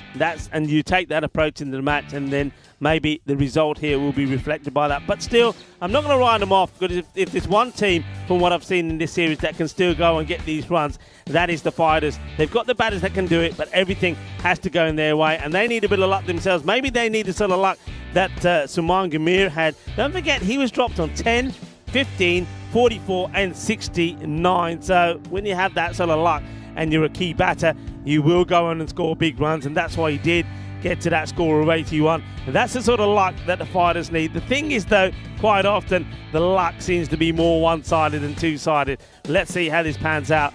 But the hitting, though, and some of the shots from Suman Gamir were absolutely outstanding. And he doesn't try and do anything fancy. He just stands up and just hits the ball clean as a whistle. This was one of those opportunities. Sahota needed to do better with that, really. And there was a few other chances that went down. If you don't take him, he scores runs. There was a bat. Both batters putting their bats in the air. I think that might have been for the 100 partnership. There's things like that happen as well. But Winder Singh saying, yaar, मैंने बार खड़ा कर देता, मैंने गलावा दे देने, मैं wicket keeper, मैं fielder नहीं. And that also, don't forget, Rahul put Saman down behind the stumps as well. So really, sometimes when you change things around, that's what happens. This is another chance gets dropped. And that was Jazz. Jaswinder Kumar should have done better. Well, this one is where the umpire had to drop because it was an umpire killer. This one was a wicket-keeper killer. It was the gundiest of gundy balls from Dalwinder, and he never really recovered from that bad ball in that over. And plenty of runs were scored off that. And Suman going down to one knee, hitting big. But finally, it was Dalwinder that got his wicket and then just says, off you go. And Suman says, yeah, I don't mind. I've played my part, and they were pretty happy with the way he hit things. And the new batter comes out. Well, we know all about Hardeep Singh. There's no cleaner or bigger hitter than him. And he just came out there and blasted a quick fire 16 of 4 deliveries that he faced before he unselfishly gets run out trying to get back to the strikers. And good piece of fielding from Dalwinder Singh. Good pickup, good throw. And Rahul, well, he earns a few fantasy points himself. Well, there was a spider. I think the creepiest part of that spider was when it actually walked onto the commentator's comms cam. It just came from nowhere. It made us both jump. I think it made a lot of people at home jump as well. A lot of people don't like spiders, you know. Anyway, let's have a look at the scorecard. Saman Gumir, 81 of 31. What a knock. It was magical. And he just left us all... well, he's reminded us all of his batting abilities. Manjit Singh, I think he just batted all the way out. He had the best seat out there in the middle. He watched Saman hit 81, and then he saw Hardeep Singh come out there and hit a quick fire 16 as well. The bowlers, there was pain, there was misery, but Jinder Ram just didn't stick with what's worked well for him in the series. He moved around, bowling from around the wicket, over the wicket. I don't think that helped him as well. The captain, Mandeep Singh, also just couldn't produce his best. Dalwinder did pick up a wicket, though he was expensive. His second over really did let him down when he bowled those wides. And I think Sahota, he didn't bowl too badly. 23, no joy from him.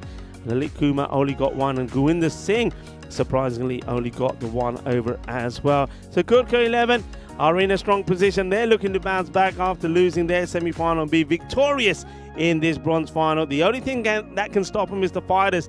If the fighters can get to that score of 142, they are the fighters. Will they fight all the way to what will be a remarkable run chase? Join me, Rika Full and Mr. Maximum, when we return in just under 10 minutes time for the conclusion of the bronze final.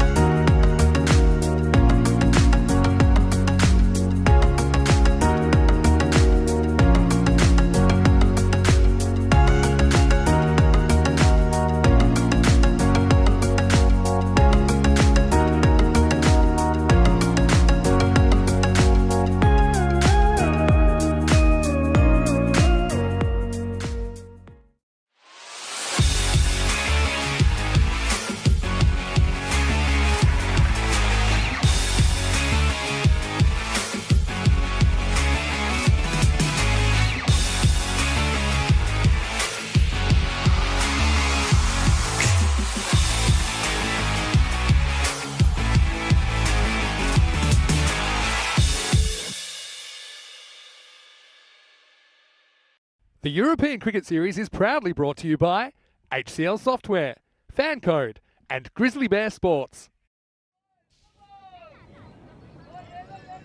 Hello and welcome back to the SCG as we get ready for the completion of the bronze final. One of these two teams will get their hand on a lovely trophy courtesy of our trophy partner, Local Lifestyles, and well, some very handsome medals as well.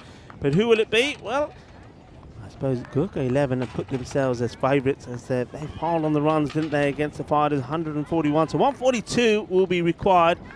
And I said before at the break, if one team can do it, I think the Fighters can. They've got good batters, Dewinder Singh, and looks like they're going with Verinder Virk. These two can certainly wallop the ball, but they need to give them a good start. And then you always got the likes of Hajat Sahota who can come in, and also Baljinder Ram. There's no Guswak Singh in the side this time around, so maybe someone like Jaswinder Kumar can give it a whack as well. And of course, we know that the coach himself, Pawinder Singh, is also in the lineup, but they need a good start. Will they get one? Well, this has worked away beautifully. That's exactly what they need. It's 4 runs to start off with. Nice shot from Dalwinder Singh. And I also think, look, I want Dalwinder Singh to bat well here. I want him just same way we saw Suman Ghamiri show what he can do. I'd like to see Dalwinder do it as well. And like I said, you know, he's another one who, for me, is very much a contender for MVP. I know he's not going to get his team into the final, and he's not going to be playing in the final. But if he plays well in this bronze final, maybe he gets a half century here. He's been good with bat and ball and in the field. So he certainly is already got his name in the hat. Hardeep Singh, short to him again. And, he's going to, well, does he take this catch without stepping on the rope? He's got a big smile on his face. It looks like he probably does. That's a really good catch. And we're going to have a look at this again. Dalwinder is not even hanging around. He's walking. It's good, clean catch taken there by the fielder. And let's watch this again. He goes for the, let's watch the feet.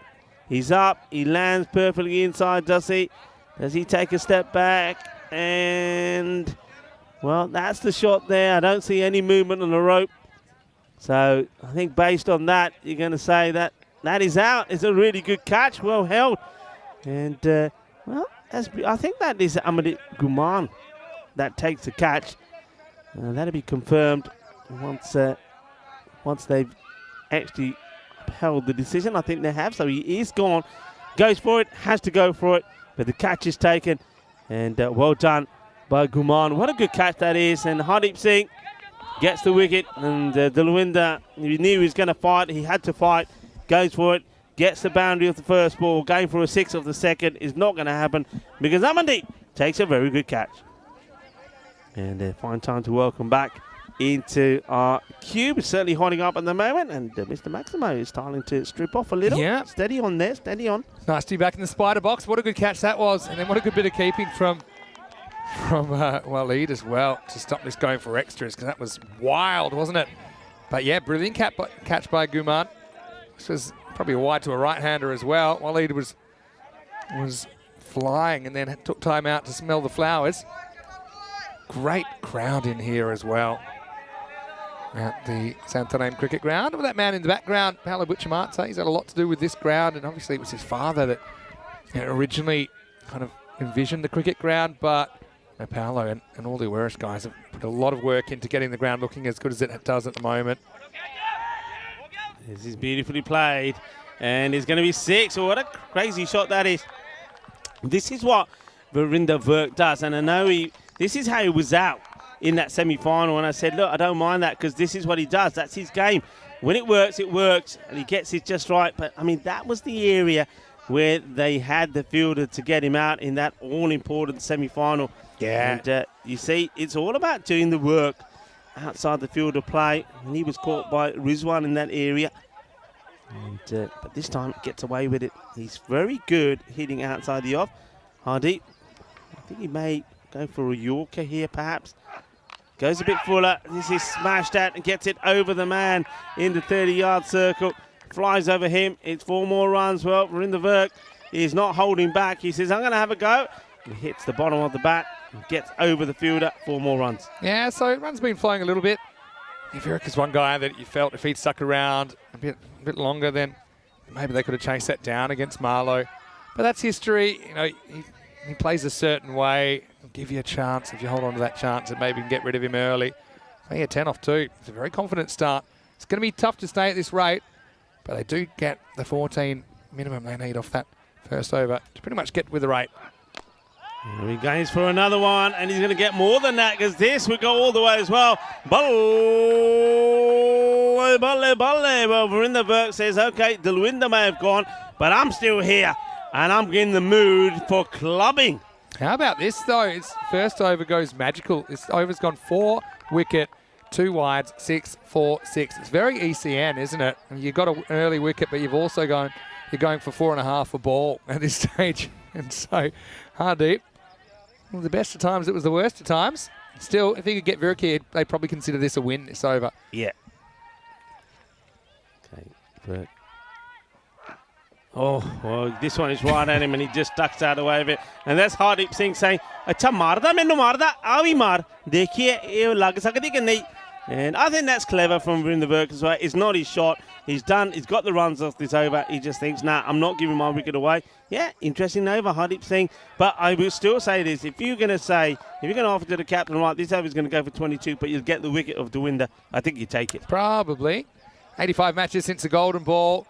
And so, well, if Corey's watching, if you're a darts player, probably triple 15, double 20 is probably the way I try and do it. But so I'm not very good at darts, so it might take me a lot longer than that. But yeah, he lets the last one go, last over. I think it was also about keeping his head attached to his body, because that one surprised him. It was a bit shorter and a bit quicker, I think, as well. Here's Gurubesh.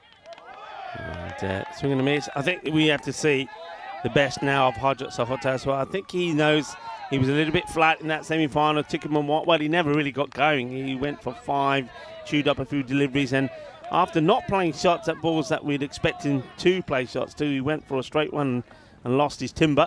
So let's see if he can fight back. Just not getting his foot in the right place at the moment, is he? He's not, no footwork. It's well bowled, though. I mean, Gurubesh has impressed me this series. He's got that natural angle across the left-hander.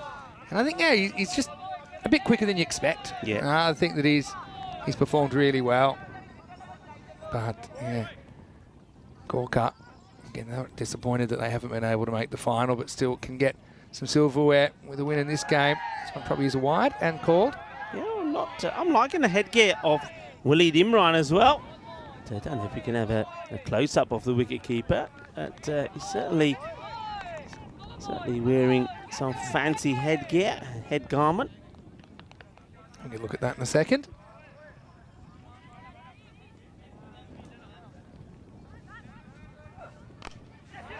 Just pushes at this, and Hardeep is chasing after it and get there. Has to come from inside the circle or his base, so it's going to be a single. So that's it. Spider counts through the roof now. I mean, I reckon I've actually captured around about 4 or 5 in the last minute. It's breeding season. Well, we have also moved back into the cube. That doesn't help us, does it? More really? into their territory. Yeah, we're back in the den now. That's that short one again, and he's going to be gone. He's not even hanging around. Well, he avoided going after the one from Hardeep Singh, and I think this is where Gurjap Singh thought to himself, you know what, maybe he doesn't fancy the short one. He bangs it in.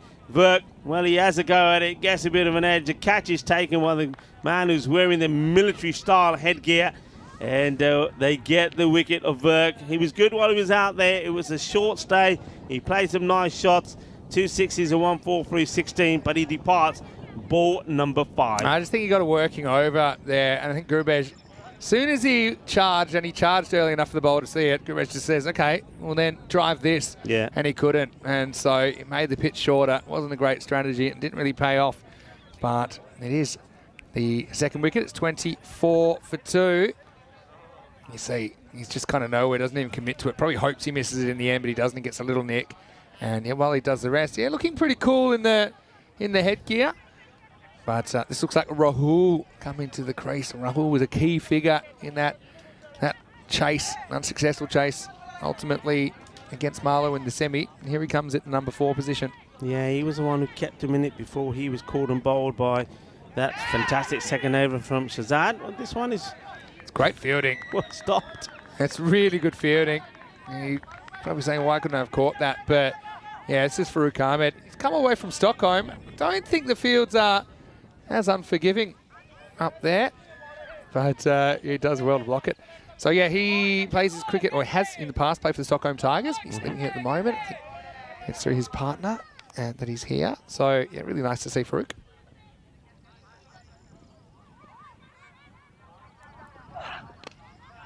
Oh, this is a beautiful shot. I mean, it's a fast delivery. You can see Gurjeev put everything into this, but this is delightfully played, and this is what Hajat Sahota can do if he keeps his shape. And look at the way he plays this, and I love the way he holds the pose as well. It goes all the way. That was such a good shot. Yeah, he does hold the pose. 31 for 2 off 2.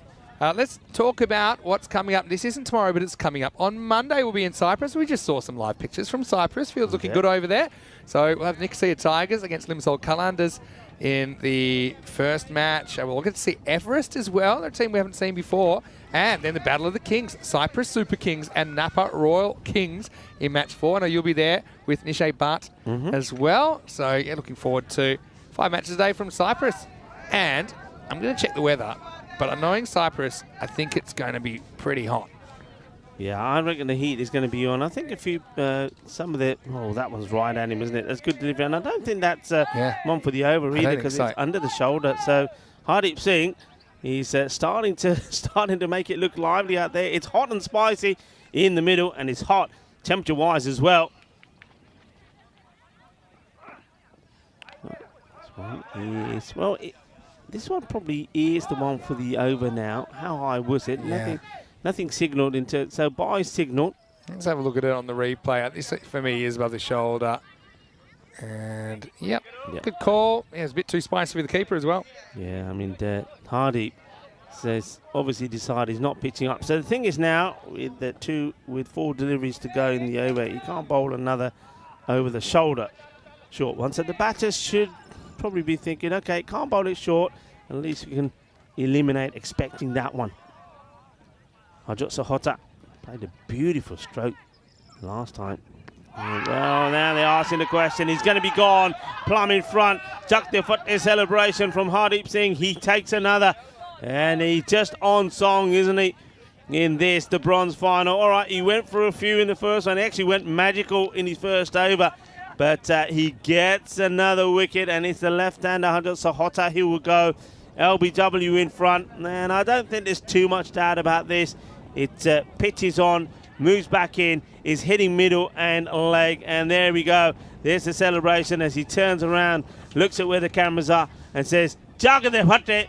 And no, well, that's a pretty easy decision for the umpire, Buck Stoneman.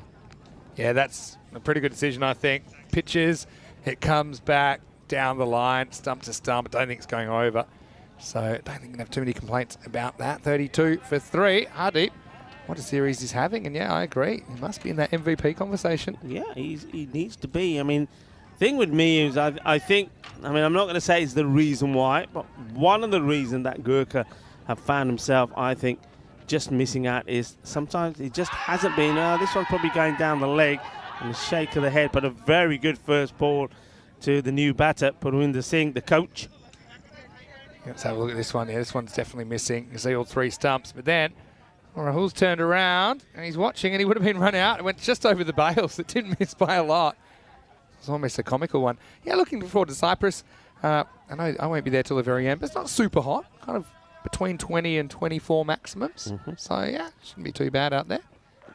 I think they're in Limassol, the thing, because that ground is pretty close to the coast. I think the wind is what sometimes could be the issue. Not that it's a cold breeze, but it's just pretty windy. I'm looking forward to seeing it. Isn't Leslie out there? Normally collects all the cricket balls. Man, they go over the. He does. Go over the wall. He goes into where all the olive trees are. Remember? And then he comes back with it's like the harvest, isn't it? He comes back with about 40 pretty much new cricket balls every so often.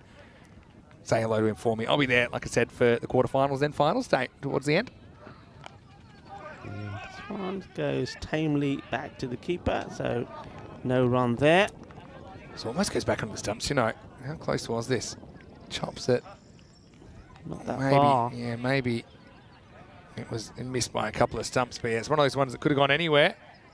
I guess I'll probably show it. Yeah, so end of the over, end of the power play as well. And fighters, they are 32 for 3. That was a brilliant over. In fact, it's a fake maiden for Hardeep because there was one run off it, but that was a bye. He took a wicket, so it'll go down as a wicket maiden for him. Yeah. And just firming, I think, for the possibility of being the MVP of this tournament. Who do you think the MVP of this tournament is? I'll ask you guys in the chat. Of course, we still got the final, and I always feel like performances in the final probably count as double. But there's a few players that would be legitimate There's a lot contenders. of names up there. I think Conrad Greenshield's name will probably be up there as well. He's been really good. And what about the bowling of Junaid Khan? You know, you can't rule out the guys. I think you're right. I think depending on how the final goes, I think Dewinder Singh's name will probably still be up there, even though he didn't quite perform as well as he would have liked to in this bronze final. But I mean, he almost got them victory in the final, didn't he, with his great knock, and he's bowled beautifully all the way through. Yeah, I mean, if Conrad was to blast another half century, if he was to bat like he batted this morning and he won to wear us the trophy, I think he's got to get it. Because I just think about performing when it matters as well. So you kind of have to weigh up the whole of the tournament. But then I often think, performances on final day, they are worth that little bit extra in the context of the whole tournament.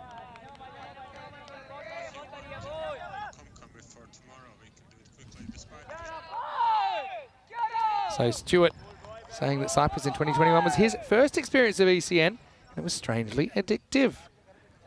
And he's remembering the ball collector as well. It was towards the end of 2021 that we were in Cyprus.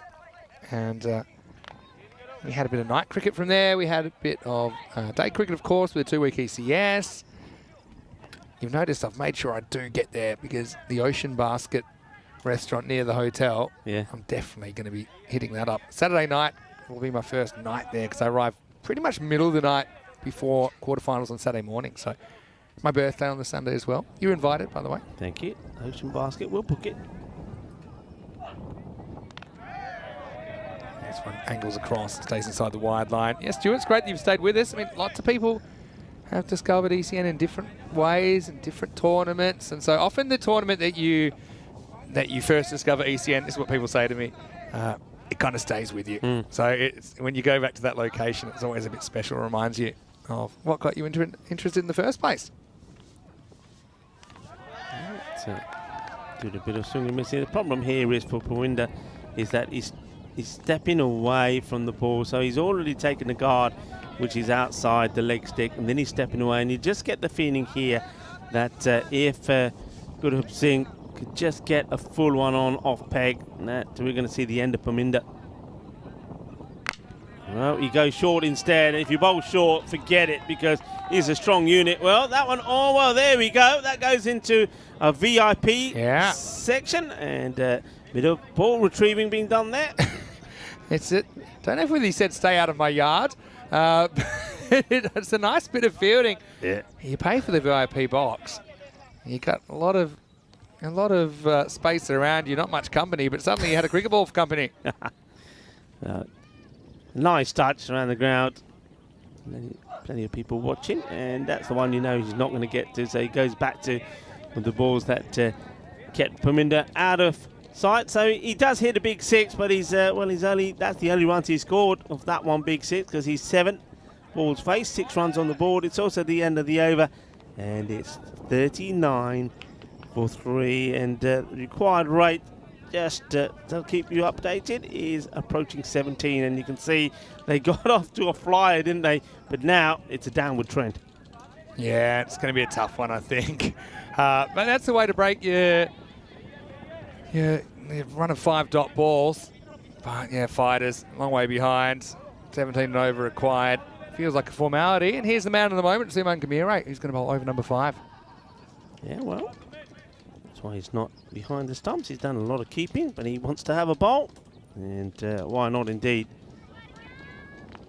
And starts with one that he just sneaks in outside that wide indicator for the umpire. So dot balls to start.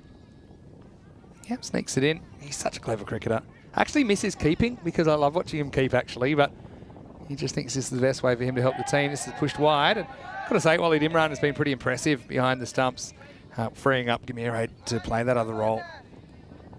Yeah, and he's just trying to keep that ball just outside the off stump to Rahul. And that's really well bowled. That one really does tweak back. Let's watch this come back. So good delivery, and once again, Waleed does pretty well. Just chests it on into his gloves.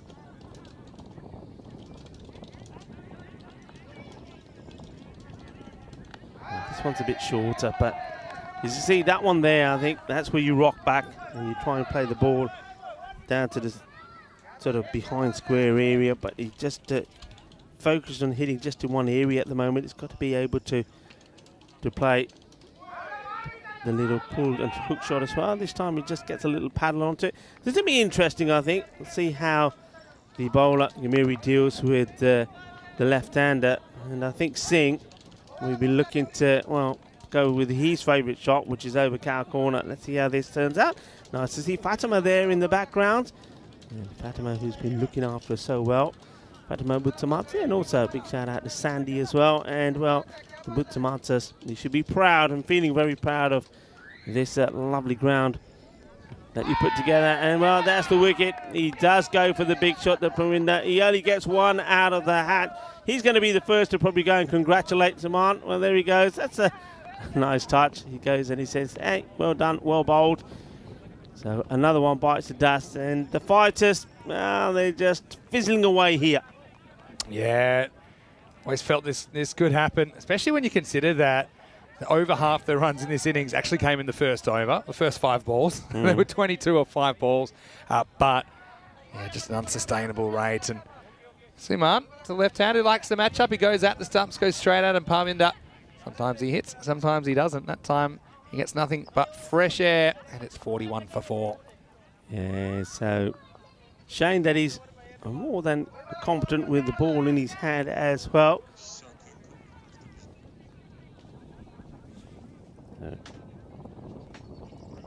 Come on. This time just catching a bit of the line there, wide call, so I'd have to bowl this one again. Yeah, Kamire, player of the match. I think it'll be a shoe-in for him this time. With that wicket and the fact he hasn't gone for too many. Well, he rocks back, hits this pretty well, but good bit of fielding. That's the standards that we're seeing from Gurkha, and that's a good job Singh this time. The end of the over, we're halfway through. It's 43 for 4 after 5. Beautiful sunny day here. I'll tell you what, I have to be honest, there's no other SCG I'd rather be commentating at. If you want to get a beer here, it's €1.50 or about $2 Australian. If you go to the Sydney Cricket Ground, I'm not pounding them, I mean, they've got an important job to do. Yeah. You'll be spending a lot more than that. I think so, yeah. Also, even the merchandise here is a lot cheaper. I'm going to say I love it. The weather, certainly, I think, as good as it gets. Vinny Sandhu here, Mr. Maximo, with Rico. 4 coming up tomorrow. I know we're super excited about these internationals, aren't we? Yeah. 5 matches coming up tomorrow. Bit of a later start as well, with Portugal, Netherlands, and Gibraltar going head-to-head.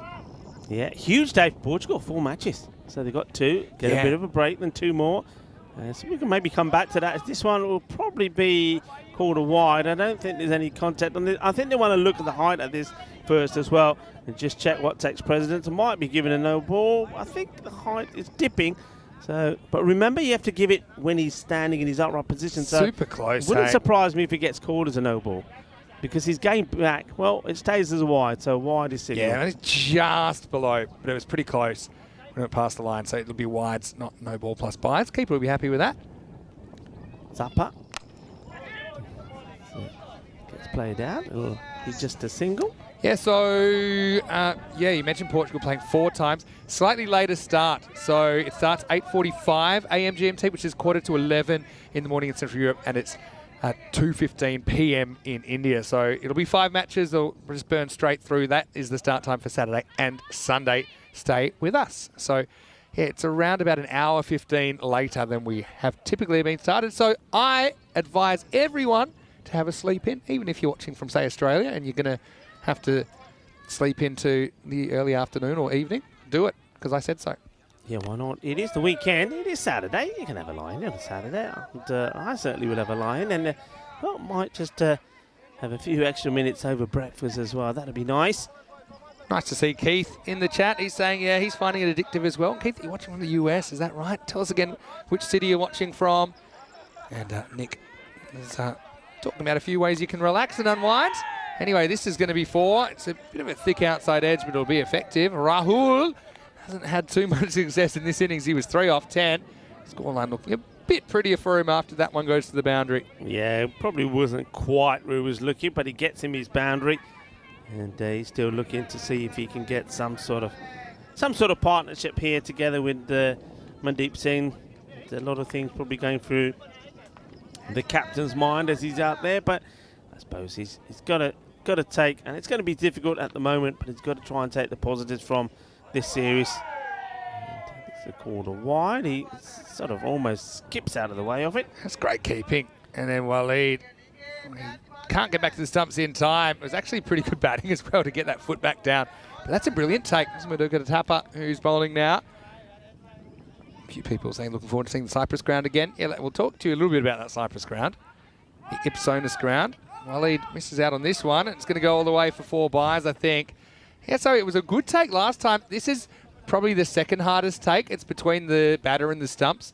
The one he did the first time was probably more difficult, but you can see that the in movement does the keeper as well as the batter, so that'll be 4. Yeah, well, it does. The fielder, Guman, makes a great effort. The one who started things off, getting that catch to remove the window. What an important catch that was as well. He was up in the air taking it.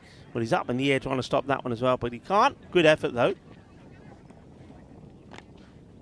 This is worked away out on the onside.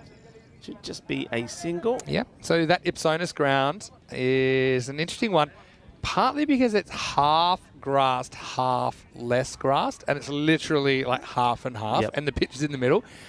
Really short straight boundaries, and we're talking super short, so you get rewarded for straight hitting, and we saw some huge scores there. In a T20 match, which we covered on ECN, their local T20 match in 2020, as we see a ball skied in the air, fielder has a fair time to get there. He does get there and he drops it. Oh, Hardy. Well, most of what he's done is turned to gold, and then he goes the big kamikaze and he slaps it back. And yeah, he's had a few issues with his back. That one probably won't help. That's the first one he's dropped that I can recall. The first time I've seen the catch drop by him, but it comes at a point where it doesn't really matter too much. He does all the hard work apart from take the catch. And then look at this. And then he picks it up, rolls, and then just slings it back in. So that's the end of the over. It's 58 for 4 after 6.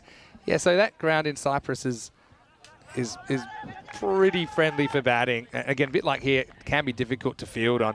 We saw one batter, Ataullah, score 250 not out in a T20 that we covered there. And the team scored 311 for 2. This is back in mid-2020 when we were showing some of the Cyprus domestic T20 competition. But how about that? So, yeah, 311 for 2 in a T20. Well, this one has been hit pretty well. The chase is on and not going to get there. Well, it's not quite where he expected it to go, but he still gets plenty of it. That was hit pretty high, but how high was it hit? Because it's almost like I see a trail. Well, is that where the ball came down from? Well, a rocket power shot. Well, maybe not quite, but that's a stunning shot. I'm sure there's a few fielders who have felt like they've been catching high balls that came from that high. Anyway, Absar Alam getting a ball. Yeah, so can you imagine scoring 250 not out in a T20? It's crazy. But then when you think about it, it's like scoring 125 in a T10. Yeah. But doing it back to back, knowing you only have one life, was crazy. That hitting from Ataullah. For Rian, I think, from memory. Oh, he hits this. So let me tell you something even crazier then. So 311 in 20 overs, that's a lot of runs. I'm not saying it's not. Yeah. But then in 20 overs of our highest scoring T10, in the 20 overs of that match, we had 403. So it's not even close. So 403 of 20 overs. Imagine that. Crazy. Alam, the bowler. And okay, he's gone for this, and he's going to get caught. A great catch. Suman Gamir, well, there he is. That's your player of the match in this one, without doubt. He was outstanding with the bat. He's bowled pretty well as well, and he's catching in that area.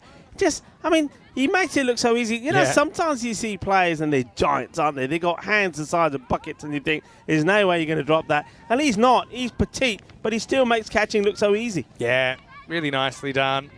And yeah, Gamire just saying that's how you do it. He's got natural catching hands, doesn't he? He's got good technique.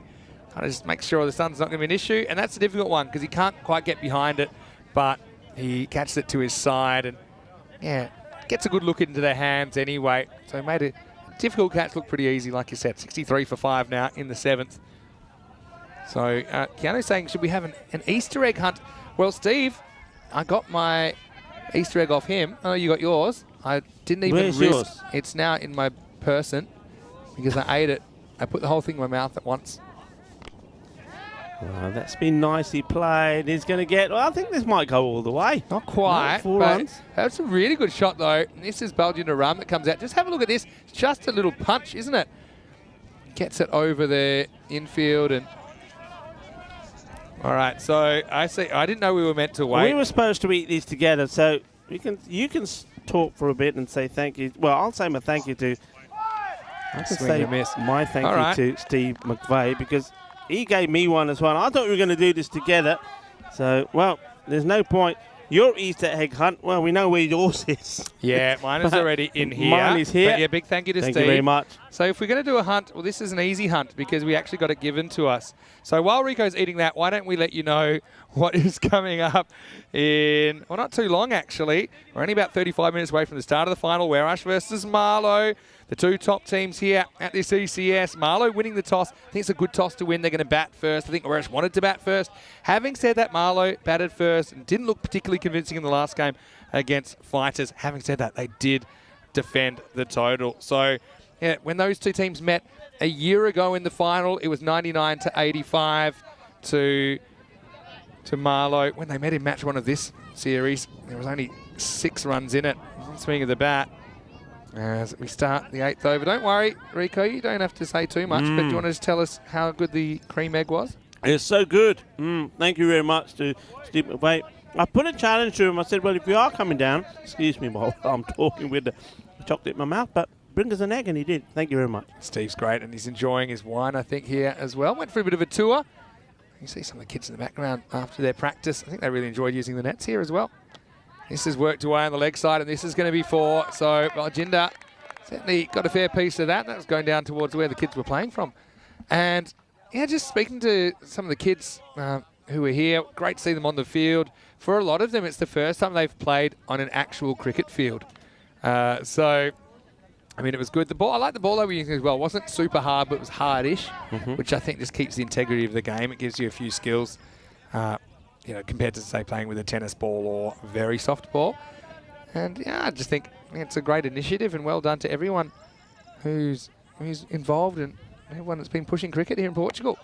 All right, this is the top edge, hanging for a long time. Fielder comes around, takes a pretty good catch. That wasn't an easy one because that was hanging.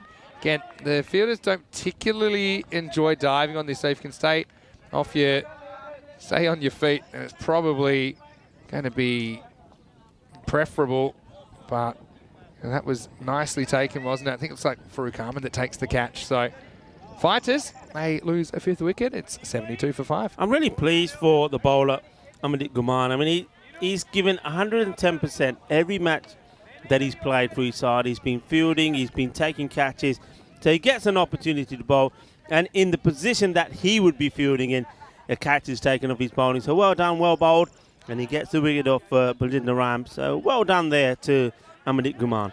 Yeah, it was a nice bit of work.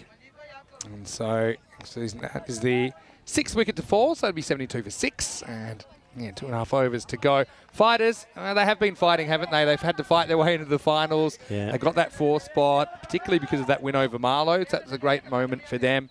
But they played well, and I think they've discovered a couple of players as well, which will be just a big boost for their chances in domestic cricket here in Portugal over the summer. Okay, well, Jazz wants to get jazzy. He doesn't really get too much power in the shot, but he'll get himself off the mark. Yeah, so yeah, I just think it's great to see them developing, and I like the way they've bounced back from that disappointing series last year where they couldn't win a game in 8 attempts. Would like to see the captain, Mandeep, getting some runs though. Oh, shouts to catch it. Mandeep Singh, no, he can't stop it. And that's 4 runs. So Mandeep Singh, well, he's trying, isn't he? And Hardeep charges in. I think he's decided, commits to try and get the catch. But once he realises that he's not going to be able to get there, the ball, well, hits the deck. And as you know on this surface, once it hits the deck, it just shoots off 4 runs. If you don't get it on the full, it's going to be rough. So, yeah, Mandeep 13 off 8. He's a genuine bat. You know, I just think he's lost his confidence. He's kind of lost his approach, I suppose. But if he can get some confidence back, I still think he's a guy that should be batting in the top 4 for them. And when he's been good, he's been really good. Anyway, he's had a great time with the ball, hasn't he, in this series? Yeah, he's bowled really well. He's come good. I think also as a leader, Vinny, he's led his team well. I think he'll know that maybe, perhaps, unlike Awarish and Marlow and maybe even Gurkha, that he hasn't got all of the top stars that some of those the teams have, players that have performed historically well in a series. But he's managed well with what he's got. And watch that bounce. He does well. I can't wait for the Tortugas against some of the best fielders in Europe this weekend. I cannot wait to see how they deal with it, because I'm telling you, it looks a lot easier on TV than it is. Just have a look at this one. There you go. You just got to kind of keep your options open, speaking to some of the guys here, as we get to the end of the 8th over, and the score is 79 for 6. Yeah, 79 for 6. Yeah, just going back to him, I think the way that he's managed his players, the way that they've responded, the way that they've stepped up to the mark for him has been great. I mean, remember, we've said this before, a team that couldn't get a win last year, and well, the same guys that performed so well. It's been a valiant effort. They will, of course, they'll be disappointed. Of course, they'll go back and have a look at the ifs and whys, but you also need to go back and look at the positives as well of what they've achieved and some of those victories that they've got. You know, for example, they're the only team, don't forget, up until now that have beaten Marlow. They beat them in the group stages, and those 2 victories that they had got them into this final stage. So they should be proud of what they've done, and maybe they'll come back stronger and better next time. Thapa is well, we have a few of these. He's definitely a Yul Brenner lookalike, doesn't he? But maybe the cap that we saw Ankush Kumar wearing yesterday. Well, if Thapa was wearing that, he definitely would look like a Yul Brenner, wouldn't he? That's true. Yeah, Maduka Thapa, lovely guy. Doesn't look like the kind of guy you wouldn't want to run into in a dark alley, though. That's another good delivery. You know what we haven't seen from Gurkha 11 today? We haven't seen the Ronaldo celebration that they've become famous for. Maybe we'll see it, and they come together in the middle. And once this match is over, that'll be a nice touch. They all come together and do it. We saw them do it on the social media. What are you hunting? I'm just searching because for some reason my watch isn't charging. So I'm just trying to work out how I can use this. But I've got the break to do it. It's anyway, a spider in there. You've got a spider in the hog. Possibly. So, yeah, it's all set up. So, Fighter's the only team to beat Marlow in this series. There'll be another team that would love to have that honour, and that would be Warash in the final. It's the only other chance for Marlow to lose.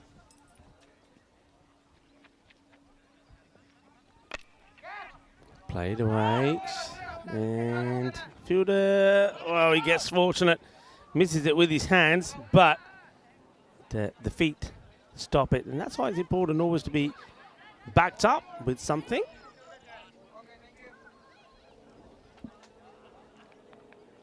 And here comes the throw, so Thapa looking to finish the over well, and he spelled well. It's gone for 15.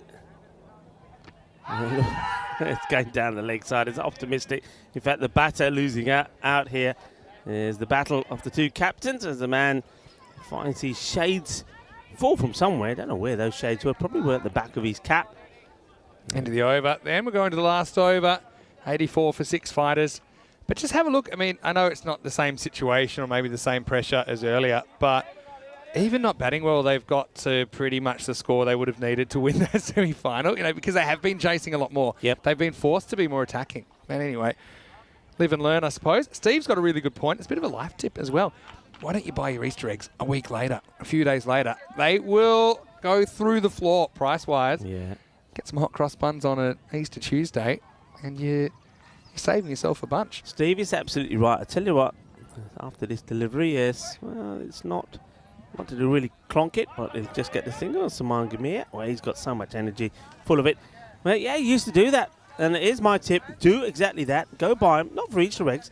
You can just, if you love chocolate, yeah, great. Otherwise, just use it for when you're baking, when you're making cakes and stuff. Chocolate sauces, yeah. Life hacks. Just buy them and store them because they have a long life. I have to tell you this as well. I knew a family when I was young. They told their kids that Santa asked if it's all right to hold off the next week because he's really busy. So you know how all the sales come in after Christmas? So they got all the Christmas presents half price. That's very nice of Santa to do that. Full toss and hits it well, but once again straight to the fielder. Been dealt with nicely there by Gurjip Singh. Yeah, so fighters, it's been great to watch their progression. Again, wishing them the best. There's their bench. I know they'll be disappointed. They kind of go out in straight sets today, but they got themselves in a winning position. This will be stumped. And so Gamire, again, just putting the icing on the cake, isn't he? Maybe he's putting the sprinkles on the icing at the moment because this game is done and dusted. Still a couple of balls to go. It's nicely finished by Waleed behind the stumps. Yeah, well, just win the Kuma. Didn't really get going. Just that's the fifth delivery phase for 3. But good work. Waleed takes the bails off. And another wicket for Saman Gamir. And, well, maybe it's just that wicket going down. It means that there's an opportunity for somebody or one of the fighters to just come out there and smash a ball to the boundary. That'll be something nice. That it is Lalit Kuma who will try and do just that. Yeah, so chance for a late highlight, I suppose. Okay, here we go. A couple of balls to come. Well, he swings hard. It goes through him and his pads. So no run there. Well stopped once again by Waleed Imran. All right, last ball of this bronze final. Okay, he launches into it and he will get a 6. So manos arriba, arbitro. Shaka from the new batter. So well done to Kuma. He does finish it on a high free side. Also gets him into the 90s. But you're absolutely right. Even with all these struggles, if they had scored these runs in the last match, they would have won. They would have won and they would have been in the final. I know it's a different situation, but it shows you, when you don't limit yourself, what you're capable of. And yeah, it was a nice way to finish. But no doubt for the fighters, but they go down fighting, don't they? And Gorka, congratulations to them. I mean, again, they've all been disappointed. They didn't make the final, but they do perform well. They win the toss. They bat in this bronze match. Saman Gamire, again, I just love watching him bat. I mean, for everything else he can do, I love watching his stroke play. Again, I've missed him and his keeping in this series. He hasn't done a lot of it, but Gorka, they are the bronze winners. That just leaves us with the final. So, yeah, it's going to be a really exciting time, and Gorka. Well done to Gorka, Evan. That was a good bronze final. I think the main show is still to come with Oresh taking on Marlow in match 59, and that game is just 20 minutes or so away. Yeah, let's have a look at these highlights. It was always going to be difficult for the fighters. They had to fight. Well, that was a good start, 4 runs straight away, and but this great catch from Amadik Guman. And that really does take the sting out of the fighters because they needed the Lwinder Singh out there to see him home. Virinder Virk, we know what he can do. He was attacking. He basically thought, well, I'm not going to go down without a fight. He played some lovely shots, but they sussed him out. The short stuff, he doesn't fancy it. He shied out the way of one from Hardeep Singh, but it was Gurjip Singh who was able to find the edge, and he was well caught by Waleed Imran. And there were still some nice shots of Hotta. We know that he can bat pretty well. He gets done in front, and you can see just the way that he's walking away there. He knows he's in trouble. That's a great bit of bowling. And Hardeep came back well. I mean, he went for 22 of his first over, but he bowled a fantastic second. And, well, this was going into the VIP zone, and they were into the action. Well, one man who was into the action all the time of this match. And no surprising, Saman Gamiri with the ball and with the bat and in the field gets the Player of the Match award for the bronze final, and helping his team to be victorious. Fighters, they are fighters, and that's I think it's a setting name for them because they will always fight, whether it's with the bat or with the ball in the field. They really have entertained me, and I think early on in the series, I think their fielding was probably amongst the best that we've seen. Some of the catches that the fighters have taken. They certainly gave us some really good highlights as well. And, I wish them all the best for the rest of their season. And I think they're a team that will take a lot of encouragement and a lot of hope from their performances here. And I'm sure that the next time we see them, they will be better for it. And maybe they'll go a little bit further and perhaps get all the way to the final. And there's no reason why, if on their day they can't go all the way to the final. Danaura's in the background in her Peacock Friday shirt. And nice to see that that's catching on. And a few people in the crowd as well supporting the Peacock Friday theme as well as Bruno and our good friend Diesel. That's nice to see. And that was good work as well. And Gamiri, he just teased the batter to swing the out the crease. And we'll lead him run doing the rest. Yeah, Gamiro finishing off with style. Although that was a nice shot. Last ball of the innings. Has Lalit smacked that one. At least he walks off on a high. And look, both these teams, like I said, didn't have the finals day that they'd imagined, but congratulations to Gorka for third place out of 11 teams in this ECS, the biggest ECS we've ever had in Portugal. And the biggest game is yet to come because Werash 8-3 take on Marlow 10-1. And so, yeah, Werash, they will have to chase because Marlow won the toss and elected to bat first. 1 year ago, these two met in the final. Marlow set a 100 target for Werash. They couldn't get there. But once again, they'll have to chase. Plenty of players to watch on both sides. That's the final. I think a lot of people wanted to see it. A rematch of last year. Werash have never won an ECN trophy. And you'd say it's their best chance yet, but Marlow, they just won't go away quietly, will they? And Marlow will set the pace in that game, which starts in exactly 20 minutes' time. Yeah, it's going to be an interesting one. The thing is, though, can Marlow, they've won the toss, won the bat first. That's where their weakness has been. Can Amandeep Singh come back to form? He's on a run of 3 golders at the moment. Yeah. And that happened after, in one day, he scored 160 runs. It's quite surprising. Saving him up, isn't it? It's quite surprising how things can turn. This didn't really go to plan for fighters, although some big hitting early. And a magical first over from there. Nothing really went right. No one cracked 20 individually in the end. Mandeep Singh, top scores with 19 not out, 16 for Virk up the top. But yeah, it fell away, and Gorka, they had the runs on the board, and it was a pretty good team bowling effort, I think, from them. 2 wickets apiece to Hardeep Singh and Suman Gamire. Gamire, of course, player of the match when you add in his half-century in the first inning. Singles to Gubesh, as well as Absar Alam and Amandeep Kuman towards the end. We will take a break, and it won't be a long break this time. We'll be back in 15 minutes with the final. Werash, the hosts, they would love some silverware for that trophy cabinet, but Marlow, they are consistently the team to beat here in ECS Cricket. Join us for that one coming soon. Until then, it's Vinny Sand and Mr. Maximo with Rico Full. 15 minutes away from rejoining you for the final in this Fan Code European Cricket Series.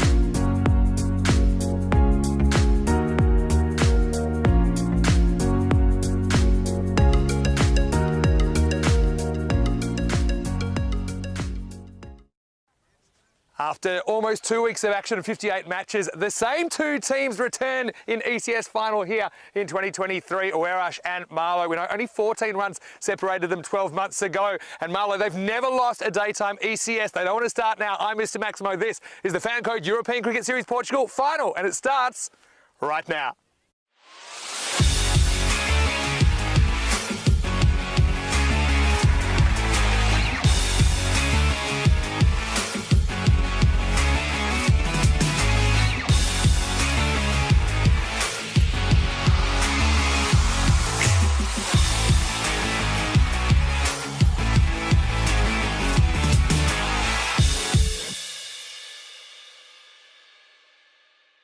The European Cricket Series is proudly brought to you by HCL Software, Fan Code, and Grizzly Bear Sports.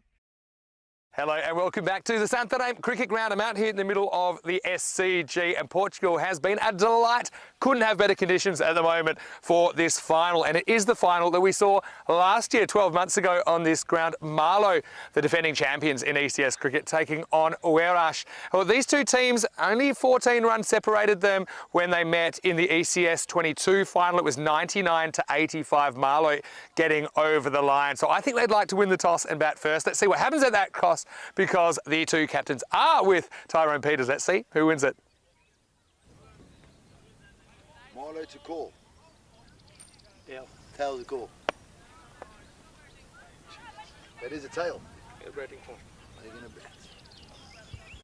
So it is Mian Shahid that wins the toss for Marlow, and no surprises, he does bat. I think Awerash, they would have liked to have batted first, put a big score on the board, put that scoreboard pressure on Marlow. But it might not be a bad toss to lose, because we saw Marlow batting first. They weren't really convincing against Fighters CC in the semi-final earlier today, but still, they did defend that total. So that will give them a lot of confidence. Plenty of players to watch from both sides. I think that Azim Sawa could probably afford to bat a bit higher for Marlow, but I think his bowling is also pretty clever with his left arm. As for Awerash, I think that Miguel Machado is one that is ready to fire. We saw him getting run out again this morning. I think Conrad Greenshaw's really blasted that semi-final away from Gorka 11 earlier today, and I'm sure that he wants to score some more runs. He was a shining light in the final last year, didn't get enough help on that occasion, but Awerash, they have never won an ECN trophy. They would love to fill that cabinet with this ECS trophy, no doubt about that. Let's get ready for the final. News from the toss. Marlow winning the toss and batting. It's over to Rico Full. This will be a cracker of a final. Match 59 on the way.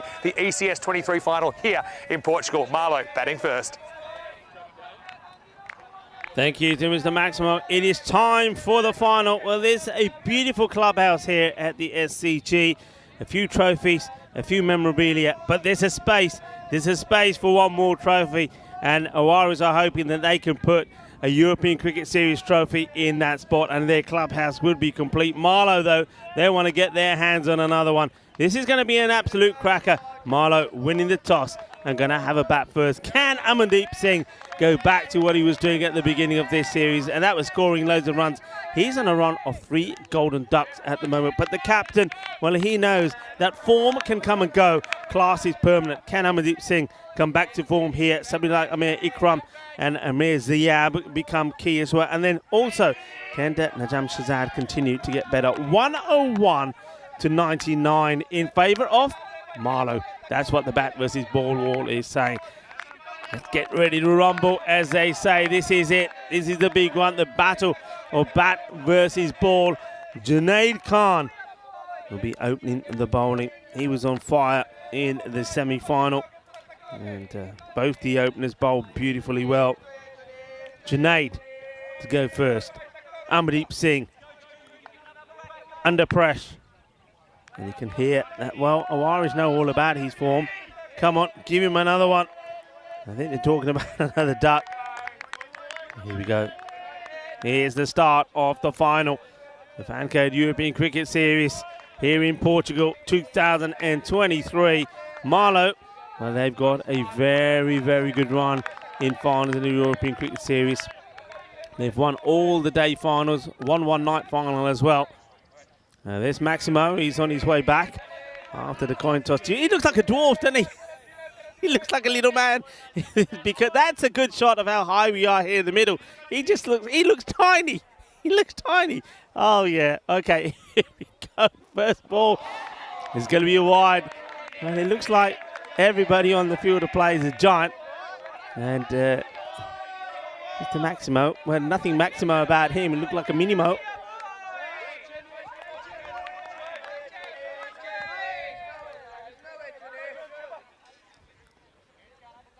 Wide to start. First runs on the board.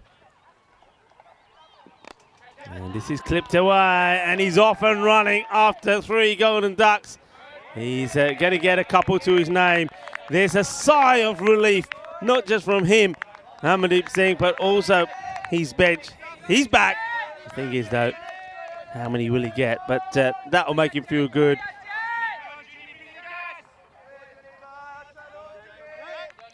Boris making a lot of noise, trying to get under the skin of the batters.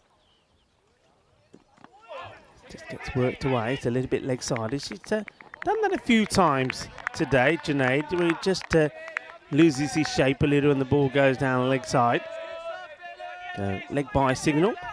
And we get a chance to see Amar Vikram. And I do like that Amandeep Singh. He's not shying away from responsibilities. Okay, last 3 innings have not gone well, but that was after one day where he scored 160 runs and he was just in awesome form. It's just the way it goes. But he doesn't shy away from it. He doesn't say, put me down the order. It doesn't say, I'll start the non-strikers then. He wants to be on strike. He wants a chance to get back in form. This one would have been close. Ikram running to the danger end. Nice pick up and throw. I think he probably just gets there. Conrad Greenshields. He'd be hoping that he can finally get his hands on a European Cricket Series trophy.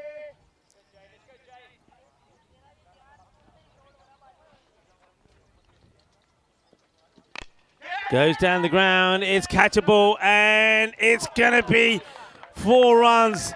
Well, it doesn't quite get here, and that's Brendan. Oh, what a big moment this is. Brendan Bendenhorst, he gets there, but, well, he doesn't get himself in the right position, and that's a big let-off. And Amandeep Singh, well, he needed a bit of luck. He gets a bit of luck, because that was a chance. He was on 2 at the time. So Amandeep, maybe his luck is about to change. He tries to clip this away. I think he gets a bit of bat onto it, or does he? Yep, bit of bat, says the umpire. So ball to go in the over. 10 have come off it so far. That was a big moment. Opportunity given by Amandeep. Doesn't get taken. And this one has been swung at. Is high up in the air. Is going. And I think it may have just gone all the way. Or does it just drop before the boundary? Just before. And this is Grish Singh chasing after it. And yeah, 4 runs. Cuatro Carrera. So 14 off the first. But they had the chance to take Amandeep. Remember, 267 he started the day with. Well, he started the day on 3 occasions on that score, but he's finally moved on. And Zihab is going to be key as well as Asim Sawa. Sawa hasn't really had the opportunities that I think he deserves, but he's still a big player. Conrad Greenshields touching on 350 runs in the series. Miguel Machado and Dani right up there as well. Both of them have passed 250. Wicket taker Junaid Khan, though he doesn't start well, he's got 14 to his name. And Francois Sturman coming into the attack now has got 8 wickets. Here comes Faf. Short to Amandeep. Up in the air, should be taken, and it will be taken. They get the big wicket. So Amandeep, though he gave a chance, he's been held when it matters, and that's a really good catch. It's Balwinder Singh who comes running in, kept his eye on it all the way, takes the catch. And Amandeep, though he does get a few this time, he's not able to make the most of the chance that he was given. He'll go for 7 off 5. Balwinder takes the catch, and the breakthrough comes from Francois Stoneman.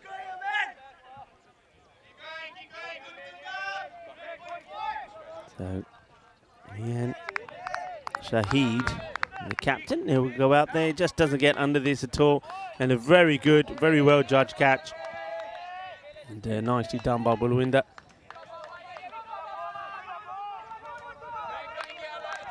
Mian will probably back himself to try. I think his role is to try and really get going in the power play. We haven't seen too much from him, to be fair. But he doesn't want to change system. He's sticking with it the same way he did in their semi-final. And this is bad, I think. Yeah, you can see there from Nilkesh Patel. That's good umpiring. That diffuses the appeal by saying, no, it's bad on that, and he's absolutely right. It's a good delivery from Faf Stoneman. I really have liked the way he's worked on his line. He's worked on his bowling. He's eradicated a lot of the extras that he was bowling. Now he's bowling some good stuff with good shape, wicket to wicket, getting the ball to swing. And this one's a little bit short, and he latches onto this quickly. Cuatro Carreras goes for the short one again, but the difference between this one and the one that he bowled to Amardeep, the one to Amardeep was right at him. This one, he just gives Mian Shahid, the captain of Marlow, a little bit of width, and he's onto it quickly. 4 runs. Score moves to 18 for 1.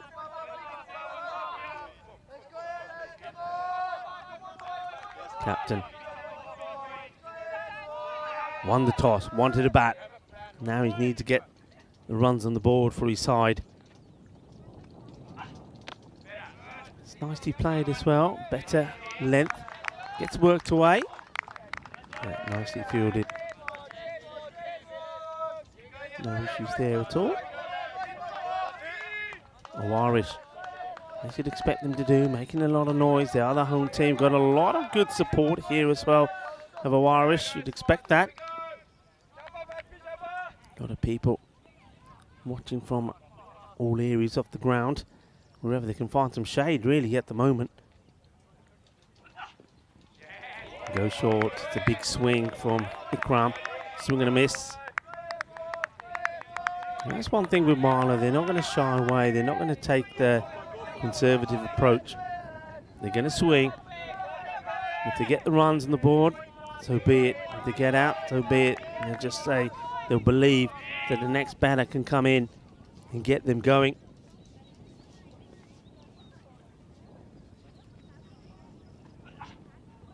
There's more of the same. Another big swing, and that will be the end of the over. And it's a good one from Faf Stoneman. One boundary does come off it, but he keeps it to 5, and he does pick up a very important wicket, that of Amardeep Singh.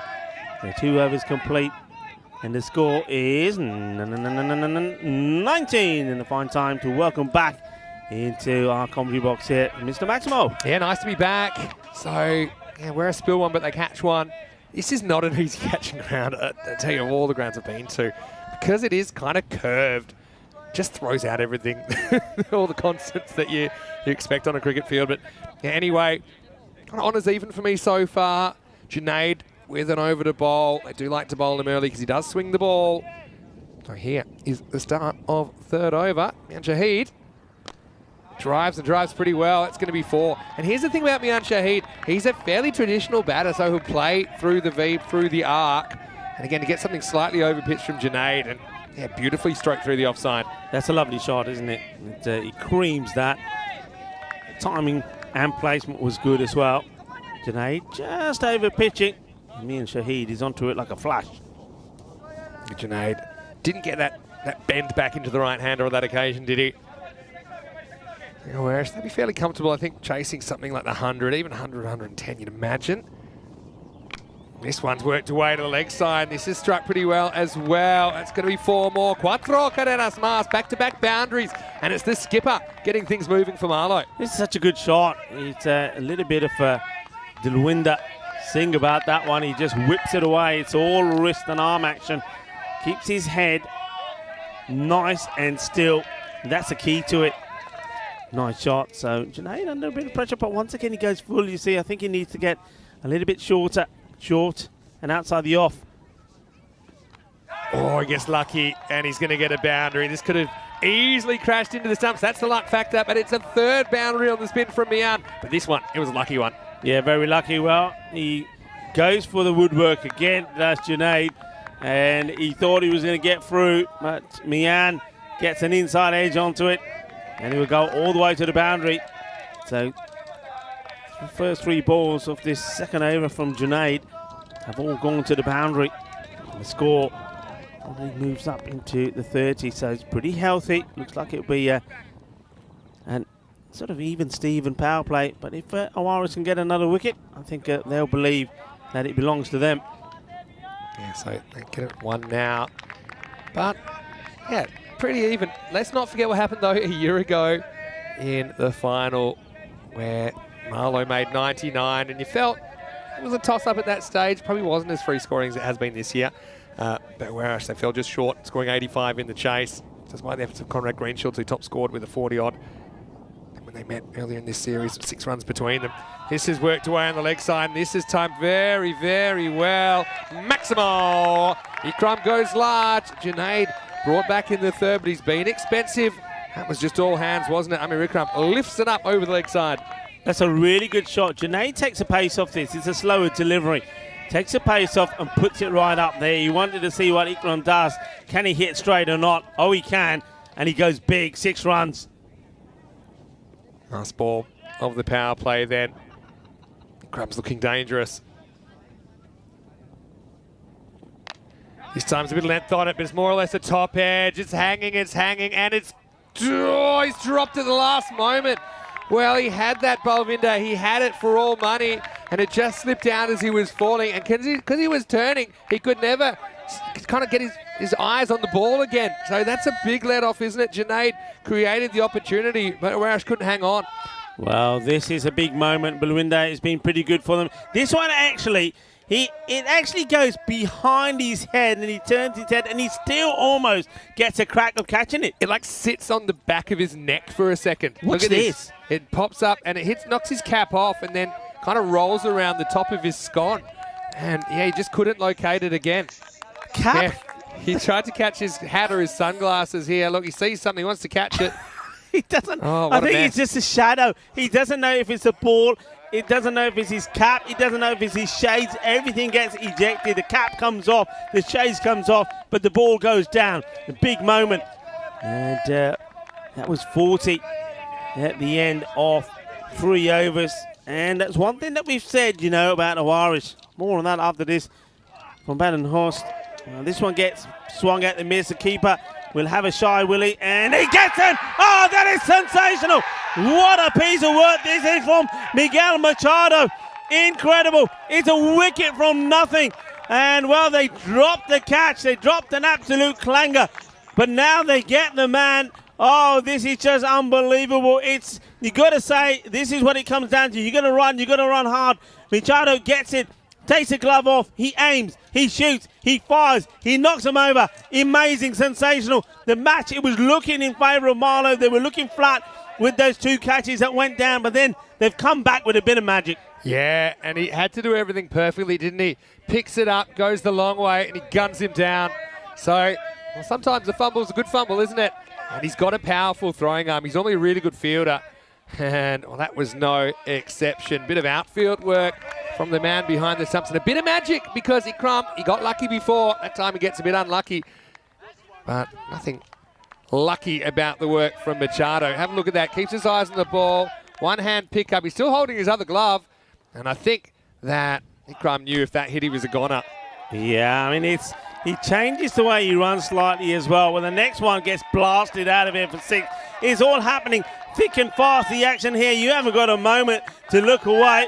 But that's a biggie. Well, the El Capitan says, I'm not worried. I'm still here. And he hits this big for 6. In the meantime, Amir Zihab, the Rock, has come out to join him. Yeah, you got the Rock out there. He'll be part of the international setup over the weekend, Amir Zihab. Badenhorst, he needs to sort it out and quick here. This is a thick edge and gone. So Macy takes the catch straight to the puppy, and Shahid 24 and out. Awarish, well, you don't have to be perfect, you just have to be good enough, and they hang in this contest 46 for 3. Badenhorst with the wicket. Well, how things can change. I mean, you know, before all of this effort, all this happened. I was just about to say that Awaris in other matches, they've dropped catches and they've got lucky. Will they get lucky in this one? Because this is where it counts. Maybe those drop catches, the one from Badenhurst and also the one from Balwinder when he dropped Ikram on 11 could hurt them. And before I could even say it, it's Ikram. He only adds one more to his tally when he gets run out brilliantly by Machado. And now Mian, well, he guides this straight into the hands of Macy, who takes the catch. And just like that, this match is wide open again. Yeah, absolutely wide open. Ajam Shazad comes to the crease. That's the thing about Marlow, though. They're going to keep coming at you. They've got a lot of good hitters.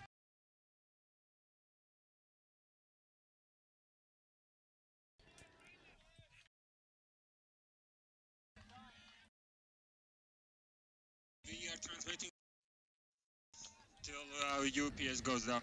So we just, unfortunately, had a power outage. And I know it's one of those hot days. But, yeah. Machine Gun Machado says the robot in the chat. Robot tuning in for the final. And, yeah, the robot saying deserves to dish out a few run-outs, seeing he's collected so many. Oh, that's a tough one, but it's true. Yeah, so hopefully they can sort this out pretty quickly, because it's a bit of a momentum buster, isn't it? Yeah, looks like they are going to continue here. No, they're not, because they have to sort out this power issue, because we want to make sure we have all the replays, everything available. Yeah, looks like we may be just coming back here. I saw something spark back to life. Yeah, we had a temporary issue earlier in the day, but it was resolved pretty quickly. So, we're back. And I like it doesn't interrupt the flow of the game too much. What a match. We've just seen wickets, two of them fall so quickly. And now I wonder if no. This hesitation, he could be gone, could be another. Oh, he misses. Oh, how'd he miss? He misses and the ball is going to go to the boundary. Oh, that's going to be 4 runs. How does this become 4? It's the craziest 4 you'll ever see. Well, after all the good work. It's going to be a 5. Oh, can you believe what you're seeing here?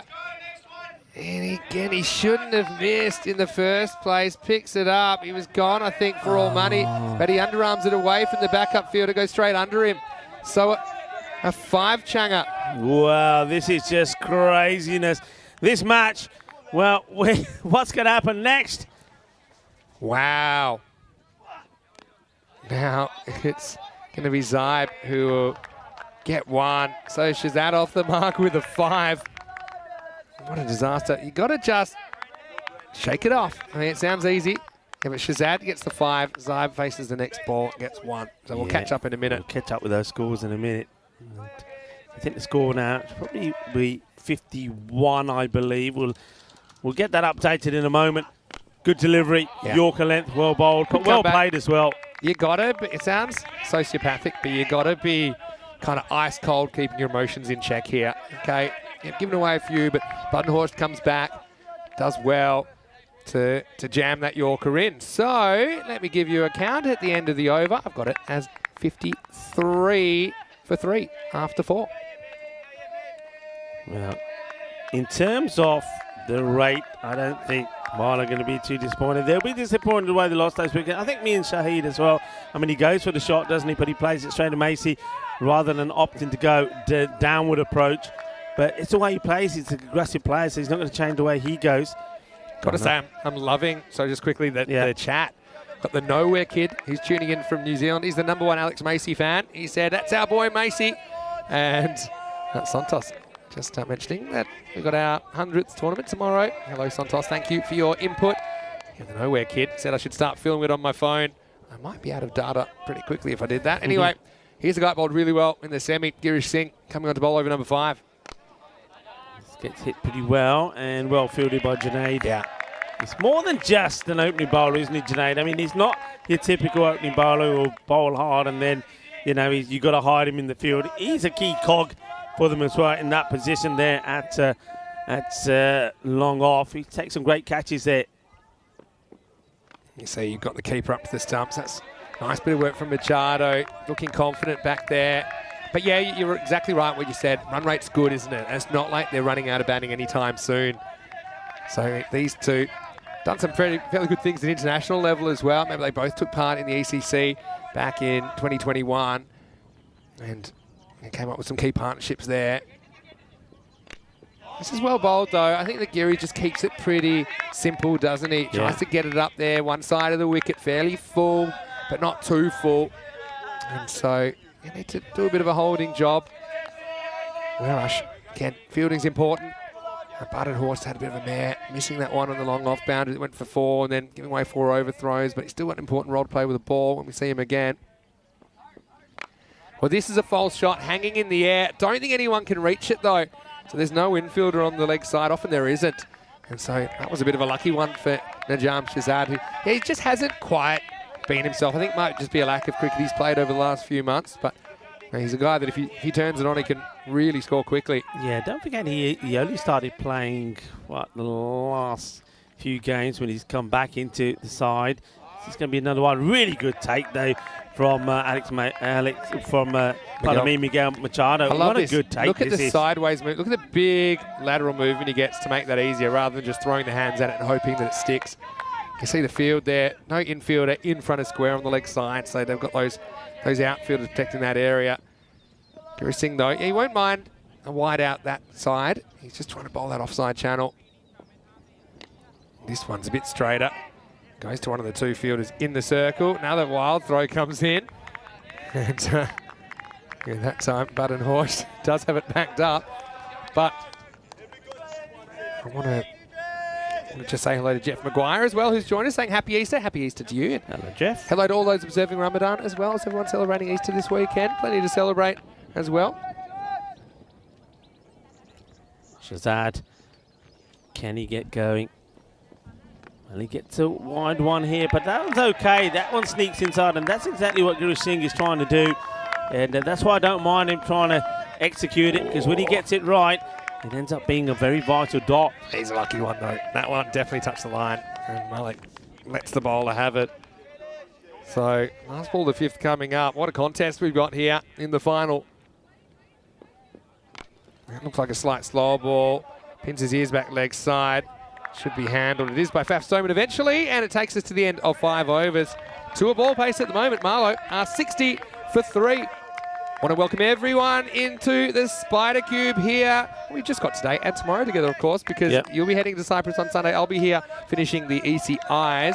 But, I mean, it is chaos. It always is chaos, isn't it? Especially in a final, you're going to see a few things that you wouldn't expect to see. And these are moments, aren't they? I mean, just check out Baden-Horst here off his own bowling. Did everything right and almost created a run out, and really should have hit him in the end. It went all the way for 4 overthrows. We'll bring that in a second. But thanks for tuning in and stay tuned, because we've got more coming up. Here is Baden-Horst right now, coming back for his 2nd over. He gets whacked away to the leg side, and it's going to be a wicket. Well, that's how quick your day can turn around. Shahzad, he got lucky last over, elevating into the leg side. This one wasn't as high, but it was a bit of a laser beam down to Faf Stoneman, who does the rest at 60 for 4. Big man gone. What a catch. He's taken some catches out there, has Faf Stoneman. He really has. And as a batter, you're going to think you're a little bit unlucky because he's hit it to one place where a fielder can get to. But look at that as a catch. I mean, that is absolutely sensational. No wonder he's pumped. He should be pumped. That is an amazing bit of work. And Baden-Horst, well, he'll get the wicket credited to him. But this, for me, is all about the fielder. That is a sensational catch. Absolutely brilliant. So have a look at this. This is Baden-Horst earlier on. It was a bit of a crazy one. Got under the backup fielder. Ended up being the most powerful underarm you've ever seen. There's a dust storm everywhere. So we had that one. And again, frustrating. But you don't have to be perfect. You just have to be good enough. And it's nice to see him coming back with a wicket. Faf Stoneman takes a very good catch. And Baden-Horst, 2 wickets in the final. What a catch. What a catch. Yeah, not an easy one at all. And Faf Stoneman, a very good fielder. Fielding's going to be important. Like I said, they're going to set high standards. They work on it a lot. Big moment in the final. Yeah, I mean, they're coming. I mean, the way it started, it was not going well, was it? When the power play ended with 40. And now they're coming back into it. But still, Marlow, they'll just keep swinging. They go all the way down to the wire. They know that the runs are there. They're just going to keep playing the shots. Hazem Sawa is very powerful as well. So, yeah, I still feel they're about 2 to 3 wickets away from worrying Marlow about wickets lost. I think these guys are going to come out they're going to be confident. They're going to go for their shots. I mean, Hasim Zawa, he could easily open the batting for them. Yeah. He's good enough. And he's coming in around half the innings to go. Badenhorst, he's done well, just kind of staying on task here. This one, though, leg side. A bit scared to run on this from Machado. I didn't even mind that run that they took on him before, because it has to be a perfect piece of fielding to get you out, but it was a perfect piece of fielding from Miguel. It was magnificent, and so far it could be the game. Well, for me so far it is the game-changing moment. It really is, and it's what sparked Orange back into the match, because it came at a time, Vinny, when they needed it, because we just saw. I mean, okay, Badenhorst put the catch down of Amandeep, but Amandeep, he only added 4 more, I think, before he went. But I think dropping Ikram and Balwinder Singh dropping it, and the way he dropped it, and at 40 for 1, he just saw that Owaris would just start to get deflated, but it only lasted a ball or two, because a moment of magic changed everything. Yeah, it did. He whips this one away inventively, and it's partially knocked down by Balwinder. They're going to take on a 2, and they'll get there. Oh, powerful throw, might have had Zaib searching, but will be a couple of runs. Good stop, though. I mean, still, if that beats the field and he doesn't get a touch, it runs away to the boundary. Yeah, that's one thing. That's why Connor Greenshields is always talking about standards, maintain standards, give 110%, because then they make stops like that, which saves 2 runs. Back cut this time. Finds Macy. It'll just be a single. I want to say to everyone that's enjoying it in the live chat as well, I mentioned the robot had a bit to say before. Hello to Azif Salim as well. It's Chris Smith. Keanu's there as well. Shrugs there. Yeah, Jeff saying that he's having a good time. Saying that South African 19-year-old all-rounder helping me coach at 22 schools and the junior section. That's good. You're doing so much to improve cricket. Jeff, this is a bit of a shot from the hip, isn't it? From Sawa, goes large. Maximo.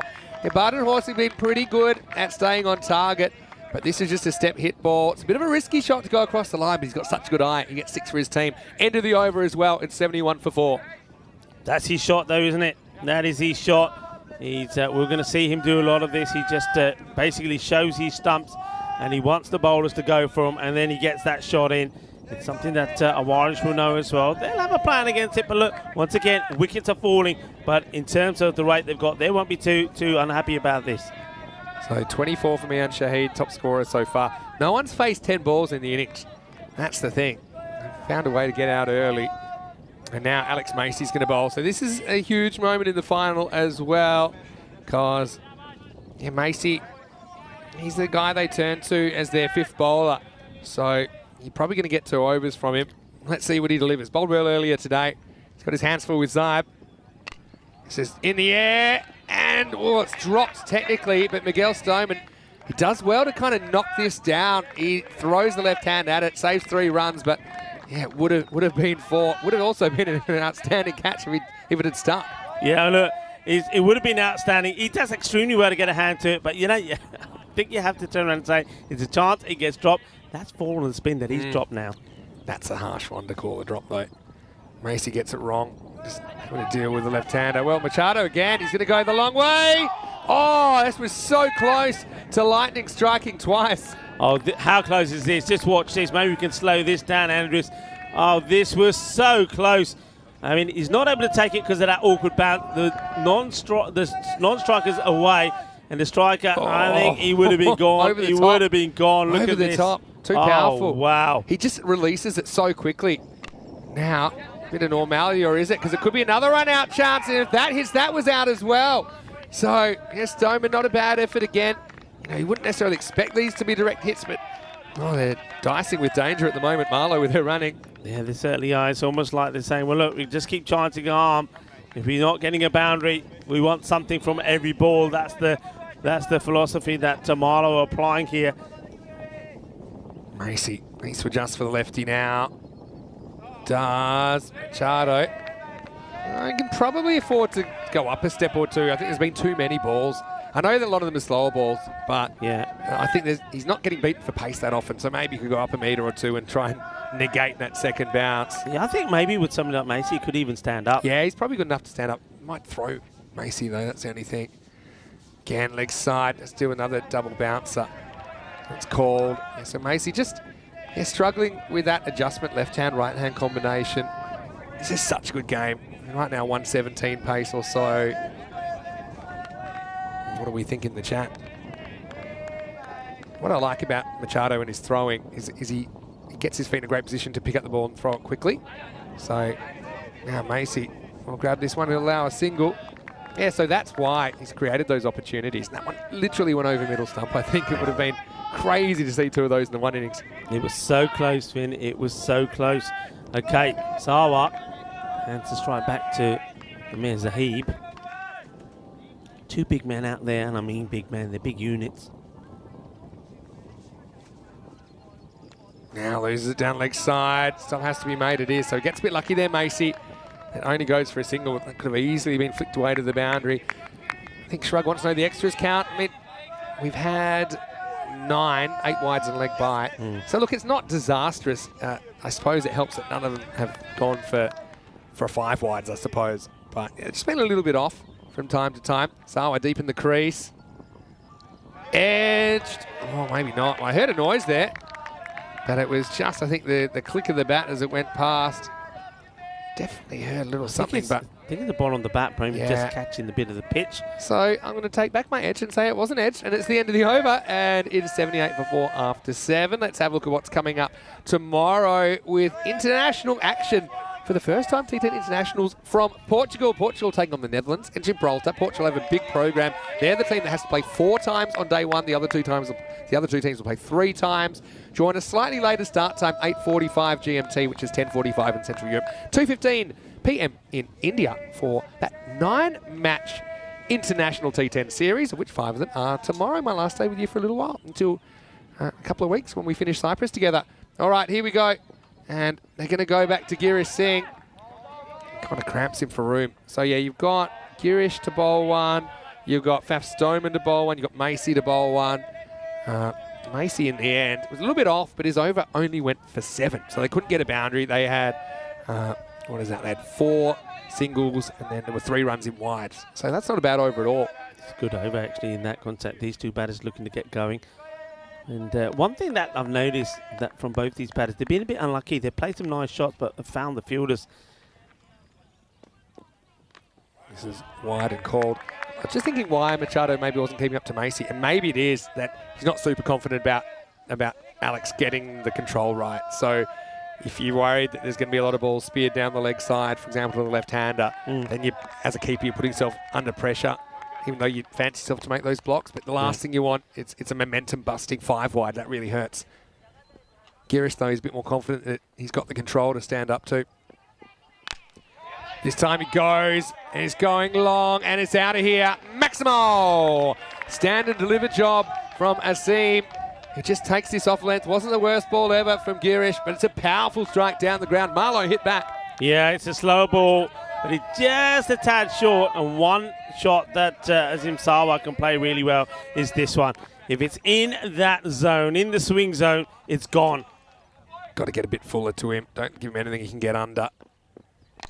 This time, he doesn't quite get it out in the middle, but was there to hit, to be honest. He's dragged down to long on, just a single. So where are we looking at? I mean, 110 maybe, but it can, if these two really get the acceleration, it can go to the 125, 130 mark. Yeah, 112 pace at this rate. This is a hit down the ground. It's going to test the fielder. Comes around to his left, and it's going to be 4. I think that's gone off the fingertips of Greenshields, who was certainly distracted by the fielder coming the other way. It hung in the air a long time. I've got this as 4. Let's have a look at it on the replay. Yeah, I mean, both feel Greenshields is having a look at Junaid because he's getting set for it, and Junaid probably just puts him off a little bit. I think he does that go? I think just before the rope. I think that's 4. Yeah, I saw it right the first time. Well, they're giving 6 here, Vinny. I've seen 6 being signalled. So is that 6? Well, I don't think so. Oh, that's worth another look. They're going to go. I think they've looked at it a few times and gone with it. And this one, see, they're the sort of deliveries that I think Marlowe have missed out on because they're there for. One's been clipped and it went straight to the fielder, but a few other times they missed out on it. Did it hit the rope? Is that the question? I mean. Oh, yeah, maybe it hits the rope. Maybe that's what they think. It's hit the rope there. That's a pretty good shot of it. So maybe it does hit the rope. So yeah, that's why we thought it bounced inside, but it's obviously hit the rope. So 6 given. Looks correct to me. Last ball over the over. Steps away and he hits, but does he beat the fielder? He does not. And Greenshields this time can just stand and take the catch. So again, it's an emotional roller coaster through the first 8 overs.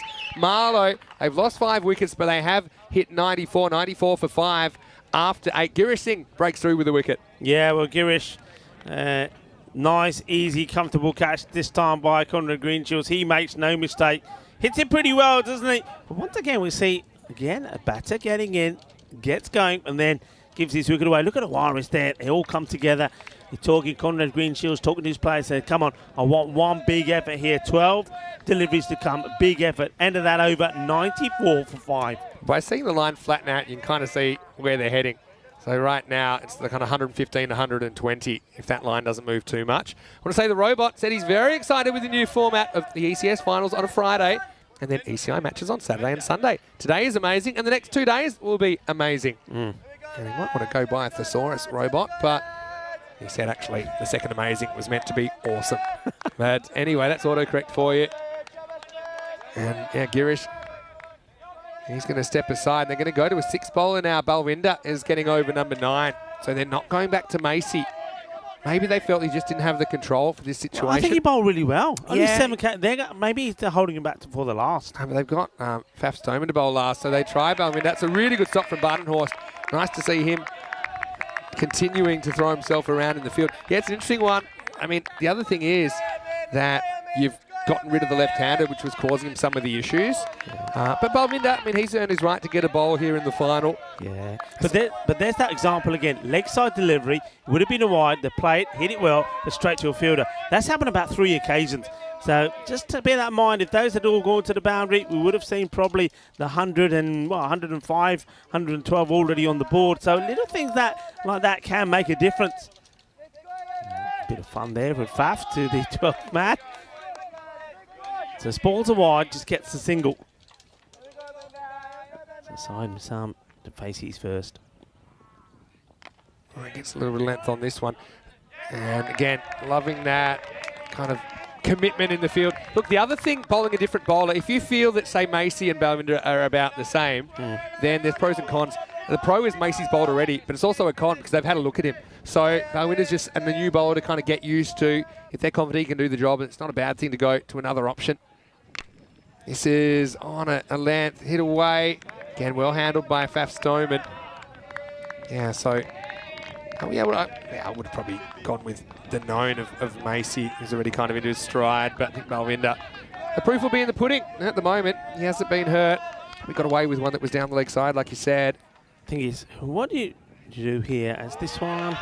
It's going to be a dot. What would you do? Would you go now with the last over with Faf, or would you go with Macy? I'm going with Faf. Yeah? I think he's an international bowler that bowls the 10th over now, and that was the plan. He bowled 1 for 5 in his first over when he bowled in the second. So I think we've probably seen the last of Alex with the ball. Now, he's running nowhere. He's running nowhere. And so, yeah, it's a simple one, really. Mysom's going to have to go. Bit of a horrendous day, really, for the bat. Could never find too much touch. And I think that Syed Mysom runs here thinking he's beaten the bowler, but he hasn't. So even though, I mean, you can argue it's his call, I think the non-striker had a sense of what are you doing. At least wait till it gets past the bowler before you run, because if the bowler fields it, they're going to be in a big trouble. And Balwinder, he does the rest, doesn't he? Easy take for Machado. Yeah, teamwork makes the dream work. That's why they all come together. Every single player, every time the wicket come together, they get a talk, they G each other up, and they go back to the mark. Well, this is it here. There's never a run there. Yeah, there's not. And I think Syed wishes he hit it better than he did, but he didn't. And so it's a very simple one. Great over so far. He's saying, all right, come on, let's go. And yeah, I think if a look could say words, Zaib is saying, that's a bad decision. So it's probably fair that Mysom is run out for that error of judgment instead of his partner. 97 for 6. So, it's been a masterstroke bringing Balwinder on. I mean, no matter what happens this ball, because there's only 3 off this over so far. Comes up with a run out. It's Gondal he has to deal with. And this could be gone as well, I think he's out. So, yeah, Machado likes it. They've gone upstairs. I mean, look to me, Didn't get the bat down, so if the foot's out, he's going to be out. Let's have a look at it on the replay, thanks to Spring Productions. And, well, is he back or not? Well, I think the bat's back, actually. Wow, after all that, he's going to be in. The thing is, though, I don't think the big thing is not that he's not out. That's not a big thing. Big thing is that it's a dot ball. It's another dot. And what a cracking over that is. They go with something different. And Bhawinder Singh only goes for 3. So score moves to 97. It's 6 wickets down. We go to the last over. 6 balls to come. So, I mean, we were talking maybe 115-ish. Well, they're going to have to go somewhere. They're going to get there now. Yeah, so it works out perfectly, doesn't it? Because Macy and Balvinder combine for just 10 off their 2 overs. So that's like getting a bowler bowling 10. And you might say, oh, okay, they don't get a second over. But it's not a problem. You've literally got 3 bowlers if Balvinder could bowl twice in a row, which you can't. But you've got 3 bowlers you'd be happy to have a second over. Here's one of them, Faf Stoneman, who's been working really hard on his bowling. It's only really the last 12 months he's transitioned into a bowler who now kind of I wouldn't say bowler bats a bit, but a genuine all-rounder because he was scoring piles of runs domestically here last year. Zyb's deep in his crease. 6 balls to come. Awarish have fought back. Marlowe still eyeing off the 110 plus, and it's the Rock on strike. They'll be teammates tomorrow, but not now. Now the first one doesn't get past the fielder. There's no chance of a second, so now Gondal faces up. Gondal, we haven't seen too much of him with the bat, but he hasn't been getting too much bat on ball. I think Stoneman just has to concentrate on that off-stump line, outside off-stump, get him reaching, get him missing, hopefully. And Machado needs to be alert, because I think that they'll consider running, even if he misses it here. Yeah.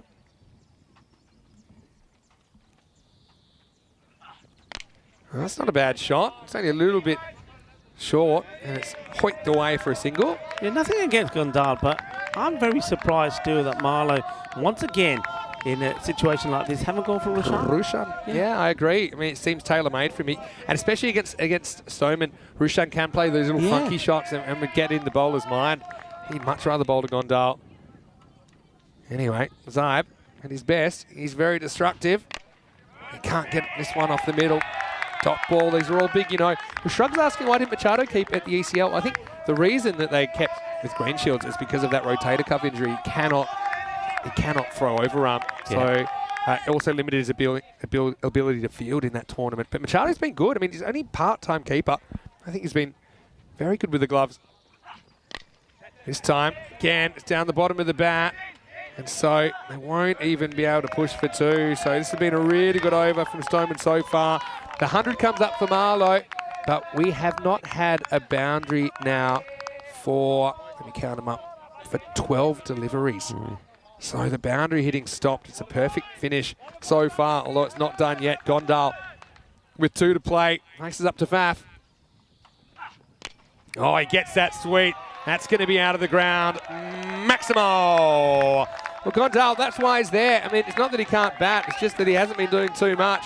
He silences the critics with a beautiful elevated straight drive. 6 runs. Well, that's a great shot, isn't it? And that gets them past 100 mark. So they go past 105. Ball to go. You'll love another one of those. And try to finish with a 110 sort of score. Still be a little bit below par where they started. Remember, they were on 60 at the halfway point. So at 120 course. Let's see if they can get another one away here. This is a crucial delivery. We're going to have to run hard on the Greenshields. Picks it up, gets the throw in, and we're going to have to go to the line here to see if he makes it in or not. He maybe doesn't have the ball I think here. Machado is saying no. So let's have a look. Here comes the throw. Let's have a look. And let's see what happens here. Well, it could be out, you know. I reckon he doesn't think he has the ball, but I think he does. I think let's see, he gets the ball. I think maybe he's saying, no, I don't drop it. But I think he does have the ball when the stumps are broken. You know, if I'm honest, I think he thinks he doesn't have the ball, but he had it just long enough. Yeah, well, let's wait and see what they called here. I mean, it's very close because I get the feeling looking at that there that there's a frame that we're missing. And I think in that missing frame, you probably find that the barrels are just being dislodged, and I think the decision should be out. Yeah, he's gone. Yeah, no, he's out. So he says, no, it's not out. But actually, he's wrong. He is out. He's too honest. So that will do it. It's going to be 1 and run out. Marlow, they score 8 more than they defended successfully in last year's final. They score 107 for 7, and 108 will be the target for Warish. Well, it's a genuine toss-up. I think the start of the day, the average score was 108. That's exactly what Warish need to win their first ever trophy on the European Cricket Network. Yeah, well, they saw that was a chance. That went wrong. Then this one goes all the way to the boundary, and we thought maybe Amandeep Singh, after being given a chance, was going to make it count. It wasn't to be, because Balwinder Singh on this occasion had no issues with his shades, had no issues with his cap, and he takes the catch. But then a little bit later on, when the likes of Ikram and Shahid started to get going, he had a few issues, and we thought then it could have been a crucial moment, because, well, the captain played some dashing shots, including that one. That was an absolute sizzler through the covers. This was a beautiful hit. It was just all timing as that raced away to the boundary. And then, well, there was a bit of luck here. Don't forget that over, the second from Junaid, went for 3 boundaries on the spin. This was an absolute corker as well. But this is it. This is the talking point first. The catch goes down, but when the ball hits him, hits his cap, knocks his shades off, knocks everything off. He couldn't take the catch. Awaris at that point, 40 for 1, looked to be a little flat, because they thought, oh no, this could be a big moment. And then this happens. This was just pure genius. Bit of magic, and he gets himself in a great position. And somehow the throw misses the batter as well. It crashes into the target, so a little bit of magic. And they just seem to be able to come up with a couple of magical moments, didn't they, Warish, when they needed to? Because this innings was always at risk of spiralling out of control because Marlow bats so deep. And I said it before, that expression, winners win, and they just are used to winning. They'll feel this winnable game as well. Macy took a good catch there in the third man position. Badenhorst, had a bit of the good, the bad, and the ugly in this 10 overs. This was the ugly bit, where he missed 3 stumps, missed the keeper, and it went under the backup fielders. That was 5. That hurt him at that stage, meant there were 14 off that over, though there were 2 wickets, including the run out. But, credit to Warish. Every time they made a mistake, they kind of picked themselves up. And credit also to Marlow. I mean, no one really set the world on fire with the bat, but again, they had the confidence in their teammates. That was a great catch, wasn't it, to get Shazad, who's a game winner on his day. He only went for 9. Sawa came out and he banged a couple of 6s on the way to 15, but then he found a way to get out as well towards the end. Anyway, whereas they're near enough if they're good enough, and so are Marlow. For me, it's a genuine toss-up at the halfway point. Yeah, it definitely is. Just nobody went on to go big for Marlow, and I think there was, this one was almost a repeat of time, but it was so close, it would have been curtains again. But yeah, they also were a bit unlucky. I think a few times we saw them play some nice shots, but they got the luck because, or Awari's got the luck, as to say, because it always went to a fielder. That was unlucky, but Conrad Greenshields, well, he's too good to be beat. There he is. He just stands still like a statue, clunks over that. Sarwar goes, and just when they looked like they were going to get something going, they were able to lose wickets, and that's an easy one with Myson went. But remember, Marlow, they're not going to be discouraged by this. They only scored 88 against the Fighters and were able to defend it. They're a team that, like you said, their championship side, they're used to winning. They'll throw everything at this. I just get the feeling there that Awari, that they knew that they wanted to keep this score to under 120. They believe that that's on this pitch as well, on this pitch, this outfield, that's a realistic chase. I think they will probably be the more comfortable and confident team at the moment. Yeah, I mean, that is true to an extent, but I suppose, they needed exactly 100 12 months ago. They couldn't do it. That has to be in the back of your mind. You wouldn't be human if you didn't have emotions, but you kind of got to put it to one side now and just concentrate on the task at hand. It was Mian Shahid, the captain, who top scored with 24 off 9, played some nice strokes, but nobody else got past 20. Zaib, 19 off 16, wasn't quite himself. Look, extras, 9 wides, I suppose. There was the 4 overthrows in there. Not an out-and-out disaster, though. And with the ball, they tried 6 bowlers, didn't they? 2 for 25. Badenhorst got the wickets. I think Stomer was excellent, though. Top and tail of the innings, 1 for 15. Junaid was a bit off in this game. Girish, again, he's been reliable with the ball, 1 for 21. And Macy and Balwinder, look, shout out to them because they combined, and that 5th bowler essentially just went for 10 off the 2 overs. We will take a break and we will be back. We can't wait to see how this one pans out. Marlow have won every single European cricket series here at the Santharam Cricket Ground, but right now the hosts want to pull off the heist. They'll need 108 runs to do that. Join us in just a few moments' time. Mr. Maximo Vinny Sandu with Arico 4. You're watching ECN. This is the final of the Fan Code European Cricket Series Portugal.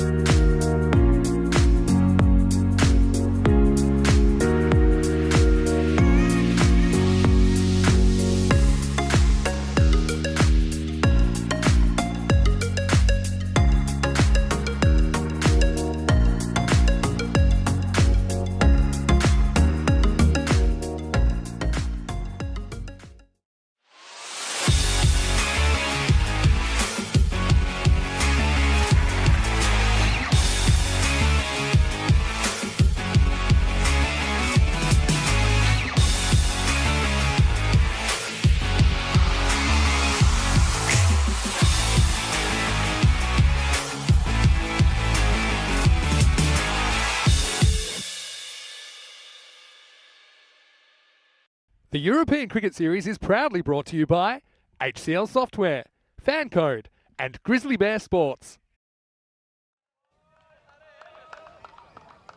Hello and welcome back to the final of the European Cricket Series here at the Centrum Cricket Ground in Portugal. And now we're outside the capital, Lisbon. And what a final we have on our hands. Marlow, yeah, a bit of love in the air as well. Yeah, a lot of love in the air, and you've got to just love it. You've got to love this ground. You've got to love the action here as well, and you've got to love this final so far. Marlow have had about 107 they put on the board, losing 7 wickets. No batter really got in. I suppose the captain, Mian Shahid, 24 of 9, was there's the key out there. Amir Zahib, he was 19 not out of 16, but they still get a score now. The thing is, it's not a big score. It's just slightly below par, I think, the par score that we've seen here throughout the series. But it is the final, and it's runs on the board. And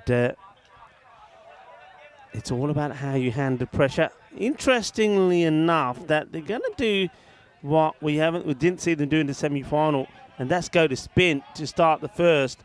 So they didn't use to spin hardly at all in that semi-final against the Fighters until late on when Sawa was used. They didn't use Asad Mahmood at all, but he's getting ready to bowl the first. So this is tactical, and Andani is out there, and of course everybody wants to see this pair again. There's Andani and Machado. They've had a few misunderstandings. There was a run out where Machado was a couple of games ago was run out without facing the very first ball of the innings. Then earlier today in the semi-final there was another run out between these two, but then they'd already put 50 plus on the board. Up in the air, it goes nowhere. And Andani, though, with a bit of luck, gets off the mark. Hay poquito de suerte por Andani. Machado now on strike. And so far for me, he's the man that made the game-changing moment in this one. Plays this out on the off. Amandeep makes the stop. Shabba, shabba, shabba, shabba is what you hear from the Marlow fielders as Mahmood. Back now to Andani. Floats it up. Andani plays it sweetly. Here comes a throw. Is it backed up? Watch the bounce. Yeah, well backed up. So it's the captain is back there. What was that? No, that's Najam Shazad. Watch this throw. If it hits, he would have been back. Had to dive to get in there. And I like the way that he's ready to run again, even though he doesn't have his bat. Into the deck. Well stopped. High on the deep. Like that, he just pushes the ball in front of him. So it doesn't get past him. No boundary to me, he says. It's another single.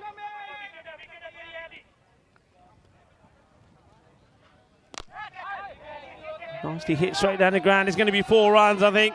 Yeah, it is. The fielder can't get to it. Tumbles and falls over trying to get there. This is beautifully played. Well, what a lovely off drive this is, all along the deck. And Mahmood was the only man, I think, that had a chance to stop that. Once he doesn't stop it, well, it goes past Amandeep. And Saeed making a desperate lunge at it. Can't do anything about it. They get the boundary they're searching for in this over. 8 without loss, a ball to go in it.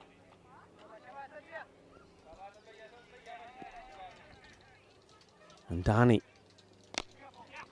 quite happy to just play this out. Chases on again, and it's going to be 4 more. It's as easy as that. That's this outfield.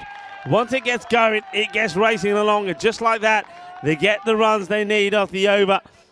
And it will finish with 12 from it, 12 without loss. And, well, Hassan Mahmood is going to be disappointed that the last 2 balls go to a boundary. 86 matches since the golden ball.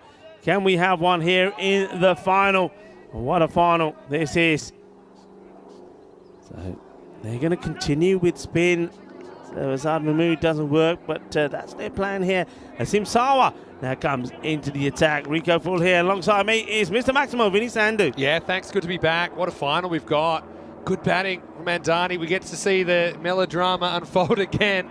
It's the 3rd act between these two. Run out separated them twice. This is going to run away for 4 more. So Machado is getting into it as well. And a confident looking start. I was just thinking back to that chase way back, a year ago.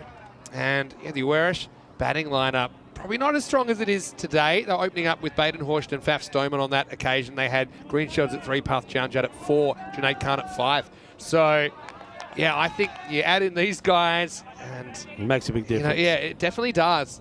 They can have that confidence to go from the ball one, basically. Steps across and he horns it out of the ground. Maximo Machado likes to do that, doesn't he? Just kind of moonwalks across and he goes with the angle. Sawa gets taken deep. Yeah, this is him in flow, Machado. I saw him doing this right from the word go here. He just walks down the pitch, gets himself in a beautiful position, and then whips his away out on the onside. What a shot. Comeback ball from Asim. Floats it up. It's a good adjustment, actually. Oh, it's a really good stop by Meissen. And now half a chance for a run out. I think he's going to be gone here. And I think that Andani thinks he's back. I'm not so sure. Live, I thought he was in a world of trouble. I mean, first almost breaks Meissen's leg. This will tell the story. I think he gets there. There's no overreaction from Marlowe. Let's see. Oh, easy. Just. Well, it was close, wasn't it? Not much in it at all. Great take from the bowler as well, Hasim Sawa. So, I mean, as far as run-outs breaking these two up, it is due to be Andani that is dismissed. They survive. They're going to take on those risky ones still. They got batting to come. Now, false shot, hangs up in the air, but that's the luck factor. That could easily go to hand. Machado's been fresh out of luck for a couple of days. He survives.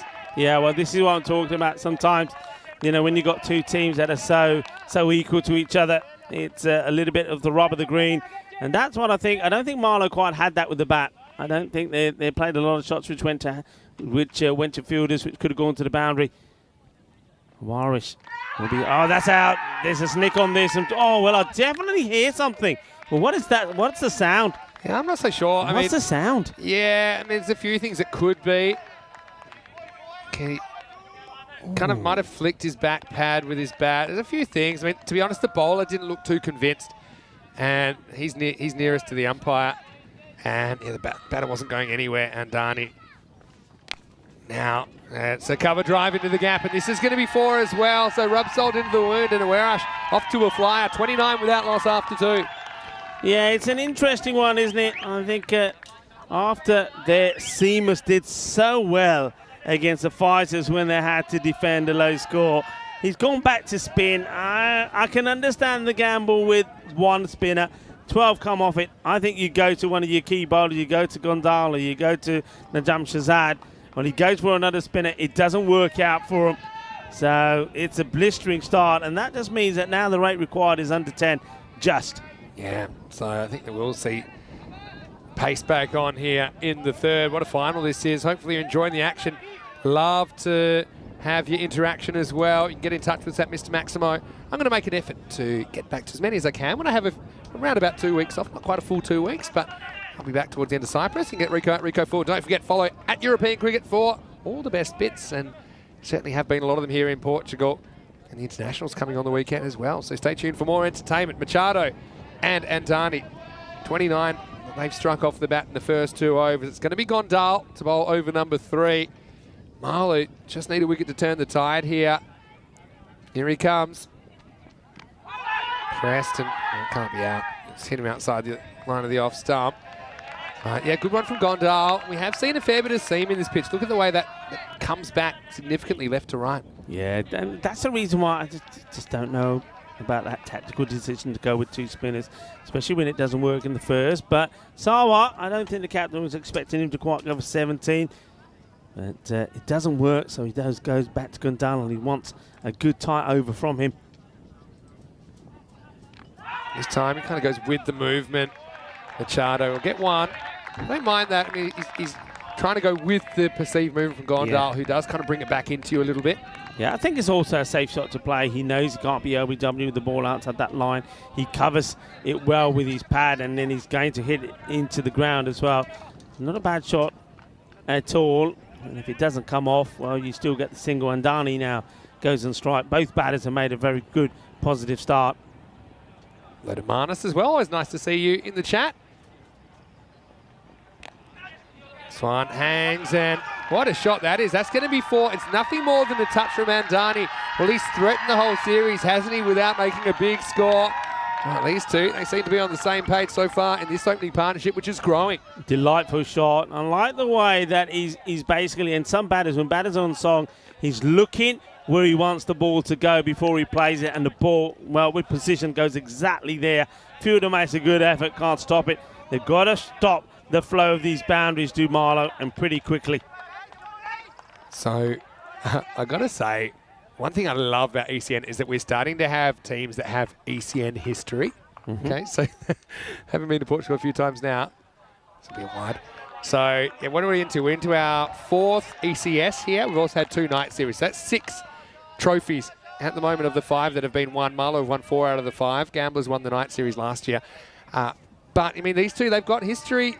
Obviously, they met 12 months ago in the final, also in match 1 of this series, and it's just a great rivalry. I know it exists outside the ECN universe as well in the domestic competition, but yeah, right now we're seeing another chapter being written live at the SCG. This one's edgy-ish, but should be handled, even though threatened to Tortuga on Rizwan, but he manages to make the stop. Yeah, so this is kind of what I said in the first semi-final this morning when Awerash were taking on Gorka. I said, look, they get through the power play without losing a wicket, and it gives these guys a bunch of confidence knowing Conrad Greenshields is coming in at 3, and he's been in such good form. They got a longer batting order this year. So, yeah, I think they're going to keep taking the game on.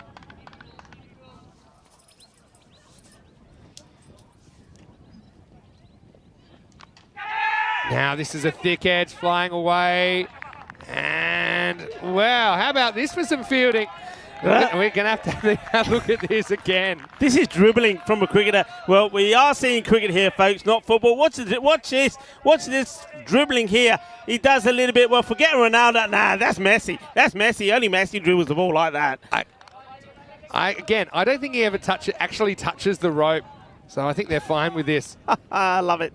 Watch this. I mean, look, what's the dribbling here? We've got to go here? back to live.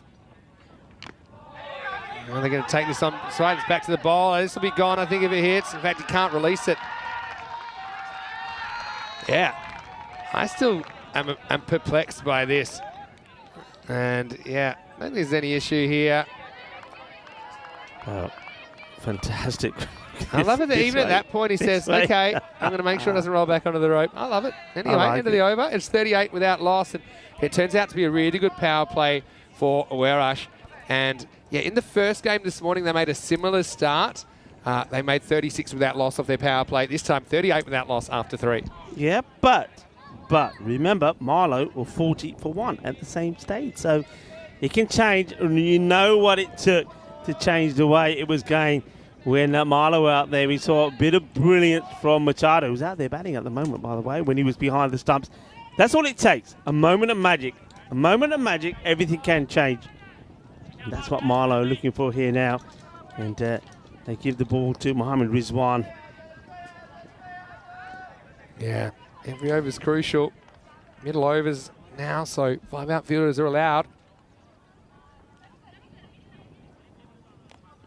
Nice, clever batting. Again, puts pressure on the fielder. This is the shot that normally you'd say it's only 1, but here it's 1 with the possibility of 4. Yeah. Even if there's a fielder back there, because yeah, there's no easy stops. Shrug's asking, was that the Netherlands team bus in the background? I don't think so, although I do think they're coming in tonight. They're staying in the same hotel as us, so they're looking forward to maybe having a quiet water with 1 or 2 of the players. And an early night. Knocked him over. He's blasted through Machado. It's full. It was straight, and it knocks over the castle. Rizwan with the breakthrough, and that's the first man down. It's 39 for 1. Yeah, he's a little unlucky. This is not clean onto the stumps. I think this is onto his pads. Yeah, he tries to flick it away because Machado likes to walk down. He tries to play his normal shot, misses it with the bat, clocks him on the pad, and it goes onto the stumps. Slow down. It's almost on the foot. Let's see what actually hits here. Yeah, so that is pretty unlucky for Machado, but he has that pad going out the way, doesn't it? So he's kind of clearing that front leg, it gets in the way, and just deflects it back onto the stump. So, well, look, they get through the power play unscathed, but they do lose Machado. But still a bright start as he departs for 17. The score 39 for 1. Here comes Conrad Greenshields, the current Portuguese national team skipper, number 3. Yeah, I mean, he was in sensational form in the semi-final. He really was. He just hit the ball so well. And, well, he's also got a point to prove in this one. He made 68 of just 20 deliveries not out in the player match performance against Gorka. Remember, he was the guy that came out who needed to hit 2 sixes on the spin that would have taken us to a golden ball. Hit one, missed out on the second. I know. So, I know. And that was only, they only lost 2 wickets in that entire chase. Yeah, that was match 1. So he's got a point to prove. He's happy just to play this. About very optimistic appeal. Yeah, well, don't know if you don't ask. That was missing another set, I think. So Conrad won't be off the mark, but we'll get a leg by. So yeah, just got to keep tracking at that rate. I mean, I think the key with these two, just keep hitting good cricket shots. I mean, test the fielders, test them out. Darnie was waiting. Just Conrad needing to sort out his helmet. Of course, Conrad played as more or less a wild card for Marlow in the ECL back in 2022. He does play for them occasionally in social fixtures. He's very much an Awarish man. But the Swans, still plenty of work to do. That run rate required hasn't moved too much at all. And Darnie, yeah, he's comfortable playing this kind of shot again. Puts it back on the fielder, who does make the stop. And Darnie thinking of 2, but I don't think they'll be wanting to risk a silly run out at this stage. Yeah, the fielder cautious. And the thing is, when you're cautious, the ball sometimes gets a chance to misbehave even more. I think you're far better off going to it than letting it come to you. Oh, that could have easily knocked him over. He's lucky to get away with that. In the end, it does the keeper as well. It's going to be a bye. Oh, this is so close to being the end of Greenshields on 0. This, I don't know how much this misses by, but it's not a lot. And it's one of those as well, which a little bit like Machado could have quite easily just got a little bit of the pad and gone onto the timber. They'll get a bye. Yeah, that's a flashpoint in the game, really. Darnie looking a bit more comfortable at this stage. Yeah, Greenshields, that would have been a big one. I mean, if Marlow can get Greenshields cheaply, they will feel like they're in control of this game. And it's despite Andani still being there. I think Greenshields has been batting so well. Into the 4th over at the score 43 for 1. And let's have a look at this this graph. Although I do believe we might have just lost power. So hopefully it's one of those times it goes back on quick.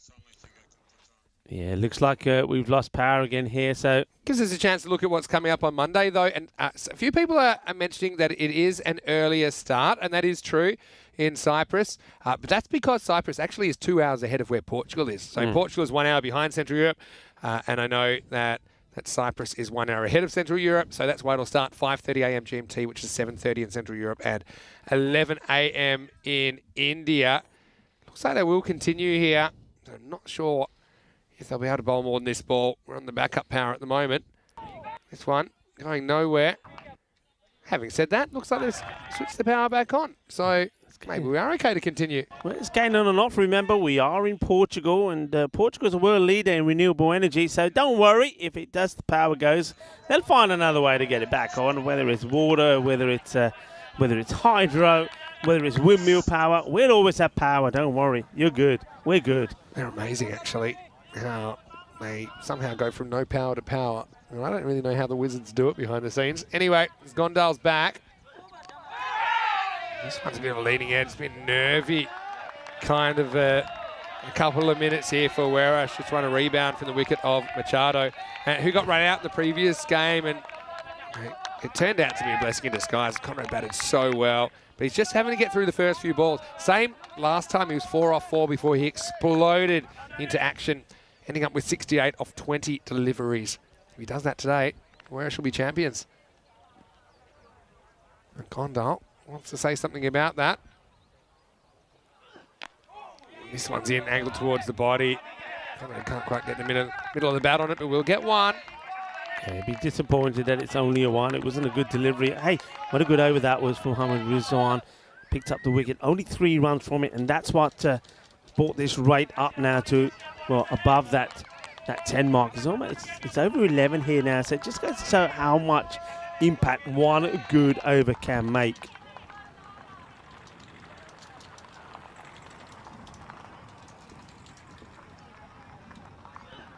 on the charge. He's forced to check his shot. They'll get one. I think a two, but it's not quite there. Yeah, you can see there that Nizam Shahzad is saying, well, okay, the ball is in my hands. If you want to go for it, feel free. We're not going to take that risk. That's the Roshan Singh behind the stumps. I wonder if he's going to play a big part in this one at some point, the same way that we saw Miguel Machado, the keeper for Awarish, do. He's a class act as well as Roshan Singh.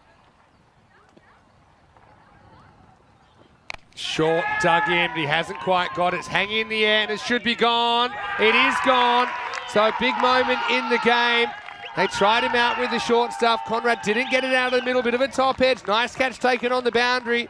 And Awarish hit a speed hump in this final. They lose their skipper for just a single. It's 46 for 2. Yeah, and it's the big man, Shahzad, that keeps his cool under pressure.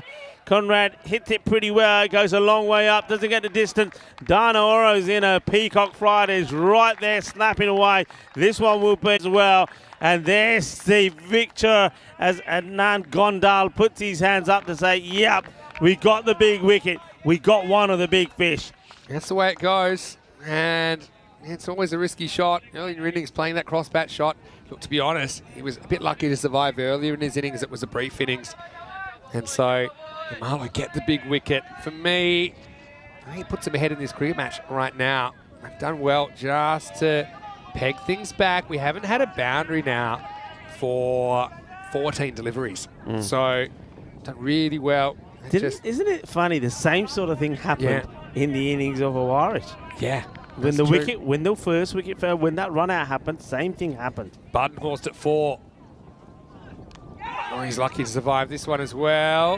Fight Tortuga takes the fielder to the ground, and we do get to the end of the over. Halfway through, it is 47 for 2. 47 for 2, and just want to make the point here. Pace comes on from the third over, and things change. So still was intrigued to see that they went with the spin. Maybe it was just the captain thinking, I know what I can do for 8 overs, but I need to find somebody, a way to use those 2 overs. So maybe it was all part of the plan. Get those 2 overs out of the way and then go with his spearheads. Have a look at some of the players we'll see in the Portugal squad tomorrow. Plenty of them playing in this game, like Greenshields, like Machado, Francois Stoneman, Najam Shahzad, Zaid Meisim, and Amir Zaib, The Rock. I mean, also, Gamire was in really good form earlier. I think Sean Gomsh's arrived in Portugal as well. Of course, to play in the T10 in the ECN, you have to qualify under the ICC rules. So, either through citizenship or residency. This is a bit of a steadier, isn't it? It's a nice-looking shot. Badenhorst gets 4. Maybe he can step up. Well, the captain can only take them so far. They need other players to step up and get them over the line. This brings up the 50 as well. Nice shot by Brendan. It's a lovely shot. This is a shot that'll ooze confidence into Badenhorst. Beautifully played, and it just gets a little bit of width. Not too much from Rizwan, but enough to allow him to latch onto it and play a delightful cut shot. What a great contest this is. It's topsy-turvy.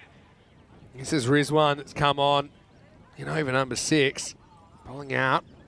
It's a good one, though. Really good comeback from the bowler.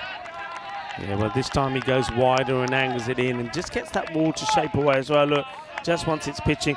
And Badenhorst looking to hit straight because he notices that the long off is pretty wide. That's Amandeep Singh. So was really looking to hit it straight past him. Well, now, big moment because Roshan Singh deciding he's going to stand up. So it's attacking, but it also has its risks, doesn't it? Even though he's that good, and he is. But Little Nick suddenly might get away from the keeper and go for 4. This one's got to be accurate. Not particularly accurate. Gets down to the boundary. Well, I'm surprised this went as far as it did, but I shouldn't be after 2 weeks here in Santarém. It's just a little touch from Badenhorst, a bit too straight. I know it's funny to say it's not accurate when it's a ball that probably would have hit the stumps, but I just think it allowed Badenhorst to turn on it, and he did. Yeah, because he's going with that angle, Rizwan. It's if it's going down leg, it's very easy for the batter to get into position early. And Badenhorst does. Of course, he would have been boosted with the cut shot he played earlier. So good battle between these two. It's a boundary. Then he gets beaten. Now he gets another boundary. 2 boundaries and over at the moment. Kind of keeps them on the rate. You can see Exactly where the keeper wants it, but that's exactly where the batter puts it. It's going to be 4 more. Badenhorst stepping up. His team needs a hero, and it's BB who goes, thank you very much. And that was a bit of a tattoo job, wasn't it? Just inside the boundary, 4 runs. What a nice shot. Well, you can see the wicketkeeper signalling where he wants it, and he puts it there, but Badenhorst, he's up to the task. That's a lovely shot. Really is a beautiful shot.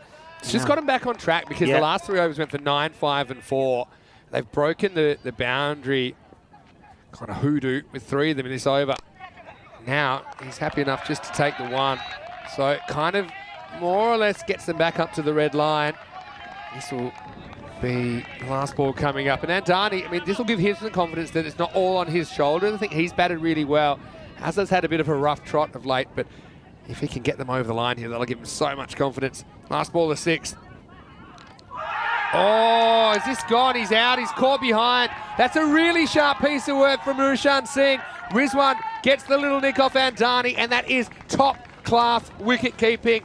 Big moments here, and Marlow win that one, a 60 for 3. What a bit of keeping, though. Oh, this is world-class. It's world-class. He's out with the catch, and he knows he doesn't even have to try for the stumping. What a catch this is. We see him stand up. We know it's risky. We know there's always a chance of an edge, and the ball could fly through the boundary.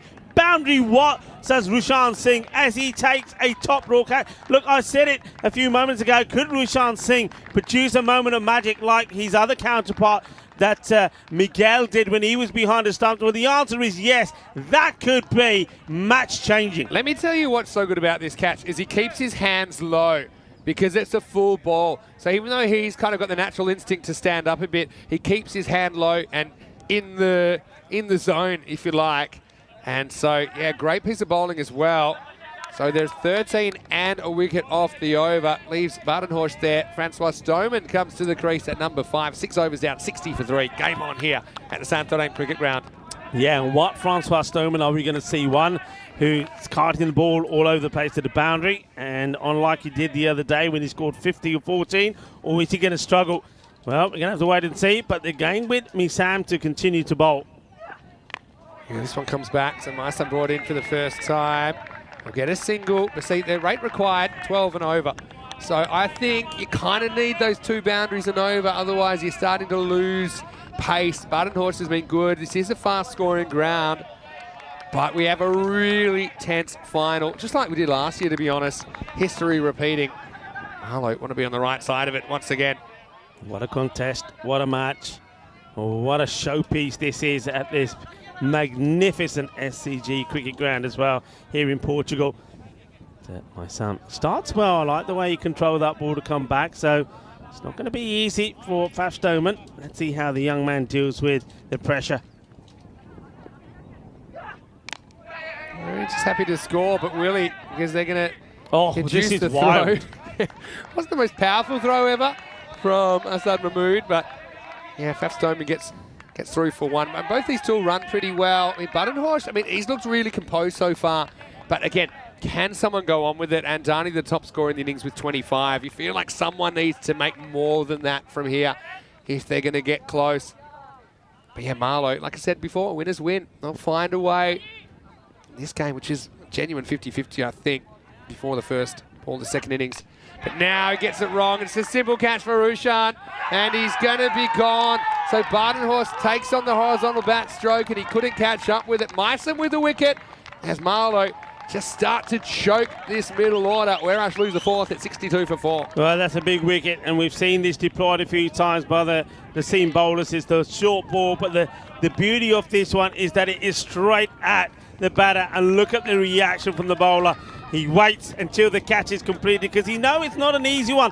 That looks easier than what it is. He's got to find it. He's backpedaling. He's got to try and get it at a good height. Holds on to it, and even though he takes a bit of a tumble, Rushan Singh, the wicketkeeper, produces another good moment for him and another magical one for his side, Marlow. Yeah, he was more worried about catching the ball than how he was going to land.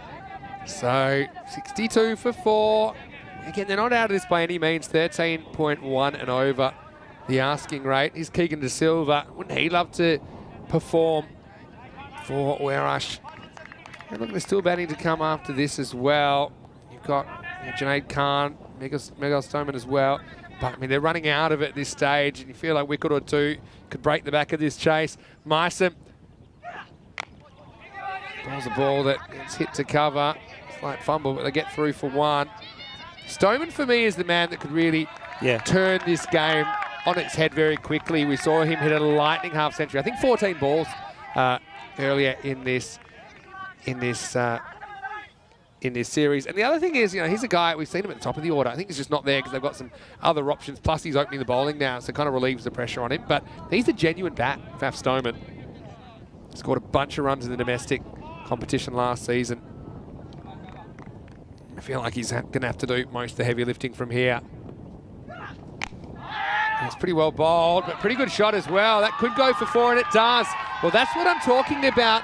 I mean, this guy is so talented, and he just plays the correct shot here. Beats the fielder, and you can see Rizwan didn't want to get off his feet in the end. That's a badly needed boundary for the Swans. Yeah, I'm pretty glad that Rizwan doesn't get his foot under that ball, because that could have been a really nasty injury.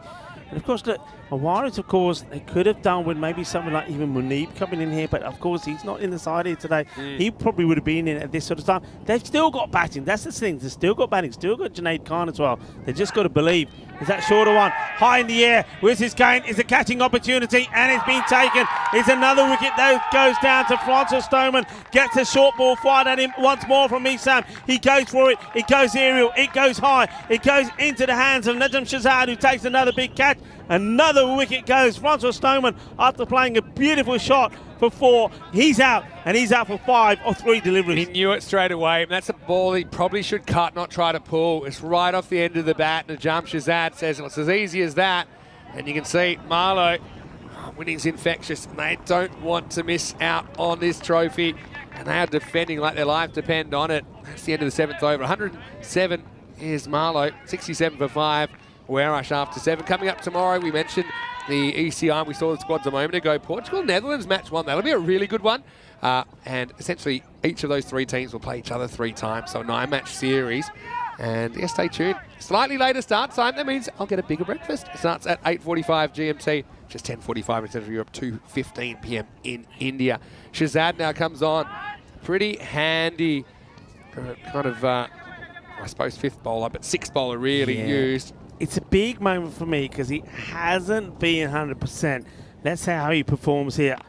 And this one, they're taking him on. I think he'd probably do well just to hold on to it. He's not going to be too worried about a single. That rate is around about just 13.5, just above. So good over here, kills his off. Yeah, he's had a few issues with getting the ball in the right areas. He's bowled some dirty wides, hasn't he? And that's all about, he just hasn't played enough cricket. He's a little bit, his fitness levels aren't quite there, but big players perform when it matters. And I said this, and when they were playing the semi-final, he was a man who performed when he picked up those 3 crucial wickets. Can he do it again? Remember, it took 3 for 22 after going for, I think he went for around 17 in his first over. Anyway, here we go. Big over. Yeah, need a big one. Junaid, can he be a hero? That's not a bad shot, but has he got all of it? I'm not so sure. Oh, was at least 4. It might be 6. Let's have a look at it. Oh. Wow. What a piece of cricket this is. And that's Amandeep Singh, who did everything but keep it in. Now, does he let go of it in time? That's clean. Does he get rid of it in time? That's the next question.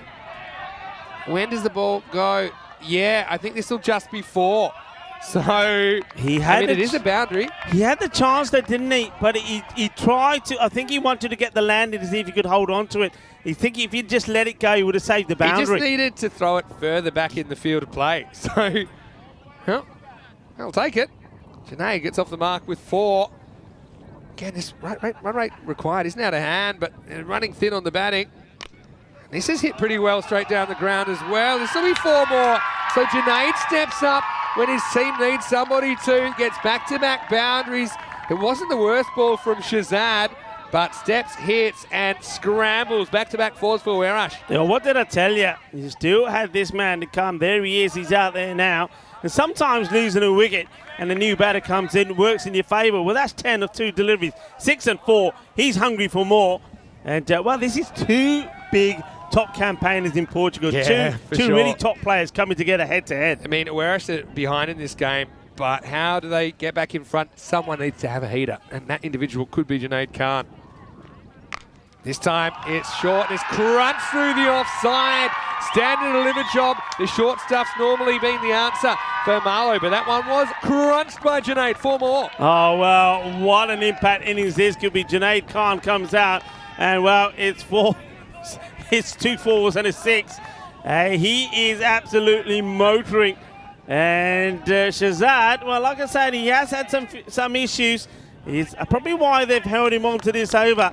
Oh, well, game is back on, and that rate, one moment was looking to go over the 14 mark, and here it is now back down to 12. Yeah, that's the difference. I mean, Junaid, he's a guy that's had a lot of success on and off the field in the last couple of years. And so, let's see if he can keep this up. He's riding the wave. Where's the line between being aggressive and getting carried away, though? Well, there it is, because he goes 4-4-4 and out, and Champions hit back. That's what the jump Shahzad does. He rattles the timber, but it is a good knock from Junaid. Again, it's going to have to be a complete team effort from Oerash if they're going to get home. So, yeah, gets probably a bit carried away, trying to hit another boundary. It wasn't there to hit. And so, well, it is a good innings, I think, all things considered. I think Junaid would have wished it would have lasted a little bit longer. He is the 6th man to 4. It's 80 for 6. Jaka there, what they style from Najam Shahzad. Well, big players perform when you have to. We were saying that in the semi-final when he had to against the Fighters, and he picked up 3 for 22. Went for a few, but he got the wickets that counted. He got the 10th last over in and managed to get them victory, managed to get them here. And now that they're here, maybe he's the one that can get them all the way and get their hands on that trophy one more time. Got one more ball to come in the over. 12 have come off it. And now it's time to see Miguel Stoneman. Hey, what a story this would be. Yeah. Miguel Stoneman, AKO, he's just been a fielder for them, hasn't he? He's been the #1 fielder. Hasn't had too many opportunities to do much. Can you imagine if he out there now wins this match for them? What a story that would be. Yeah, well, first he's got to deal with this ball from Shahzad. You cannot be too conservative here either, because we're about to see the biggest over of the game. First, we'll see the last ball of the 8th from the jump Shahzad. And he hits and he skies it. Shahzad is going to do it himself. Should be gone. It is gone. So a first baller for Miguel Stoneman. And Shahzad, he fights back, doesn't he? It's back-to-back wickets. He's on a hat-trick when he comes back in the 10th, you'd imagine. And so Oerash running out of batting and quick. It's 80 for 7 after 8. And Rico, this is so similar to the final we saw last year. We're struggling to stay in the chase, but they're a long way behind in the game this time top around. Players come together when they do. It's time to see Derek again, maybe for the last time in this series. And Miguel, well, he just went for the shot, doesn't get it right. It was another quick delivery, and, well, he goes for it. But what a good catch this is, under pressure, looking high up into the bright sky, takes the catch, and that's 2 in 2 from him. Remember, on a hat-trick when he comes back, 80 for 7. They've lost 5 wickets in the last 13 balls. So it's just gone from bad to worse to whatever's below that. But, I mean, here's the thing. As far as the rate required, it's not out of the question. They need 14 and over. We're about to start the 9th. It all happens in the 9th. This game, I think, could be decided in the 9th. And Oerash need to have a good one. Keegan De Silva hasn't done too much except watch so far. He starts with a fairly attacking shot. He'll just get the 1, though. Now they're going to take a 2 on the fumble, but a good throw will have him in trouble. He's gone, I think. No, I think he dives in. I think the dive saves him. You reckon he's out? I had a good look at this, and I have a feeling that Keegan, it's a good dive, but I think that is short. My spider senses tell me that he could be gone here. It's a really good bit of keeping from Rushan as well. They went on the fumble and said, look, okay, let's make him make a perfect recovery. But he did, and here comes the answer. 1 hand and gone. So outstanding stuff from Rushan Singh. And so it's a heartbreak for Oerash, who lose Keegan De Silva. It's 1 and out, and that's 8 wickets down now. It's 83 for 8. Oh, well, that is, first of all, quality for, if you're going to take anybody on, I'm going to say this, though. You're going to take anybody on, it's not that man out there, Amandeep Singh. He's a classer, though he doesn't get it first time. The throw looked a little high to me. That's why I thought perhaps the batter was going to make it with the dive. But this is class from, again, Rushan Singh. This is a story of 2 wicketkeepers, isn't it? He's a match winner. I mean, the thing is, he realises if he goes with 2, he won't have that long to sweep it down onto the stumps. So he just says, look, I'm going to go one-handed, and if I drop it, I drop it. But if I take it, I've got an easy swing to take out the stumps. He took him out pretty hard as well. So, well, 2 batters haven't faced the ball yet. This would be a bigger comeback than Ben-Hur if they were able to do it from here. 81 for 8. 8 down. The rate is still okay. They can still do it, but they're losing wickets quickly. How many wickets that and how many runs? Is that 6 in 15? Yeah, I think it's 6 in 14 balls. But look, Marlow, they were staring down the barrel of elimination from the tournament in the semi-final. Don't forget when Fighters CC had them on toast. Yeah. About an over and a half into the second half of their semi-final. But what a rebound from the defending ECS champions. This is in the air as well. Hanging will be a tough catch. But right now they're catching everything. It's time to party for Marlon Mian Shahid. Takes it. Another duck. Queue it up. And that's 81 for 9. Awarish down to their last man. Well, this is such a good catch from the captain, Mian Shahid. Well, no wonder he's got a smile on his face. He knows they are almost there. They are almost going to do it again. As Girish Singh, he's going to go for another duck. And we will see Derek one more time. Awarish, I think they know what's coming their way now. They're starting to feel the pain of this. It ain't over yet as the last batter, Alex Macy, comes out. And that's 4 consecutive balls that wickets have fallen as well, because it's a wicket. Last 2 balls of Shahzad's over, then 1 and a run out and a wicket. So it's 4 wickets in 4 balls. It is 7 wickets in 7 wickets in 15 balls, I should say. And yeah, it's a heartbreaker for Awarish fans out there. But credit to Marlow. I mean, they've just been too good here. Macy, well, you knew if he batted, it might be trouble. They can't deal with this one. Now I suppose Najam Shahzad is hoping there's not a wicket this over, because he's on a hat-trick, don't forget. Yeah, I mean, I think top players, they're not worried about individual accolades. It's about team, isn't it? And that's what he's thinking about here. He's come into this side, he strengthens it, even though he's not 100%. But Marlow, they're looking to do it one more time. They're just a wicket away from wild celebrations. Once again, Macy can't catch up with this. And look, meanwhile, that required rate has quietly gone past the point of no return. But I think, yeah, the wickets lost has been the big thing. Yeah, and look, credit to Marlow. They've created opportunities. They've taken opportunities. That's what good teams do. And look, champion teams find a way to win. And that's the reason they're the standard here. I mean, they've worked really hard over this series. And look, they were the best team after the round-robin stage. Now they're 1 ball away from victory. Macy will get a run here. I don't think they can really try for a second.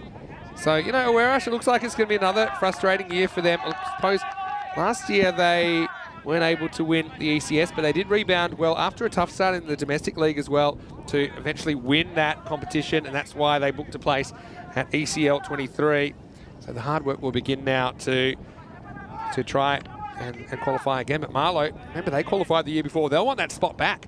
So it's going to be a huge year of cricket in Portugal, no doubt. Last ball of the 9th. It's hit and it goes straight through the fielder, but as luck would have it, there's someone backing him up. He'll get a single. And that is the end of the 9th. Whereas 83 for 9. Yeah, 83 for 9. What a great spell of bowling there from Saeed Miyasam. And Saeed Miyasam, I mean, he's been the guy that's been chipping away behind the scenes. Well, how about that? Well, that's 3 in a row over there. Well, 3 in a row up there. Maybe we're going to see 3 in a row from the bowler, because it is Najam Shahzad that comes under the bowl. And maybe he, like the planes up there, is going to line them up as well and pick up a hat-trick. Don't forget, trophy ceremony will follow after the highlights of the day, so stay with us. And it looks like it'll be going to Marlow once again. And so, yeah, well, could this be a hat-trick? Najam Shahzad took 2 wickets in 2 balls. Seems like a long time ago, but it wasn't that long ago. Here we go. Hat-trick delivery for Najam. Oh, that would have been instead. I think it's going to run away. It's a bit of a race, and it's a race that the fielder can't win, Amir Ikram. So it'll be 4 runs. Gets him a little bit closer. 21 of 5. 21 of 5. When you've got 9 wickets out and 2 freshies, I think you've, as Corey would say, probably got more chance of the world stopping and spinning the other way, but still, they'll take the runs.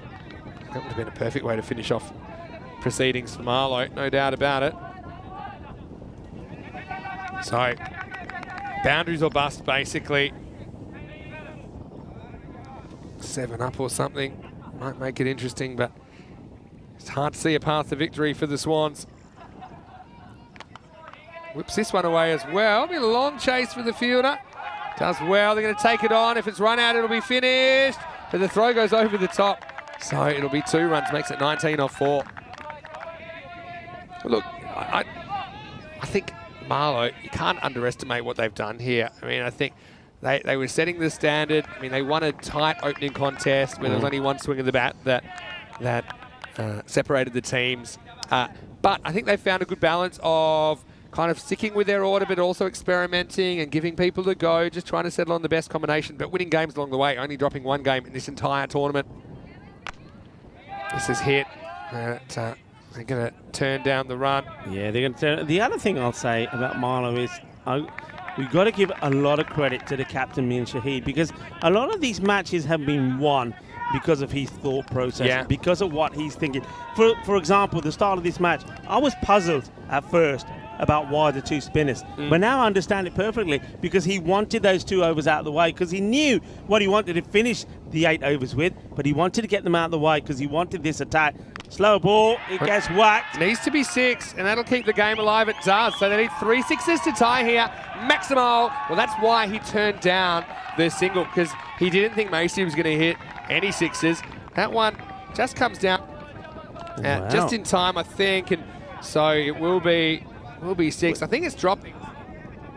And let's see. Yeah, that's okay. All right. Okay, here we go. Again, 6 or bust. And he's knocked over, and it's going to be a win for Marlow. They are magical on this ground in ECS cricket. Shazad finishes it off, 3 wickets for him. But Marlow only dropped the 1 game in their entire ECS journey in 2023. They are the champions, and they beat Warish by 12 runs in the final. Yeah, well, marvellous scenes there for Marlow. Marlow. They do it again. And once again, everybody goes round to the big figure, the spearhead, Najam Shazad, who once again, when it matters, take 3 wickets, took 3 important wickets in the semi-final, win a close encounter against Fighters with a defended 88, and then in this one, they defend 107, and look at them go. Well, they are jubilant, and so they should be. Only beating the once all the way through here. And I think somebody like Fighters have to take pride in that as well. They can turn around and say, well, okay, we didn't make it, but we were the only team to beat Marlow. So well done to the Fighters as well. Look, commiserations to Awarish. They fought hard.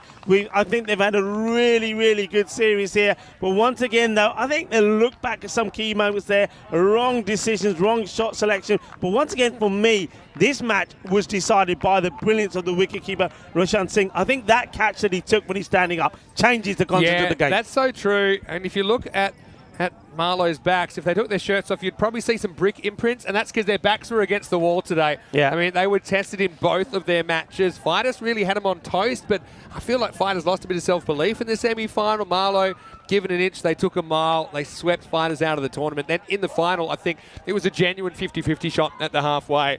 And Marlow found a way to remove those dangerous threats.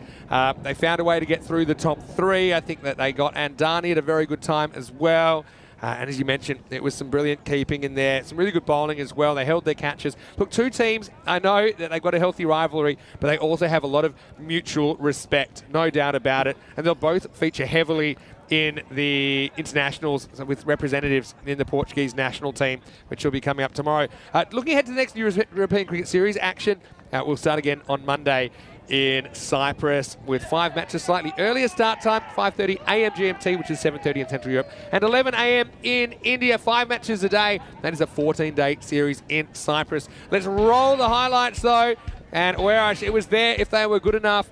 And, well, big love hearts from the tower as well. But, you know, Marlow, they didn't have a good start, did they? Again, they found a way to claw back from difficult situations today because the openers got off to a flyer. In the power play, they scored 38 without losing a wicket. Yeah, you're absolutely right. I mean, 12 of the first, and then 17 came off. I see Sawas second over, 38 was the power play. But at that point, I did say, look, even though they're on 38, remember that Marlow was on 40, so a game could change. Something had to happen. something magical. Who was going to provide it? I was just in the process of saying that with the Warriors, it was Miguel Machado behind the stump that made something magical happen with the run out, and maybe we needed something special here from Marlowe. Well, we had to wait for it, but it did come. I think that decision for Rushan Singh to stand up was a really important one, but to stand up and take the catch, that for me changed everything. But at this moment of time, it was all a Waris. It sure was. I mean, that is some of the most extensive dribbling I've ever seen on a cricket field. Yeah, but then they got the breakthrough, didn't they? And when they lost Machado, it was more a blip than a trend in the semi-final, but this time it spelt trouble because Greenshields went soon after. He couldn't click in the final, and then, well, they just kind of got caught in a bit of a holding pattern. The run rate required got a bit out of hand, and then the wickets really started to tumble. I mean, in the middle of it, I mean, there were signs they could break through. I mean, Junaid with his 3-4s on the bounce. I think that was positive signs. Budenhorst, you see here, he was able to play some nice shots as well, but no one could really steer the ship to safety in the end for Werash. Yeah, I mean, Budenhorst, he played some really nice shots, but this, I mean, that was a sensational catch, wasn't it? To get rid of Andani when Andani was set as well, just magical. Yeah, brilliant work. And I think the importance of having a wicketkeeper cannot be underestimated. Took a good catch there, hanging in the air, and brace for impact. Rushan, again, he's had a great series, hasn't he? Got to say, though, you know, Werash, they fought all the way to the end. They could just feel the momentum against them. Miguel Stoneman hold out first ball. And this was this period where they lost 7 wickets really, really quickly. And yeah, in the end, I mean, they were only 2 down with 25 balls left in the innings, and they end up getting bowled out, and that tells you all you need to know. Shazad was outstanding, wasn't he? Although, you know, you saw the counter-attack coming. Junaid was able to whack him for 3 boundaries straight, but then when Junaid got castled, probably getting carried away, probably, you know, crossing the line between aggressive and a little bit foolish, but you only know that after you go for it. Rushan, he was excited to jump. I think he's thrilled to be back out there in the middle performing. He's the player we'll see in the internationals over the weekend. And really, Marlowe, you can't say enough good things about them. They're a team that think about their cricket. They set high standards, and they're the top dogs here. I mean, they've won, I think this is their 4th ECS. They've also got a night series trophy. So 5 of the 6 trophies that ECN have offered in Portugal, they've won. And like even this, you know, it's quick thinking. Roshan, good instincts to go one-handed because he needed to do it quickly. It was worth risking the drop to get it on the stumps quick enough, and he was able to run out Keegan de Silva. So yeah, disappointment for Werash, but elation for Marlowe. They are worthy ECS champions. And although they were trying their hardest, they needed a magical over late in the piece. With 9 out, they just needed 1 wicket. That kept the game alive, but needing 2 sixes to tie, it was a bridge too far.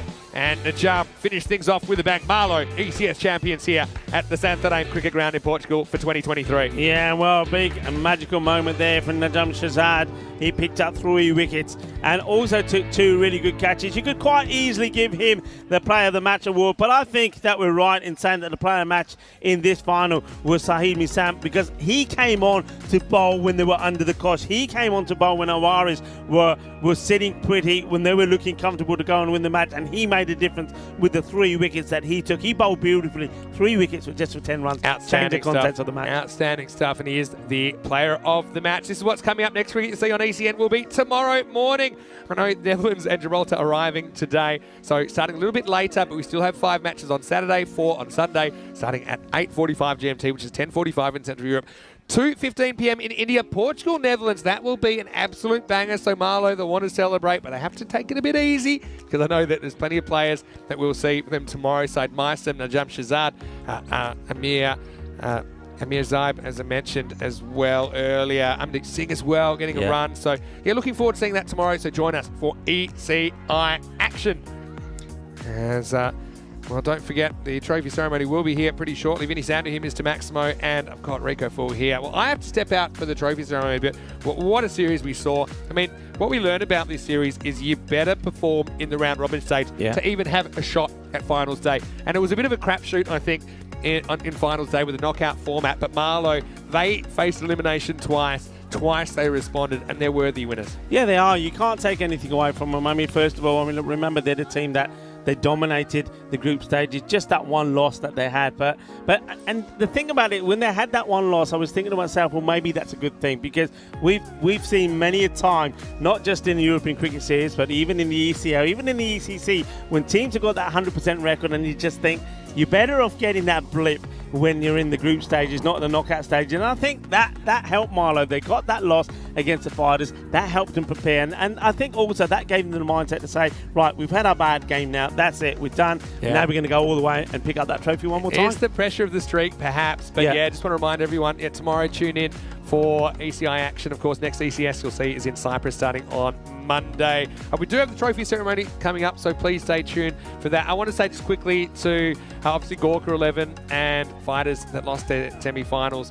Congratulations to Gorka for securing third, but to them and to all the other teams, I think the sacrifices are noted. Yeah. Some of the travel and some of the stuff that they've had to go through to participate in this. Of course, the longer format with 5 games a day, I think it's been outstanding. To Awarish, of course, the hosts have been wonderful hosts once again.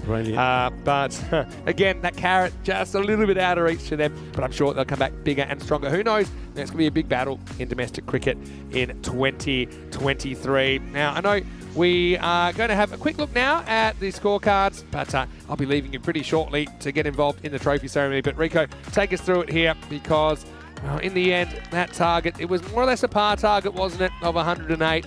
But Werash, once again, they fall short. Last year it was 14 runs the margin. This time, just 12 runs separating these two teams. Yeah, well, as you said, the Warriors, they got off to a flying start, and it looked like they were going to get, at one point, it looked like they were going to get there pretty quickly. Azhar Andani played some beautiful shots, and Miguel Machado, well, he just looked like a man on a mission, didn't he? But sometimes you need a little bit of luck. And when I was talking about Marlow when they were out there, maybe they didn't have all the luck go their way when ball was going to hand rather than go to the boundary. And that's what changed it. I think Miguel Machado, when he plays on, he gets out in 17. Azhar Andani, again, the catch from Rishan Singh was quite amazing. And then after that, well, the wicket just kept on falling. Conrad Greenshields, of course, him going early makes a big difference. Brendan Horst got going, and then he got done by the short delivery from Syed Misam, who, well, you can see why he's the player of the match. He got the main wickets when they wanted.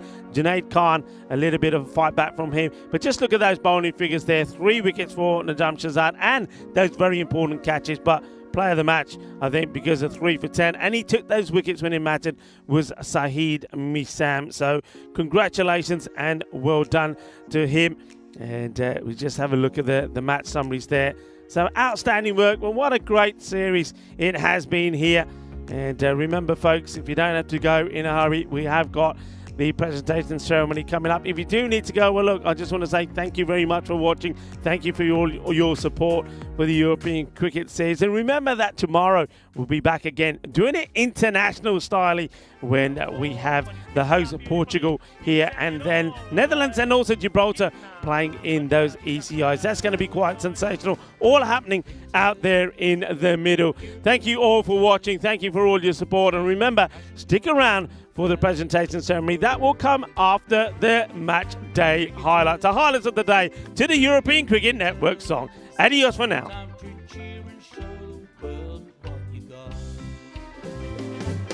7 bits of wood and a tape ball taken to an open space.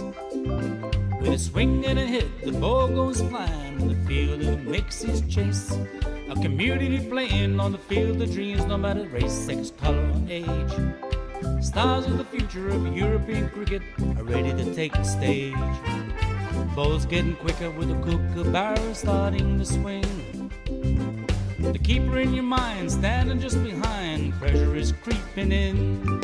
Some give it flight and some give it grip as the ball really starts to spin. But our batsman's alert with the crack of a bat, the ball flies over for 6. Cricketers, European cricketers, share your passion for riding a flag with the world. Cricketers, European cricketers, time to cheer and show the world what you got. Master blasters turn on the style. Cricket's a beautiful game. Smiling faces and celebrations as the champions enjoy their fame. European legends breaking records, making their own dreams come true. Watched by millions, European cricketers show the world what they can do. Now picture this. 10 runs needed to win off the last over of the match. Fielders are on fire, sliding and diving, want to take that world-class catch. Tension building as the ball runs in. Will it be short, a yorker or slow? A 6 will win it, 4 to tie into the golden ball we go. Cricketers, here be cricketers, share your passion for riding flag with the world. Cricketers, here be cricketers, time to cheer and show the world what you got. Another one, that's the big one. That's gone all the way over into the clubhouse and ordering a pint at the bar. Hundreds of clubs all over Europe are coming together today. Thousands of cricketers want to be stars, show their talents when they play. We've got commentary, action-packed cricket frenzy. You're hooked, you can't deny. Worldwide audience watching to see which team will lift the cup up high. Oh, cricketers, here be cricketers, share your passion for riding flag with the world. Cricketers, here be cricketers, time to cheer and show the world what you got. La la la la la la. There he goes, he sent that pack in but the shaka, 6 more. Oh, cricketers, here be cricketers, share your passion for riding flag with the world.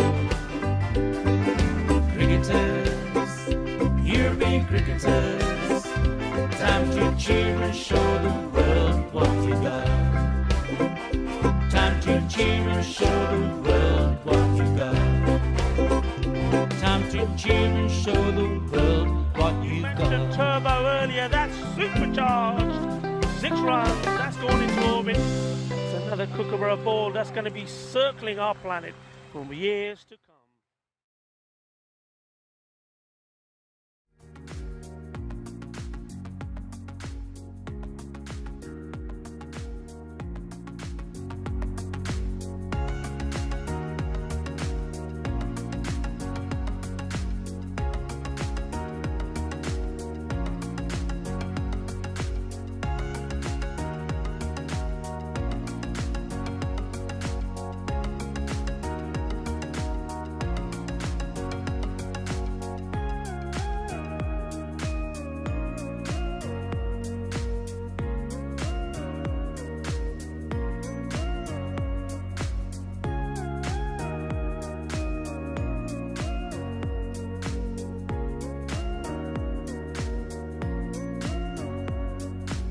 Wherever you're watching from around the world, I'm Mr. Maximo, and this is the trophy ceremony for the ECS Portugal Santarém 2023.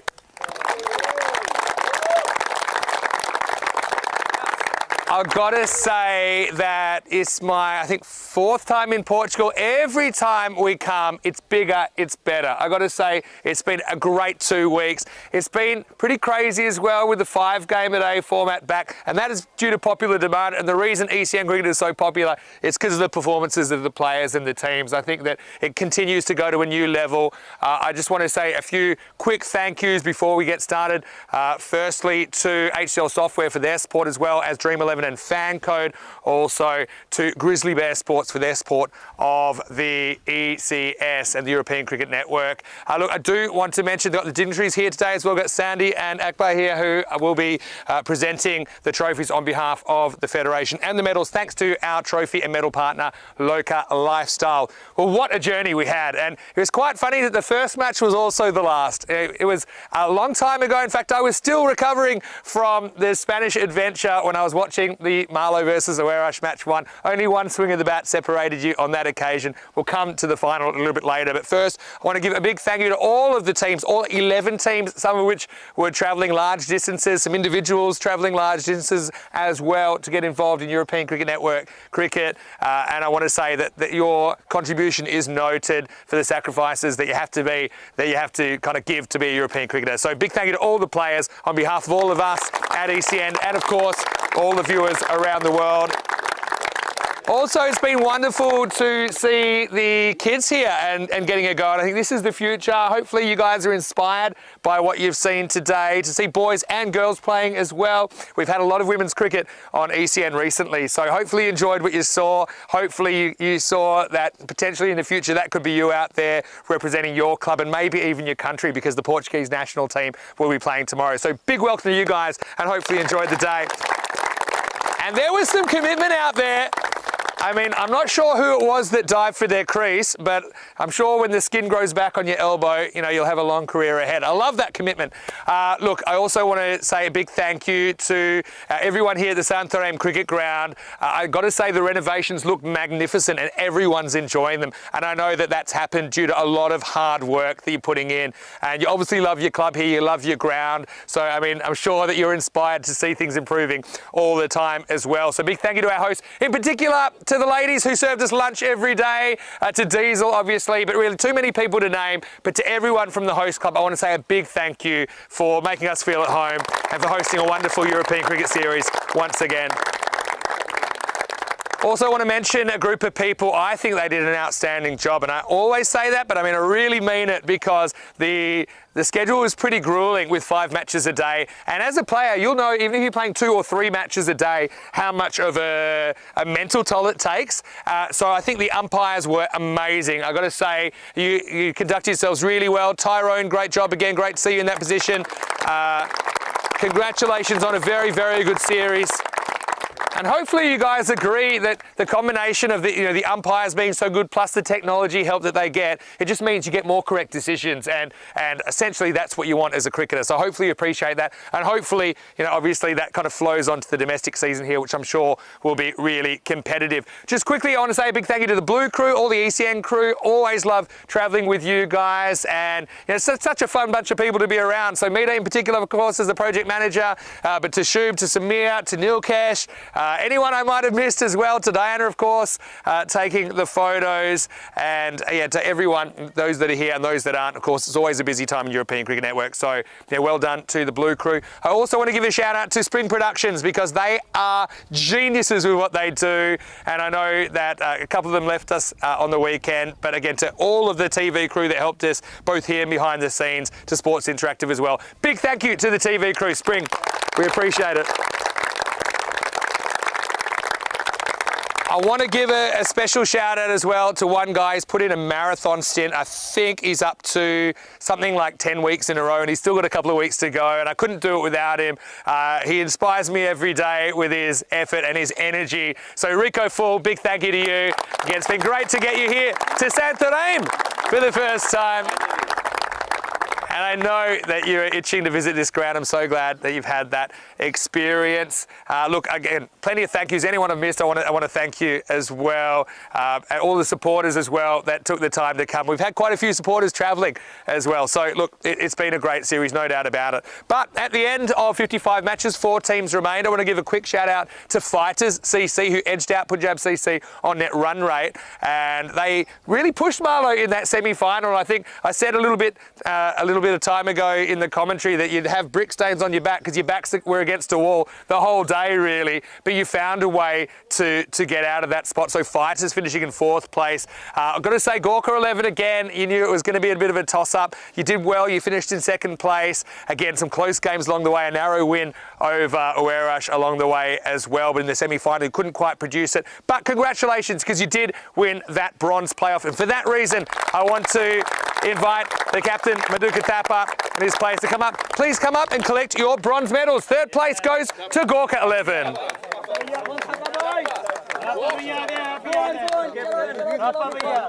Give him a round of applause, guys.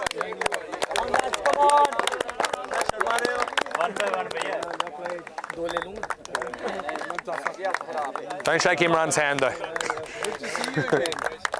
Well done, guys.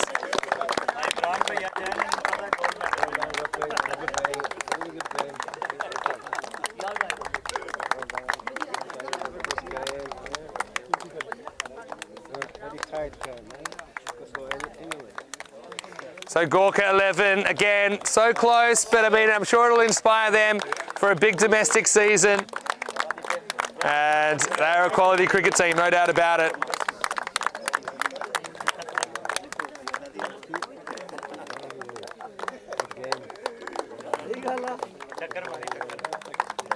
Well done once again.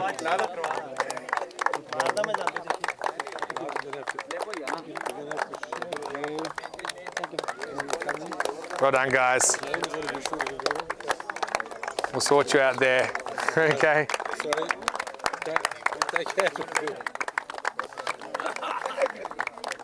Thank you. Big thank you, guys. Big thank you.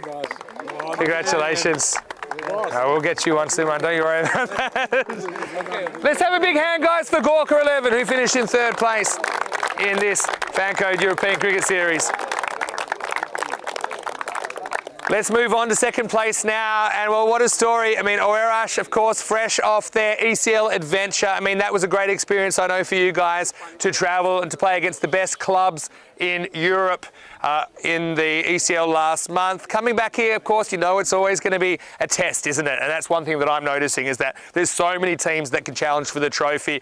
I know this was a series where maybe some of the big moments didn't go your way, but on the balance, I certainly see your club heading in the right direction. I think you're a really tight-knit group of guys. I mean, you're emotional, you wear your hearts on your sleeves. I think that's a good thing. I also think you play some really good, intelligent cricket. I know last year you were struggling a little bit in the domestic league. You stormed at home to grab that ECL spot. I'm sure you'd love to grab it again. Bad luck, but congratulations on a great tournament. And to Conrad, best of luck, of course, leading Portugal in the ECIs over the weekend. Please come up and collect your silver medals. The runners-up, Oerash, the Swans.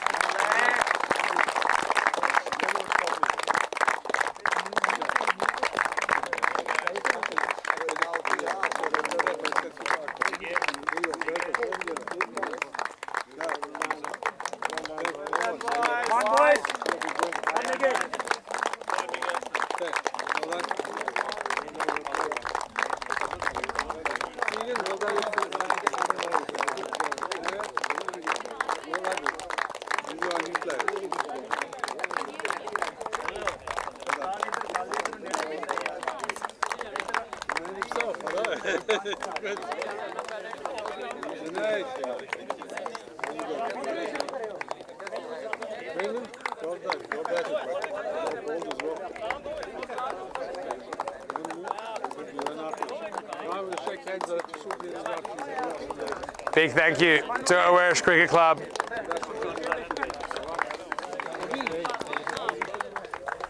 Okay, well, we want to wrap things up. Obviously, we've got a big program with the internationals tomorrow, so make sure you join us for more cricket if you're watching on the European Cricket Network, because there's 9 T10 internationals right here. And if you're not playing, why don't you come and watch? I think it'll be a great atmosphere. Support your country, and that starts tomorrow at 7:45 a.m. GMT, which is 9:45 in Central Europe, and also to 15 p.m.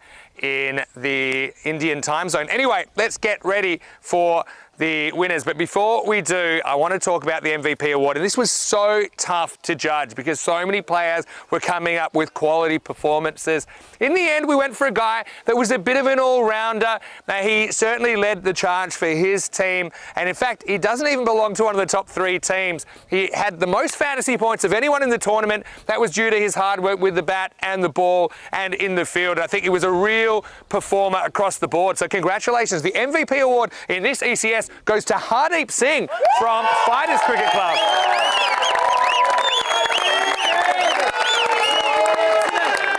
Congratulations.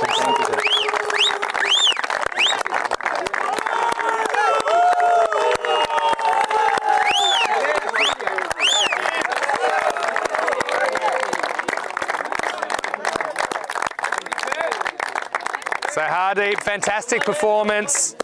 And look, again, couldn't quite get Corker to the final, but certainly had a very good tournament. And yeah, wishing you all the best heading forward. All right, now it is time to talk about the champions. What can you say about a team that now have won 5 of the 6 ECN trophies on offer, including all 4 European Cricket Series? Said it all day, I said winners win. And you guys, I know you think deeply about your cricket. I like the way you balance all the kind of personalities and the talents you had in your team throughout the tournament, where you had to kind of make sure everyone got a bit of a hit, because you never knew who you might need to to step up in the finals. And what I noticed is, you know, it didn't really go according to plan, I think, with the bat, but you still had guys coming in 6, 7, 8, 9. I thought these are guys that could easily be batting in the top 4, you know, so you had that confidence in each other. And I think T10, often you think of it as an individual game where 1 or 2 players can win you a game, but you need more people that can do it. And I think you did show that depth. And also in the finals, you created chances, you took chances. I wish you all the best for the season ahead. Wish you all the best, of course, those of you that are playing over the weekend as well. But I want to congratulate you. I want to invite you up to collect your gold medals. The champion club of the ECS 23 in Portugal, Marlow Cricket Club.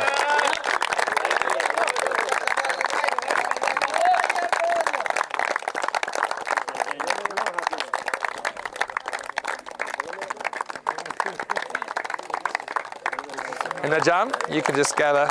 You should know what to do by now. Yeah, like in front. Yeah, that's it.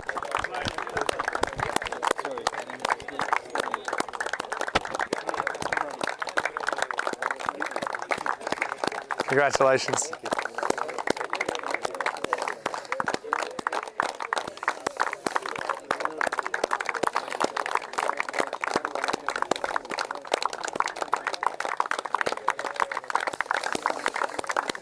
Congratulations.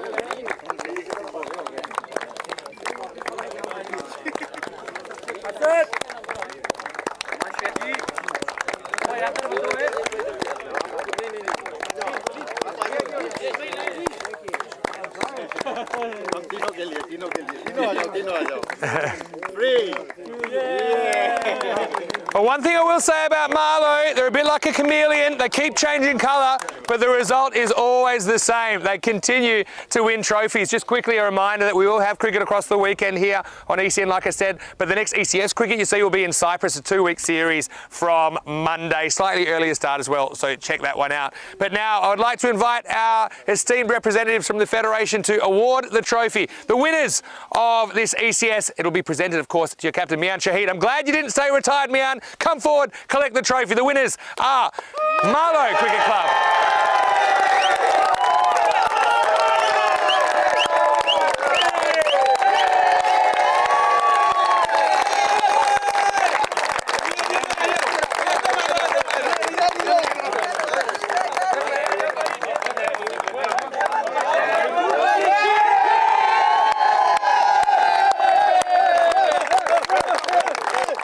Oh, what a performance. I mean, this ECS just keeps getting crazier and crazier. More matches, more days. We don't even have days off anymore, so don't bother going anywhere. We'll be back for the internationals tomorrow, and I can't wait to see the Dutch team take on this outfield. That will be amazing. Anyway, for now, it's Mr. Maximo here, Vinny Sandy. We'll see you in the morning for more cricket from Portugal. From everyone here at the European Cricket Network and the European Cricket family, have a happy, have a safe evening. We'll see you tomorrow for more action right here on ECN. Good night. Hasta mañana.